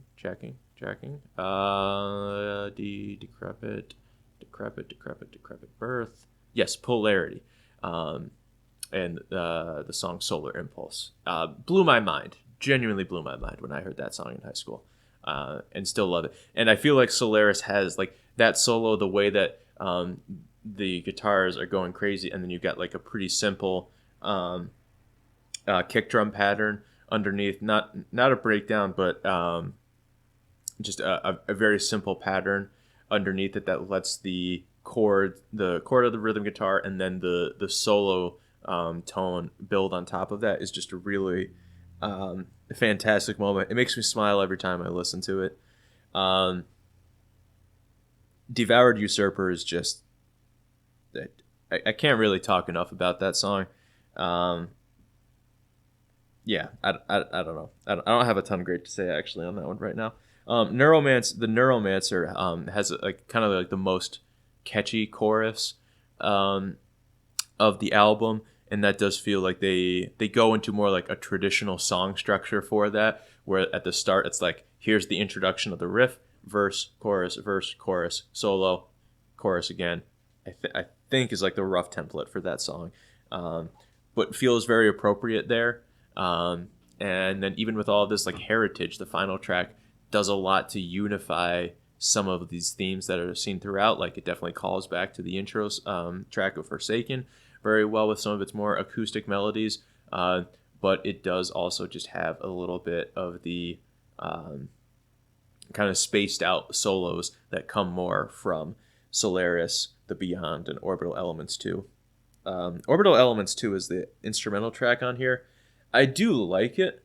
I do think it's very fun, but I don't know what it is about the start, but it also feels like a lot of instrumental tracks start to sound like Joe Satriale's Summer Song, and it just feels like the first 20 seconds of that song is like, yep, they're just telling you, hey, this is the instrumental song. And it's like, I didn't even need to, when I first listened to it, it's like, I didn't need to pick up the track list again to figure it out. It's like, yeah, I know that one's, they telegraph it really strong right away. There's no vocals on this one. It's like, okay, guys, we get it. Still, it's still really fun, but that particular moment just stuck with me, and kind of, I feel that way even now when I listen to it. But yeah, this album's just awesome. I'm giving it a 91, our first shot here into the 90s. And yeah, it is a fearless album. He is not afraid to blend from these other genres. He's really not bound by any particular set of rules on this one, other than maybe like the vocal stylings and having a consistent guitar tone for the whole album. But this feels very freeing in terms of the recording. And it's just a really exciting and dynamic listen. Very much recommend it. And I think kind of one of the few bands that I listened to this year where I'm like actively on the hunt for more. Like I will probably go in order from a label specifically just to get my hands on a little bit more of this, because I am excited to hear more of what they have, especially because it's so melodic, and I think that really is what pleases me so much about this. And like it is easily melodic. It doesn't feel like it's dumbing itself down to be that way. and I feel a lot of technical and progressive metal really struggles to be pushing the musicians to their best, and also a really melodic and pleasant listen. And this album is just wildly successful in that regard. So I want to hear more of his work in particular. So yeah, that's A Valediction by Obscura. Okay, and here we have the last album that I'm going to talk about. This is actually like maybe the second album that I listened to this year, and this is Eidolon by Benthic Zone. They're a Portuguese atmospheric experimental black metal band. That's kind of what I've seen described as in online circles. I do feel like there's kind of like prog and folk elements that are very strongly at play here. So you could throw a whole bunch of adjectives on here, but it's weird black metal. And yeah, so as I said, this was like one of the first handful of albums that I listened to this year, and it in the last month or so, I've really gone back to it as like in advance of making this video and these recordings, because I wanted to be sure. It's like, am I really as in love with this because it was so long ago? It's like, was it that good? Does it really deserve my rating of 92? Not that like 90. I mean, I that sounds a little dramatic there, but like this is still the highest rating that I'm giving out this year, and I'm doing so quite seriously. Like this album is awesome. This band is tremendous.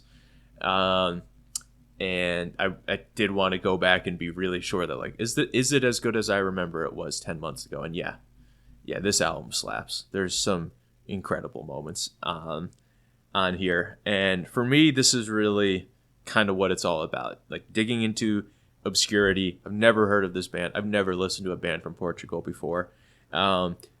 Just trying to listening to it on a whim, falling in love, and then not having any expectation of the record going into it, and just being completely engrossed by the journey. Like the first listen was really cool, dipping my toes in, and then after that, it's just gotten better and better and better, and probably around the 40s, 50s with this album of how many times I've listened to it this year. It's just been a really enjoyable journey. And I'm just kind of already mournful that like I can't appreciate it for the first time again, because some of these moments have such great impact when you're not expecting them and understanding. And so even this whole review almost feels like a bit of a spoiler. So like I guess here, just like if this album sounds cool to you, just maybe, and like you're serious about listening to albums as a whole and like pretty interested, just go give this one a shot. It's really quite cool. And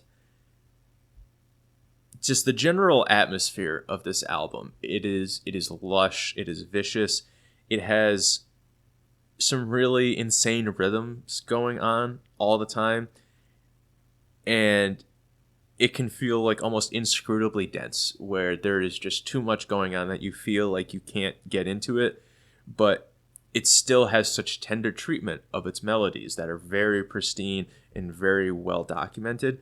And then it also just keeps itself relatable with an effective use of those themes and a strong pulse that ground the whole cacophony of what's going on. So even when this album is at its most intense, when there are so many layers going on, you don't have to get all of it. You can just find parts of it that you can hold on to. And they do a really great job of giving you awesome handholds for all of these moments to guide you through it and to kind of tour you of like all of these different sections. You want to look over here, you want to look over there. It's just a really well orchestrated and composed record. The kind of primal folk rhythms and melodies that form this basis those melodies blend pretty effectively with the variety of distortion. And I wouldn't necessarily say industrial, because that's not the vibe that this record is going for, but the kind of more alien, more noisy elements. I guess noise might be a appropriate term there.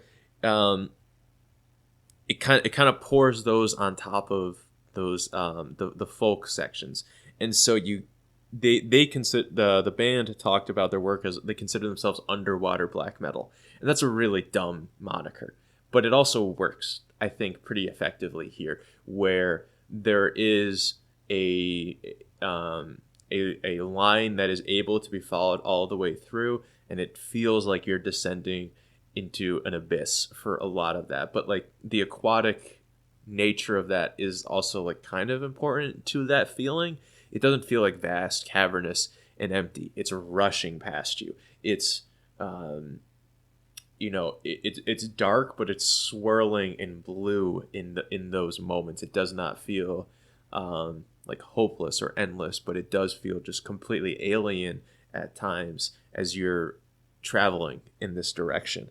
So kind of like I think the visual image that I come back to the most is like being pulled through a current. I mean, it almost like Finding Nemo style, right? Where they're with the sea turtles, where you're just like, yeah, there's all of this water around you, but you're in this funnel, this particular, hyperspace lane of water that is just surging forward, and you can look around and like pull at like different strands of what the guitars, what the bass is doing, what the vocals are up to, what the drums are doing at these individual sections, but they're all just moving ahead with this pulse that is grounding so much of it.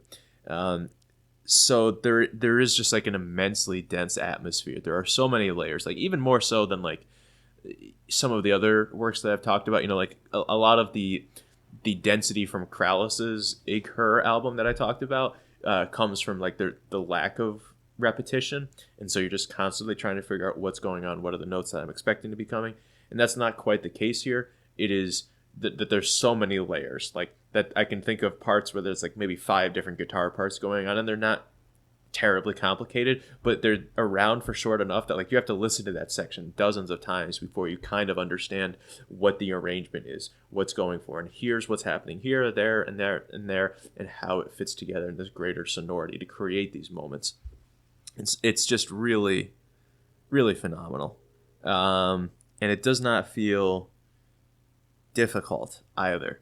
I mean, I think that is a big part of what makes these albums that I talk here about the end, but I'm sure it was time consuming for the artists to produce, but it comes across so effortless that there are just these, the atmospheric interludes that bridge a lot of the more traditional black metal sections are just filled with a vast variety of instruments that all feel at home. There's a didgeridoo. There's all sorts of woodwind instruments that I don't know the names of because I'm not familiar with Portuguese traditional music. Or if I'm assuming that's where some of that folk influence comes from. I don't know what specific veins of folk music that they pulled on, but there's a lot of rhythm instruments that are used, particularly on the 4th track, or not the 4th track. No, the 6th track. So this is a different. Something I'll need to come up with a better strategy at first, or at a later point too, is for working with albums that are in a foreign language. I don't know. The way I see it, I kind of got 3 options. Like I just call them by track numbers instead of the songs. I can try to butcher the pronunciation in the native tongue, or I can use Google Translate to give me an English translation for these and then go from there. Right now I'm just going to stick with tracks like 1 through 7 for this, but I'll put some more thought into that because I don't know what the most productive and tool for facilitating that conversation is. Bring it back. So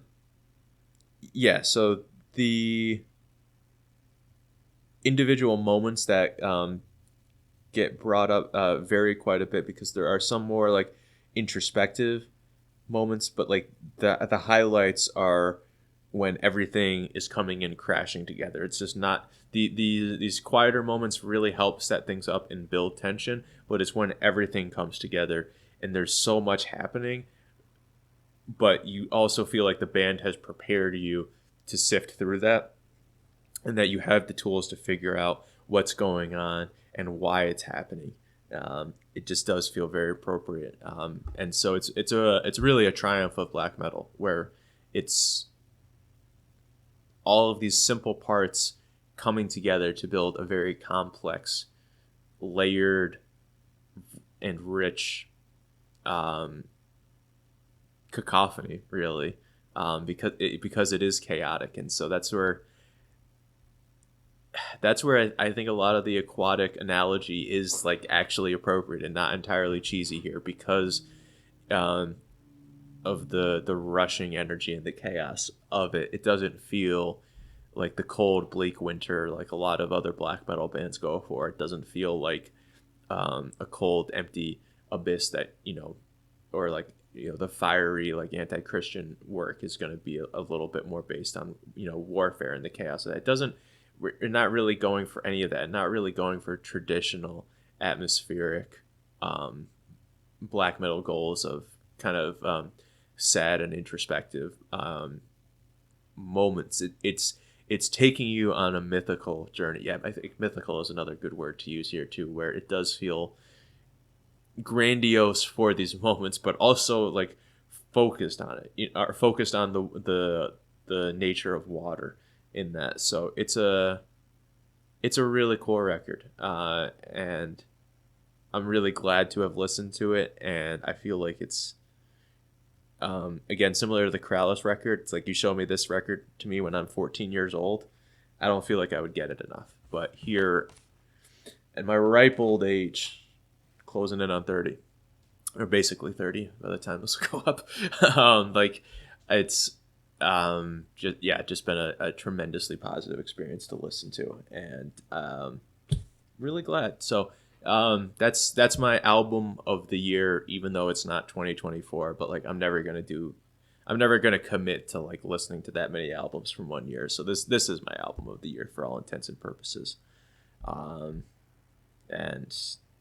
another one, I want to go hear more from this band, because this is so out of left field for me. I've never heard anything like this, but the folkiness of the rhythms. I've always enjoyed folk influences on black metal, but just the rhythms that are going on here are simple and easy to follow. But then the way that the hierarchy gets built on top of that, it's so well derived from that source material that you still feel it still feels very human and relatable as it gets more and more crazy going on around it, which is just really a triumph of songwriting around that. So phenomenal, really great, can't recommend it enough. I feel like these parts of my reviews are bad because I'm just like using all the positive adjectives I have in my vocabulary and throwing them at this, but hopefully some part of that maybe resonated about the uniqueness of this experience, and captured some of that. So so those are all of the albums, but I have two superlative categories that I'd like to go talk through just for fun here too. And these are the worst 5 songs that I've heard this year and the best 5 songs that I've heard this year. So, just talked about being too positive. So let's whiplash ourselves back to the start of the video when I was talking about AxCx and talk about some of the worst 5 songs. But that album does not actually have any contributor to it because it was all so blurred together. So the number 5, I've got Kaleidoscope by Chappel, Roan. There were a couple piano ballads on that album, and this one's definitely the worst. It can't really decide whether to be happy or sad, and I understand that's kind of like the lyrical premise where it's like, love is complicated. At the same time, just like being unable to pick a lane really damages this song's like emotional impact to me. It's very confused, and I think that's also kind of the nature of the song, but like it's not really well communicating confusion, I guess. The use of strings to support the piano on this one is also just really boring. You have these like shimmering moments where the violin just goes for like half a second, and then for half a second. It just doesn't really add anything. And as a violin player, I just kind of hate hearing it used that way. So it just kind of ticks me off on a personal level. The falsetto that she uses for this and kind of progressively getting higher and higher in her voice as the song goes on, it's just really painful for me to listen to. I'm not a vocal coach. I don't have a great understanding of singing. I listen to metal because I don't like singing, and this just kind of exemplifies one of the worst parts of it. And I don't know if her falsetto is necessarily bad, but I feel like it fails pretty poorly on this song and doesn't quite hit as high as she wants it to, or as loud as she's trying to have it be in the climax of the song. I also hate the lyrics, which has been a recurring theme for, I guess, just this whole video. Is I hate lyrics. I love them when they're good, but gosh, I've been a real semantic about it. And so here I am very semantic, where a lot of the lyrics in the chorus talk about how love is like a kaleidoscope, and how it works I'll never know. And like, we know how kaleidoscopes work. You can learn how kaleidoscopes work. So, like, it just works very badly as an analogy, because, like, if you, like, so you can understand how love works too, and how you want and receive and give love as a person.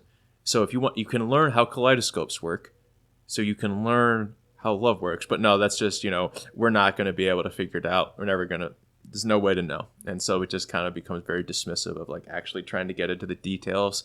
And like, yeah, relationships are hard and messy, but like, you got to put in the work. You have to learn how the kaleidoscope works. And then just saying, I'll never figure it out, is like, yeah, great. Just be miserable then. I don't know. So I just hate how that part keeps getting brought up throughout the song, and these cute little moments of like looking at the kaleidoscope from left and right. It's like, yeah, we can explain all of that, and not to say you can explain everything in a relationship, but like if you work hard, you can do more of that. So then just complaining about how it's impossible to figure out, it's like, well, you're comparing it to something that can be figured out. So why don't you just put the time in and figure it out? If it's really like a kaleidoscope. And I'm reading way too much into this analogy, but whatever. Next up, we have Ataxia 4 by Within the Ruins. I've loved Ataxia 1 through 3. So 4 I had moderate hopes for. And the song is just like not even remotely interested in the Ataxia melody that gets played around with in the previous iterations of the song. There are some good rhythms happening, but like there's just a whole bunch of like neoclassical guitar playing going on, where it's just like, yeah, just playing classical music in the guitar tones that they brought to the studio for this album. And it is very well played, but like it also gets played fast enough that it just starts to sound like bit crushed Nintendo music, and it's just really not interesting for me to listen to. It just feels like somebody did an 8-bit cover of classical music and then put some drums underneath it for a lot of it. And it's not horrible, but I just don't enjoy listening to it. And it's certainly not what I want that album to be showing me. And so it starts to just feel like more synthetic and not actually grounded in any human element, which is like kind of what I talked about. A strength of Within the Ruins that is that, the vocals really help to ground the guitars from getting too futuristic, and here it's just the guitars getting way too futuristic and inhuman without anything to really ground them, because without that core Ataxia melody to come back to throughout the song, it's just becomes a bunch of these different chopped up sections stapled together without a real cohesive thought pattern going on. But incredibly technically proficient, very complicated to play, I'm sure, but not really pleasant to listen to, and certainly not, some of my complaints here could be alleviated if we just didn't call it Ataxia 4, but they did, so I'm going to complain about it. Third is Iron and Wine with their song Resurrection Fern, and basically all the complaints I have about that album are exemplified here. Except it gets even worse because this instrumental is just garbage. It's very soulless and empty to me, which I can understand may pair with the lyrics a little bit to try and evoke, this kind of almost Dust Bowl-y sense of loss where there's just nothing left and the land is dead and dying and empty. But it just doesn't really come across effectively. And if you're trying to build that atmosphere, this cheesy western-y slide guitar bit that comes in just kills the mood, because instead of having any mood develop, now you're just playing into tropes. And really easy tropes, and it's just very boring. Nothing also happens in the song. There's not really any build-up to anything. The most that you get is that you'll have 4 bars where the guitar part slows down and thinks something's going to happen, and we're just going back into the same riff. And I understand that's the resurrection part of it, maybe literally, but man, is it boring. The lyrics to me are just very ugly. They don't really have additional context to lend any meaning to them, so they just kind of become the worst parts of his lyrics in general, which is just linking together things that sound fancy and just kind of reek of the selfish high horse that they're on. So let's see. I forgot to pull up the window over here to the side so you got to see. Nope. Where are you going? Okay, this is a disaster. Why are we pulling this apart? How? Oh my goodness. I just want to open a window. Thank you. Okay, so here I got on the second monitor. I got the lyrics pulled up. So I'm going to read some of them and how much they don't mean anything to me. In our days we will live like our ghosts will live, pitching glass at the cornfield crows and folding clothes like stubborn boys across the road. We'll keep everything, Grandma's gun and the black bear claw that took her dog. And when Sister Lowry says amen, we won't hear anything. The 10-car train will take that word, that fledgling bird. What is it? I don't know what that means. And the fallen house across the way, it'll keep everything. The baby's breath, our bravery wasted, and our shame. And then we come into the chorus, which is, we'll undress beside the ashes of the fire, both our tender bellies wound in baling wire, all the more a pair of underwater pearls than the oak tree and its resurrection fern. I don't get what this is supposed to mean, but kind of the phrasing and the way it's presented in the song, kind of, it's I'm supposed to feel emotion from this. I'm supposed to feel impact, and I just don't get it. Both our tender bellies wound in baling wire, all the more a pair of underwater pearls. That's the part to me where I'm I don't understand, but I don't feel like I'm missing too much either.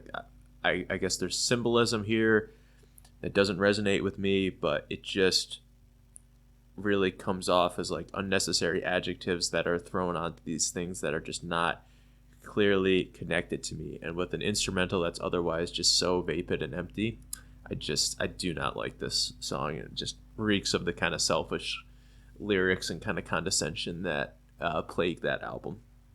So yeah, won't drone on for that one about too much longer. Second worst is The Terror of the Antagonist by Isataii. And this really just has one of the cringiest intros I've ever heard. And I talked about it, I believe, at that section where there's just a little bass part with the drums. It's not even in tune or in time with each other at that point. And then the vocals come in on this harsh, almost spoken word thing that's, again, just completely alienated from the tempo of the song. And again, I'll pull up those lyrics again. I think I talked about it at the time, but roaming the streets at night, the aura of evil by my side, tales of terror fill the wind as I glide through the sky. And it's just so cringy. It just fails. It fails to have any kind of menace to it. And instead of evoking this kind of vampire energy, it just really is like, yeah, this is just feels like some dude in a black trench coat walking around the city at night being like, yeah, they're all afraid of me. I'm cool. The aura of evil is by my side. it's just really awkward. It's just uncomfortable. And the vocals, like, I don't know. The vocal is just really bad on that album, but exemplified there. And then once like the rest of the song comes in, it's just really even hard to figure out what's happening because the guitars are operating in the same register that the drum cymbals are operating, and the drum cymbals are just getting the crap beaten out of them for the whole song, and it's just poorly recorded in that way, so it's like you can't even figure out what's happening in individual sections. It's just a mess. And after the intro, it's not necessarily bad other than the vocals, but like that intro is just so bad and so tone deaf. And I mean, I do talk about like, you know, a lot of the trick, especially with black metal, is that like you have to be over exaggerated. You have to be theatric, and then once the audience believes it, it works. And when it doesn't work, it fails badly. But this is failing really, really, really badly. Even at that, we're not close to getting over to that hump. Okay, now I gotta catch my breath here because the last song that I want to talk about, I don't want to talk about it because I've got a lot to say and it's all bad. This is "Pray for Love" by Travis Scott featuring The Weeknd.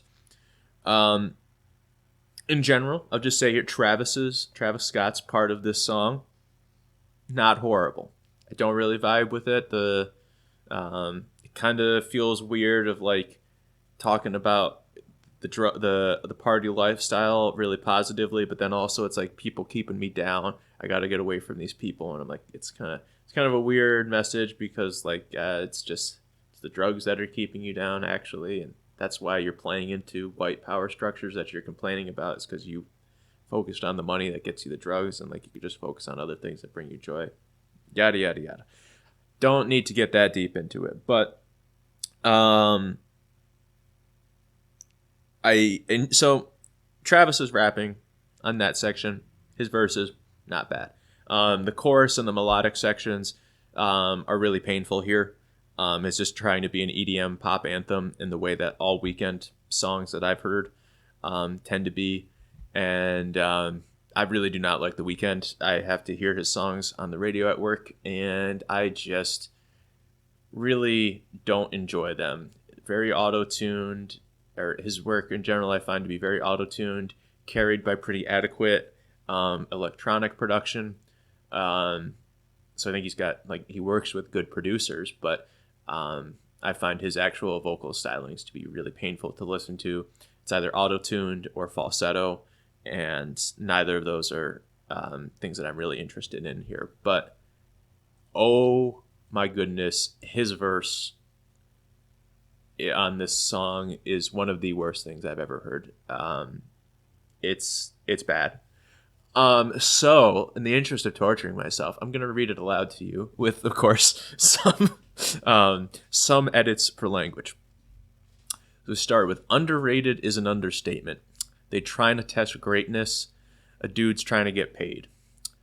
These fiends watching all of my moves because the music like crack got me cooking all day. I'm right here, you know where I stay, and if you don't, then ask your girl. She probably knows the way. It's actually a decent rhyme, I won't lie. She likes my show lights. She wanna be wife. She know that if she got me, then she be good for life. So I pull out for the climax, faster than a hi-hat. Sorry, baby, I don't play.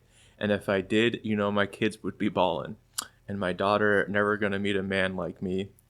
My boys pull up in that Rolls Royce like they sell that Coke boy. Shout out to the Coke boys. They never pray for us. Nobody pray for us. Nobody pray. No, no, no. So there's a couple things to unpack here. So I'll go a little bit at a time. The first part of this, where he's talking about underrated is an understatement because the music like crack got me cooking all day. You're not doing the cooking, dude. Like, what is good about your songs is the production. So, and, you know, the auto-tune, and, you know, like Starboy is an acceptable pop song because it has oh my god, who does the production on that? Up All Night to Get Lucky, people. Daft Punk. Thank you. Daft Punk. Not thank you, thank me. Whatever. But like the Daft Punk production is what sells that song. That song also has terrible vocals from The Weeknd. So like because the music like crack got me cooking all day. Like, dude, do not give yourself that kind of credit. Who do you think you are? It's so unreasonably cocky for somebody who's just a pop star. Like, it's crazy to me. The line of, so I pull out for the climax faster than a hi-hat. Sorry, baby, I don't play. That's just disgustingly uncomfortable. I don't know, just the visual of that and the flex of like, yes, look at me and my skill of pulling out. And I'm going to compare that to how drums sound, because I'm really clued into the production here, guys. Oh my lord. And then my daughter never gonna meet a man like me. Okay, yeah, because you're so tough. You're so tough. Who sings pop songs and goes and performs at the Super Bowl? It's like, yeah, dude. Yeah, like, again, we're talking about the trick here of, like, obviously people are not who they represent in their music, but you got to convince me. And there's just nothing about this man that convinces me of anything. He's so meaningless, so nothing to me, and he's trying to be all of that on this. And, like, I'm talking about an album that features Kanye West, and I'm telling you that this guy is out of touch, and like that he has no idea and just thinks he is all that. The Kanye West feature is more grounded and emotionally stable than The Weeknd here. It's just crazy. And then the end of the verse where it says, like they, or my boys pull up in that Rolls Royce like they sell that Coke boy. Shout out to the Coke boys. They never pray for us. So like, just the admiration for Coke dealers and wanting people, he's proud that his friend group wants to be like Coke dealers, and that, they're really the staple of society. Is like, there's a lot of degenerative party focused lyrics on the Travis Scott record, and I'm not trying to pass judgment on all of that as, a boring white guy from upstate New York. However, that is just like some of the most disconnected lyrics I've ever heard in my life, where they're just like, yeah, the Coke dealers, those are my people. We need to be doing more to support them. We need to be doing more to be like them. And he's delivering it like it's this real call to action that, like, yeah, we gotta be more like them. We got, they're the staple of our society. It's so bad. And like, I feel like there's a lot of other rappers even featured on the album. Like I mentioned, Kanye. If Future had a verse that sounded like this, if Juicy J had a verse that sounded like this and talked about this, I'd buy it a little bit more. I'd still be like pretty disappointed in it and not like it. But the fact that it's The Weeknd talking like he's all this, to me, is just like, dude, you're not even like, to me, he's not even associated with any kind of real world violence or figure like a lot of drill rappers are, like, actually brought up in that violent culture, and unfortunately has an impact on them. And he's trying to have that, make it sound like he has that impact on him. It's like, dude, you've been a pop star for like 5 years, and like before that, what? Like, it's completely not your lane at all, and just not believable in the slightest. And not just that it's not believable, but that you're trying to have it as this flex is just repulsive. It's horrible. I can't really listen to it, so I've already talked so long about that. Let's move on. We've cleansed the palate now. Now I'm going to be good to talk about my 5 favorite songs from the year. And so we're going to go right back to, this is track number 4 from that Benthic Zone record. And it starts off with this surging pulse that it feels so simple, and it's played on a clean distortion of a guitar at that time, and you think like, oh yeah, like you got it like something like that. Obviously not even close, because my rhythm's terrible.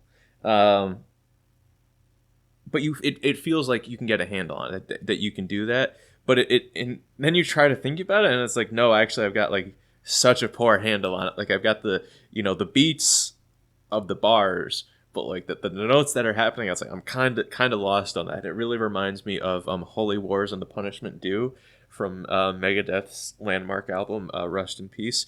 One of the greatest albums of all time. I'm actually not hipster trash on that one. That album is just like widely regarded as the best. I agree, it's one of the best. Fight me on that one, but please don't, because like it's just listen to it and love it. That's yeah. Rest in Peace, great album. But like Holy Wars, the Punishment Due has a deceptively simple or deceptively complicated riff where it feels like as an audience like you got it, you're on board, but then when you try to like actually like tap out the rhythm with your fingers or something like that, it's just really difficult. And that's a lot of, I feel, what goes on with this song. And it has a great gradual build to it. I think the song is like 9 minutes long, but the first minute or so we're just working on establishing the pulse of this weird rhythm, building some instruments around it, building some atmosphere towards it. The first blast beat comes in and you're just chugging along. Like you're cruising in that section, and then it fades out again for a little bit. But at the 6.5 minute mark, when everything just like comes back in full force, I just go absolutely ballistic for that. That's just one of like the most relentless blast beats that I've ever heard. And like I'll be sitting there listening to that in the car, and I'm just like, I'm making my arm go completely numb because I'm trying to like air drum along with that one and maintain the blast beat, and I just can't do it because it's so intense for so long, and it's so warranted because of the build up that comes to that. And so like that last minute and a half is just pure ecstasy, where you're just like completely in their control. They built this moment, and it's just a surging rush as you're flying through the water on that one. It's a really awesome song and just exemplifies the best parts of that record. Next up, number 4, as you can see, these are kind of typically drawn from a lot of the last albums that we talked about. That's not a surprise, or should not be a surprise. And this is At the Bridge of Cosmic Gods by Celestial Conjuration. And as I talked about it in that review, it's like I cry every single time I listen to this song. I did it today when I listened to it in preparation to talk about it again. It's so pretty. It's so beautiful. And it's really just a testament to the simplicity of the record and how hypnotic it feels right away. There is essentially only like one melodic pattern that's getting featured, but twist it in a different ways, put it in a couple different voices in the arrangement, and you build the whole song out of it while keeping that sense of identity throughout. This also really exemplifies the production that makes that collection of works fantastic, where you have like raw black metal production, but it's almost like flattened. The really graininess around the edges is taken away, so you still have this kind of like reverb drenched fuzzy sound, but it's flat and smooth, and it kind of gives a warmth and familiarity to it that atmospheric black metal really strives for.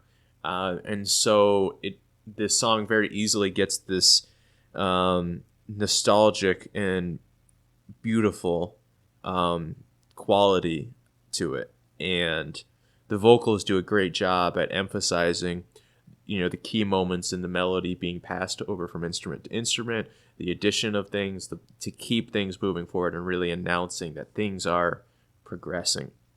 And yeah, it's just a really painful song, but it's also a tremendous feeling, and it's a tremendous gift, I guess, to be able to be affected by music in that way is a wonderful thing. Be it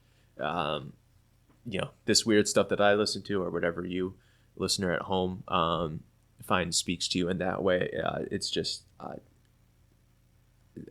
it's really wonderful to have those moments. And yeah, this song, it is of the 6 main songs featured on that collection, this is definitely like the saddest song. The others are not as focused on having a really depressing mood, but this song goes all in on it.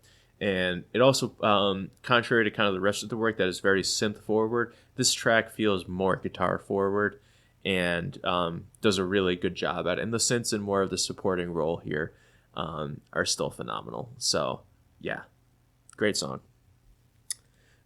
Next, keeping in black metal, I swear it's not the entire list, but it's a lot of the list, and it's been a lot of the top albums that I had for the year.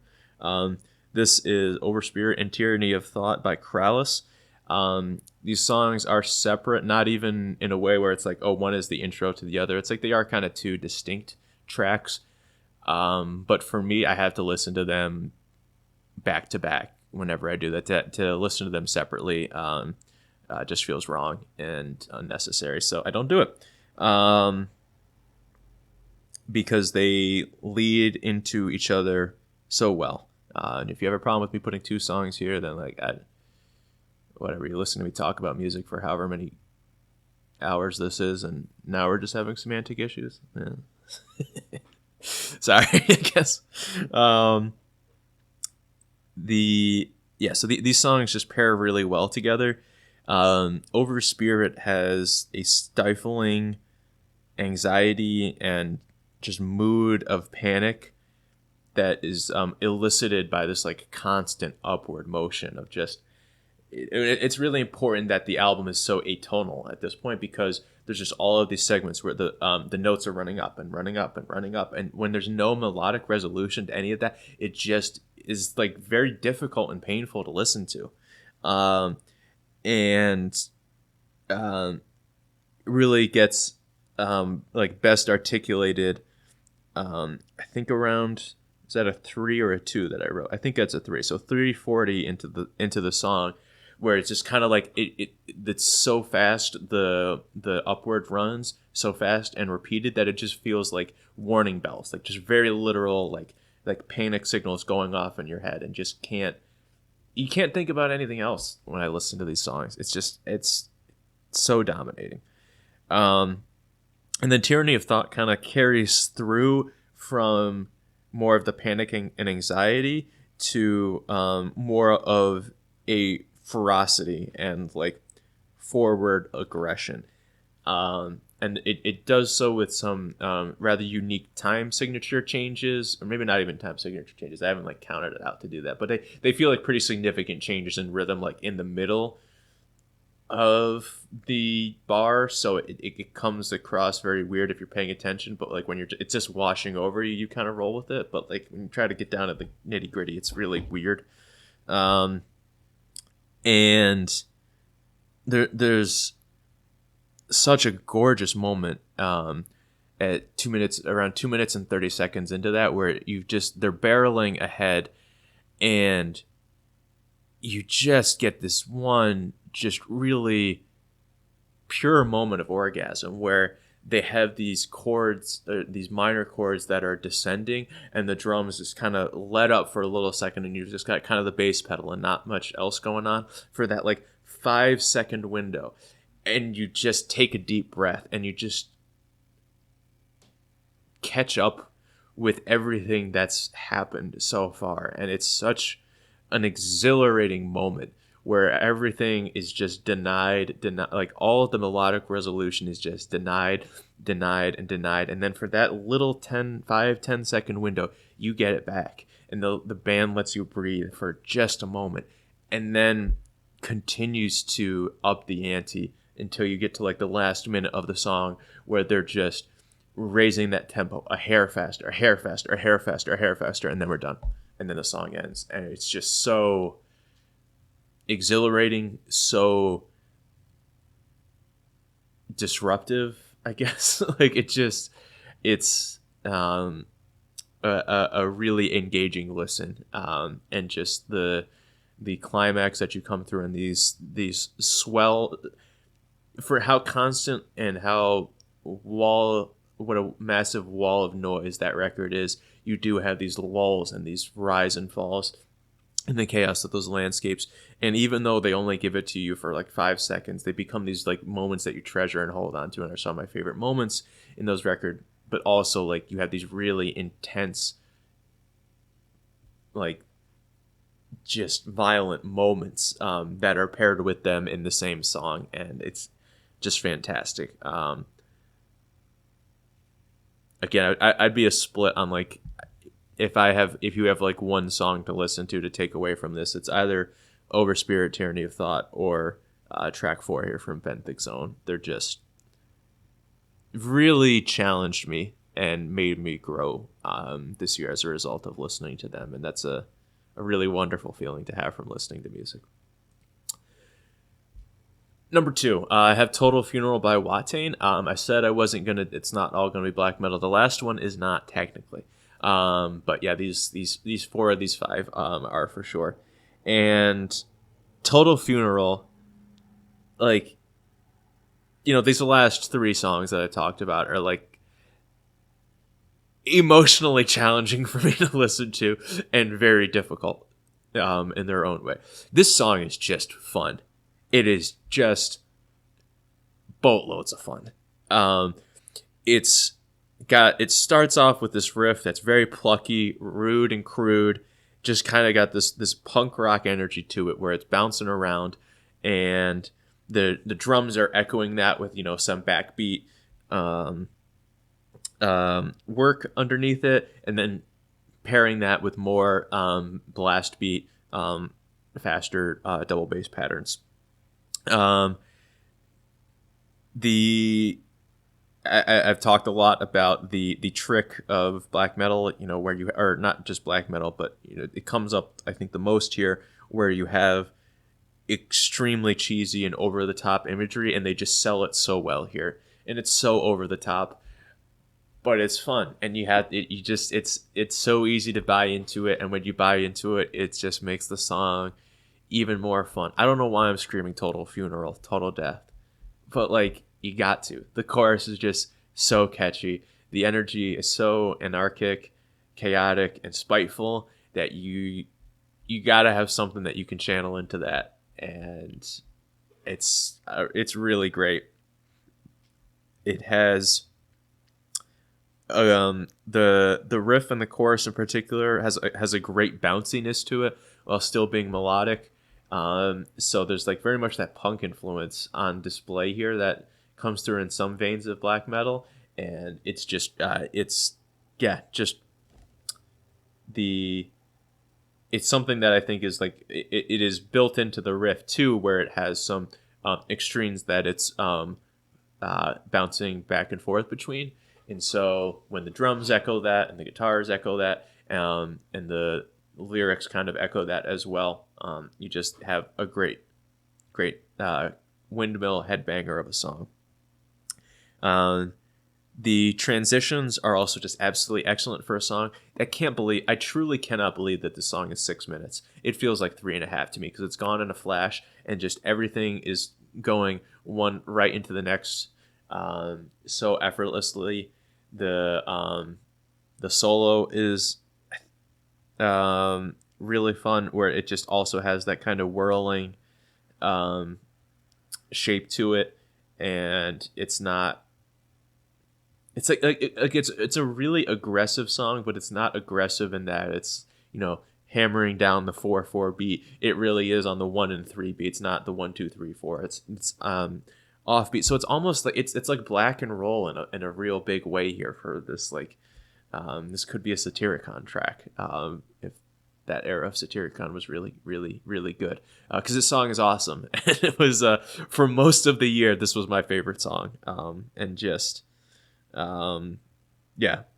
really great. The lyrics so cheesy, but so much fun.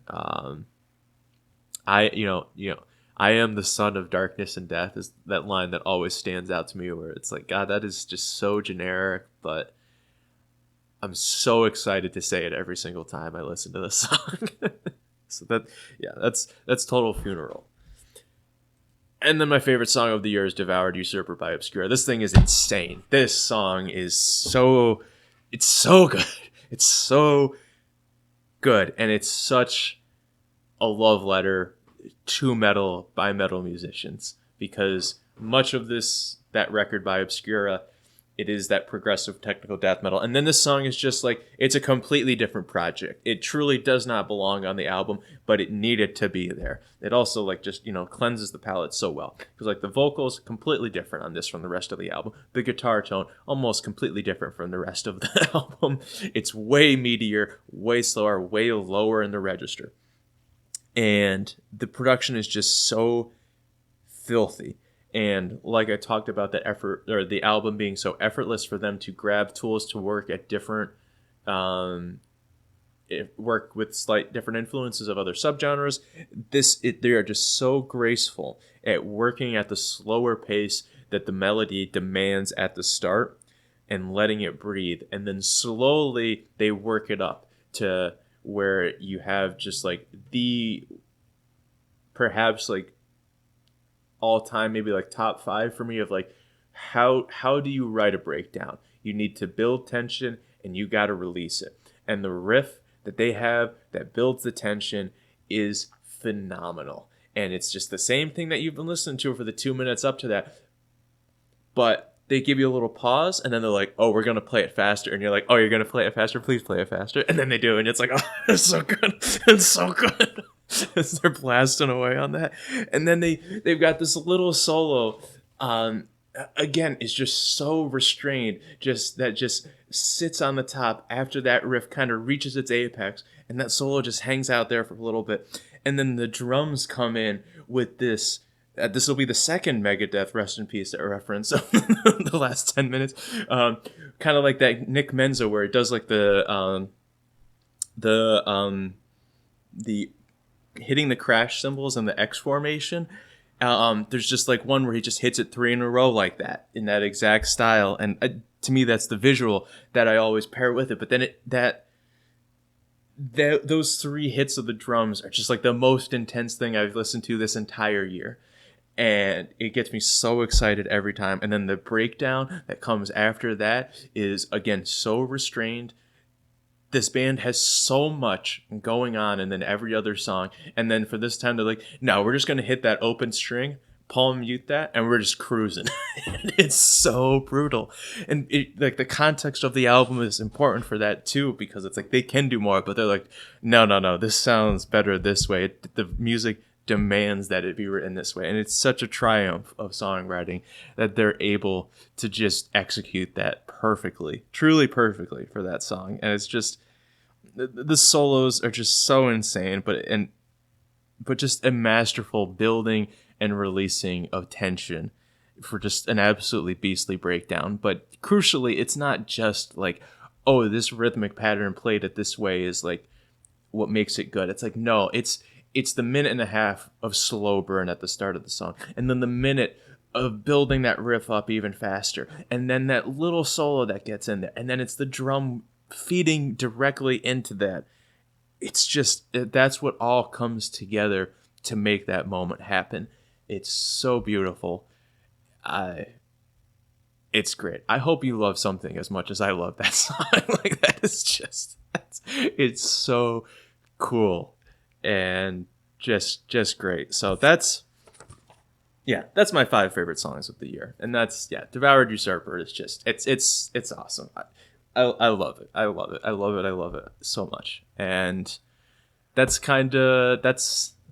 what I have to talk about for this video. Who knows how long this will end up being. In terms of raw recordings, I'm up to like 6.5 hours, I think, right now that are going to need to be edited down. So we're going to see how this goes. But it's been a really fun project. I hope,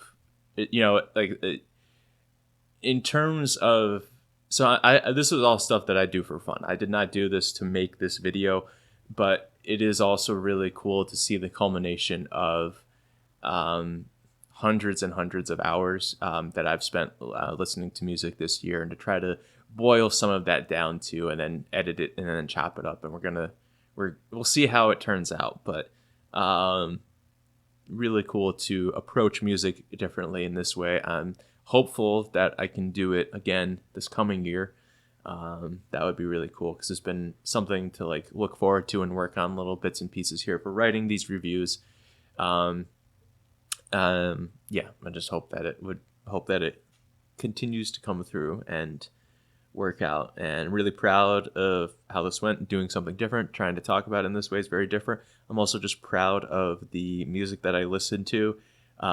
Here's all the albums that I listened to, and like just the variety and range. Obviously it's still dominantly metal, like vastly dominated, but like I'm proud that I listened to this Chappel Roan album and the Travis Scott.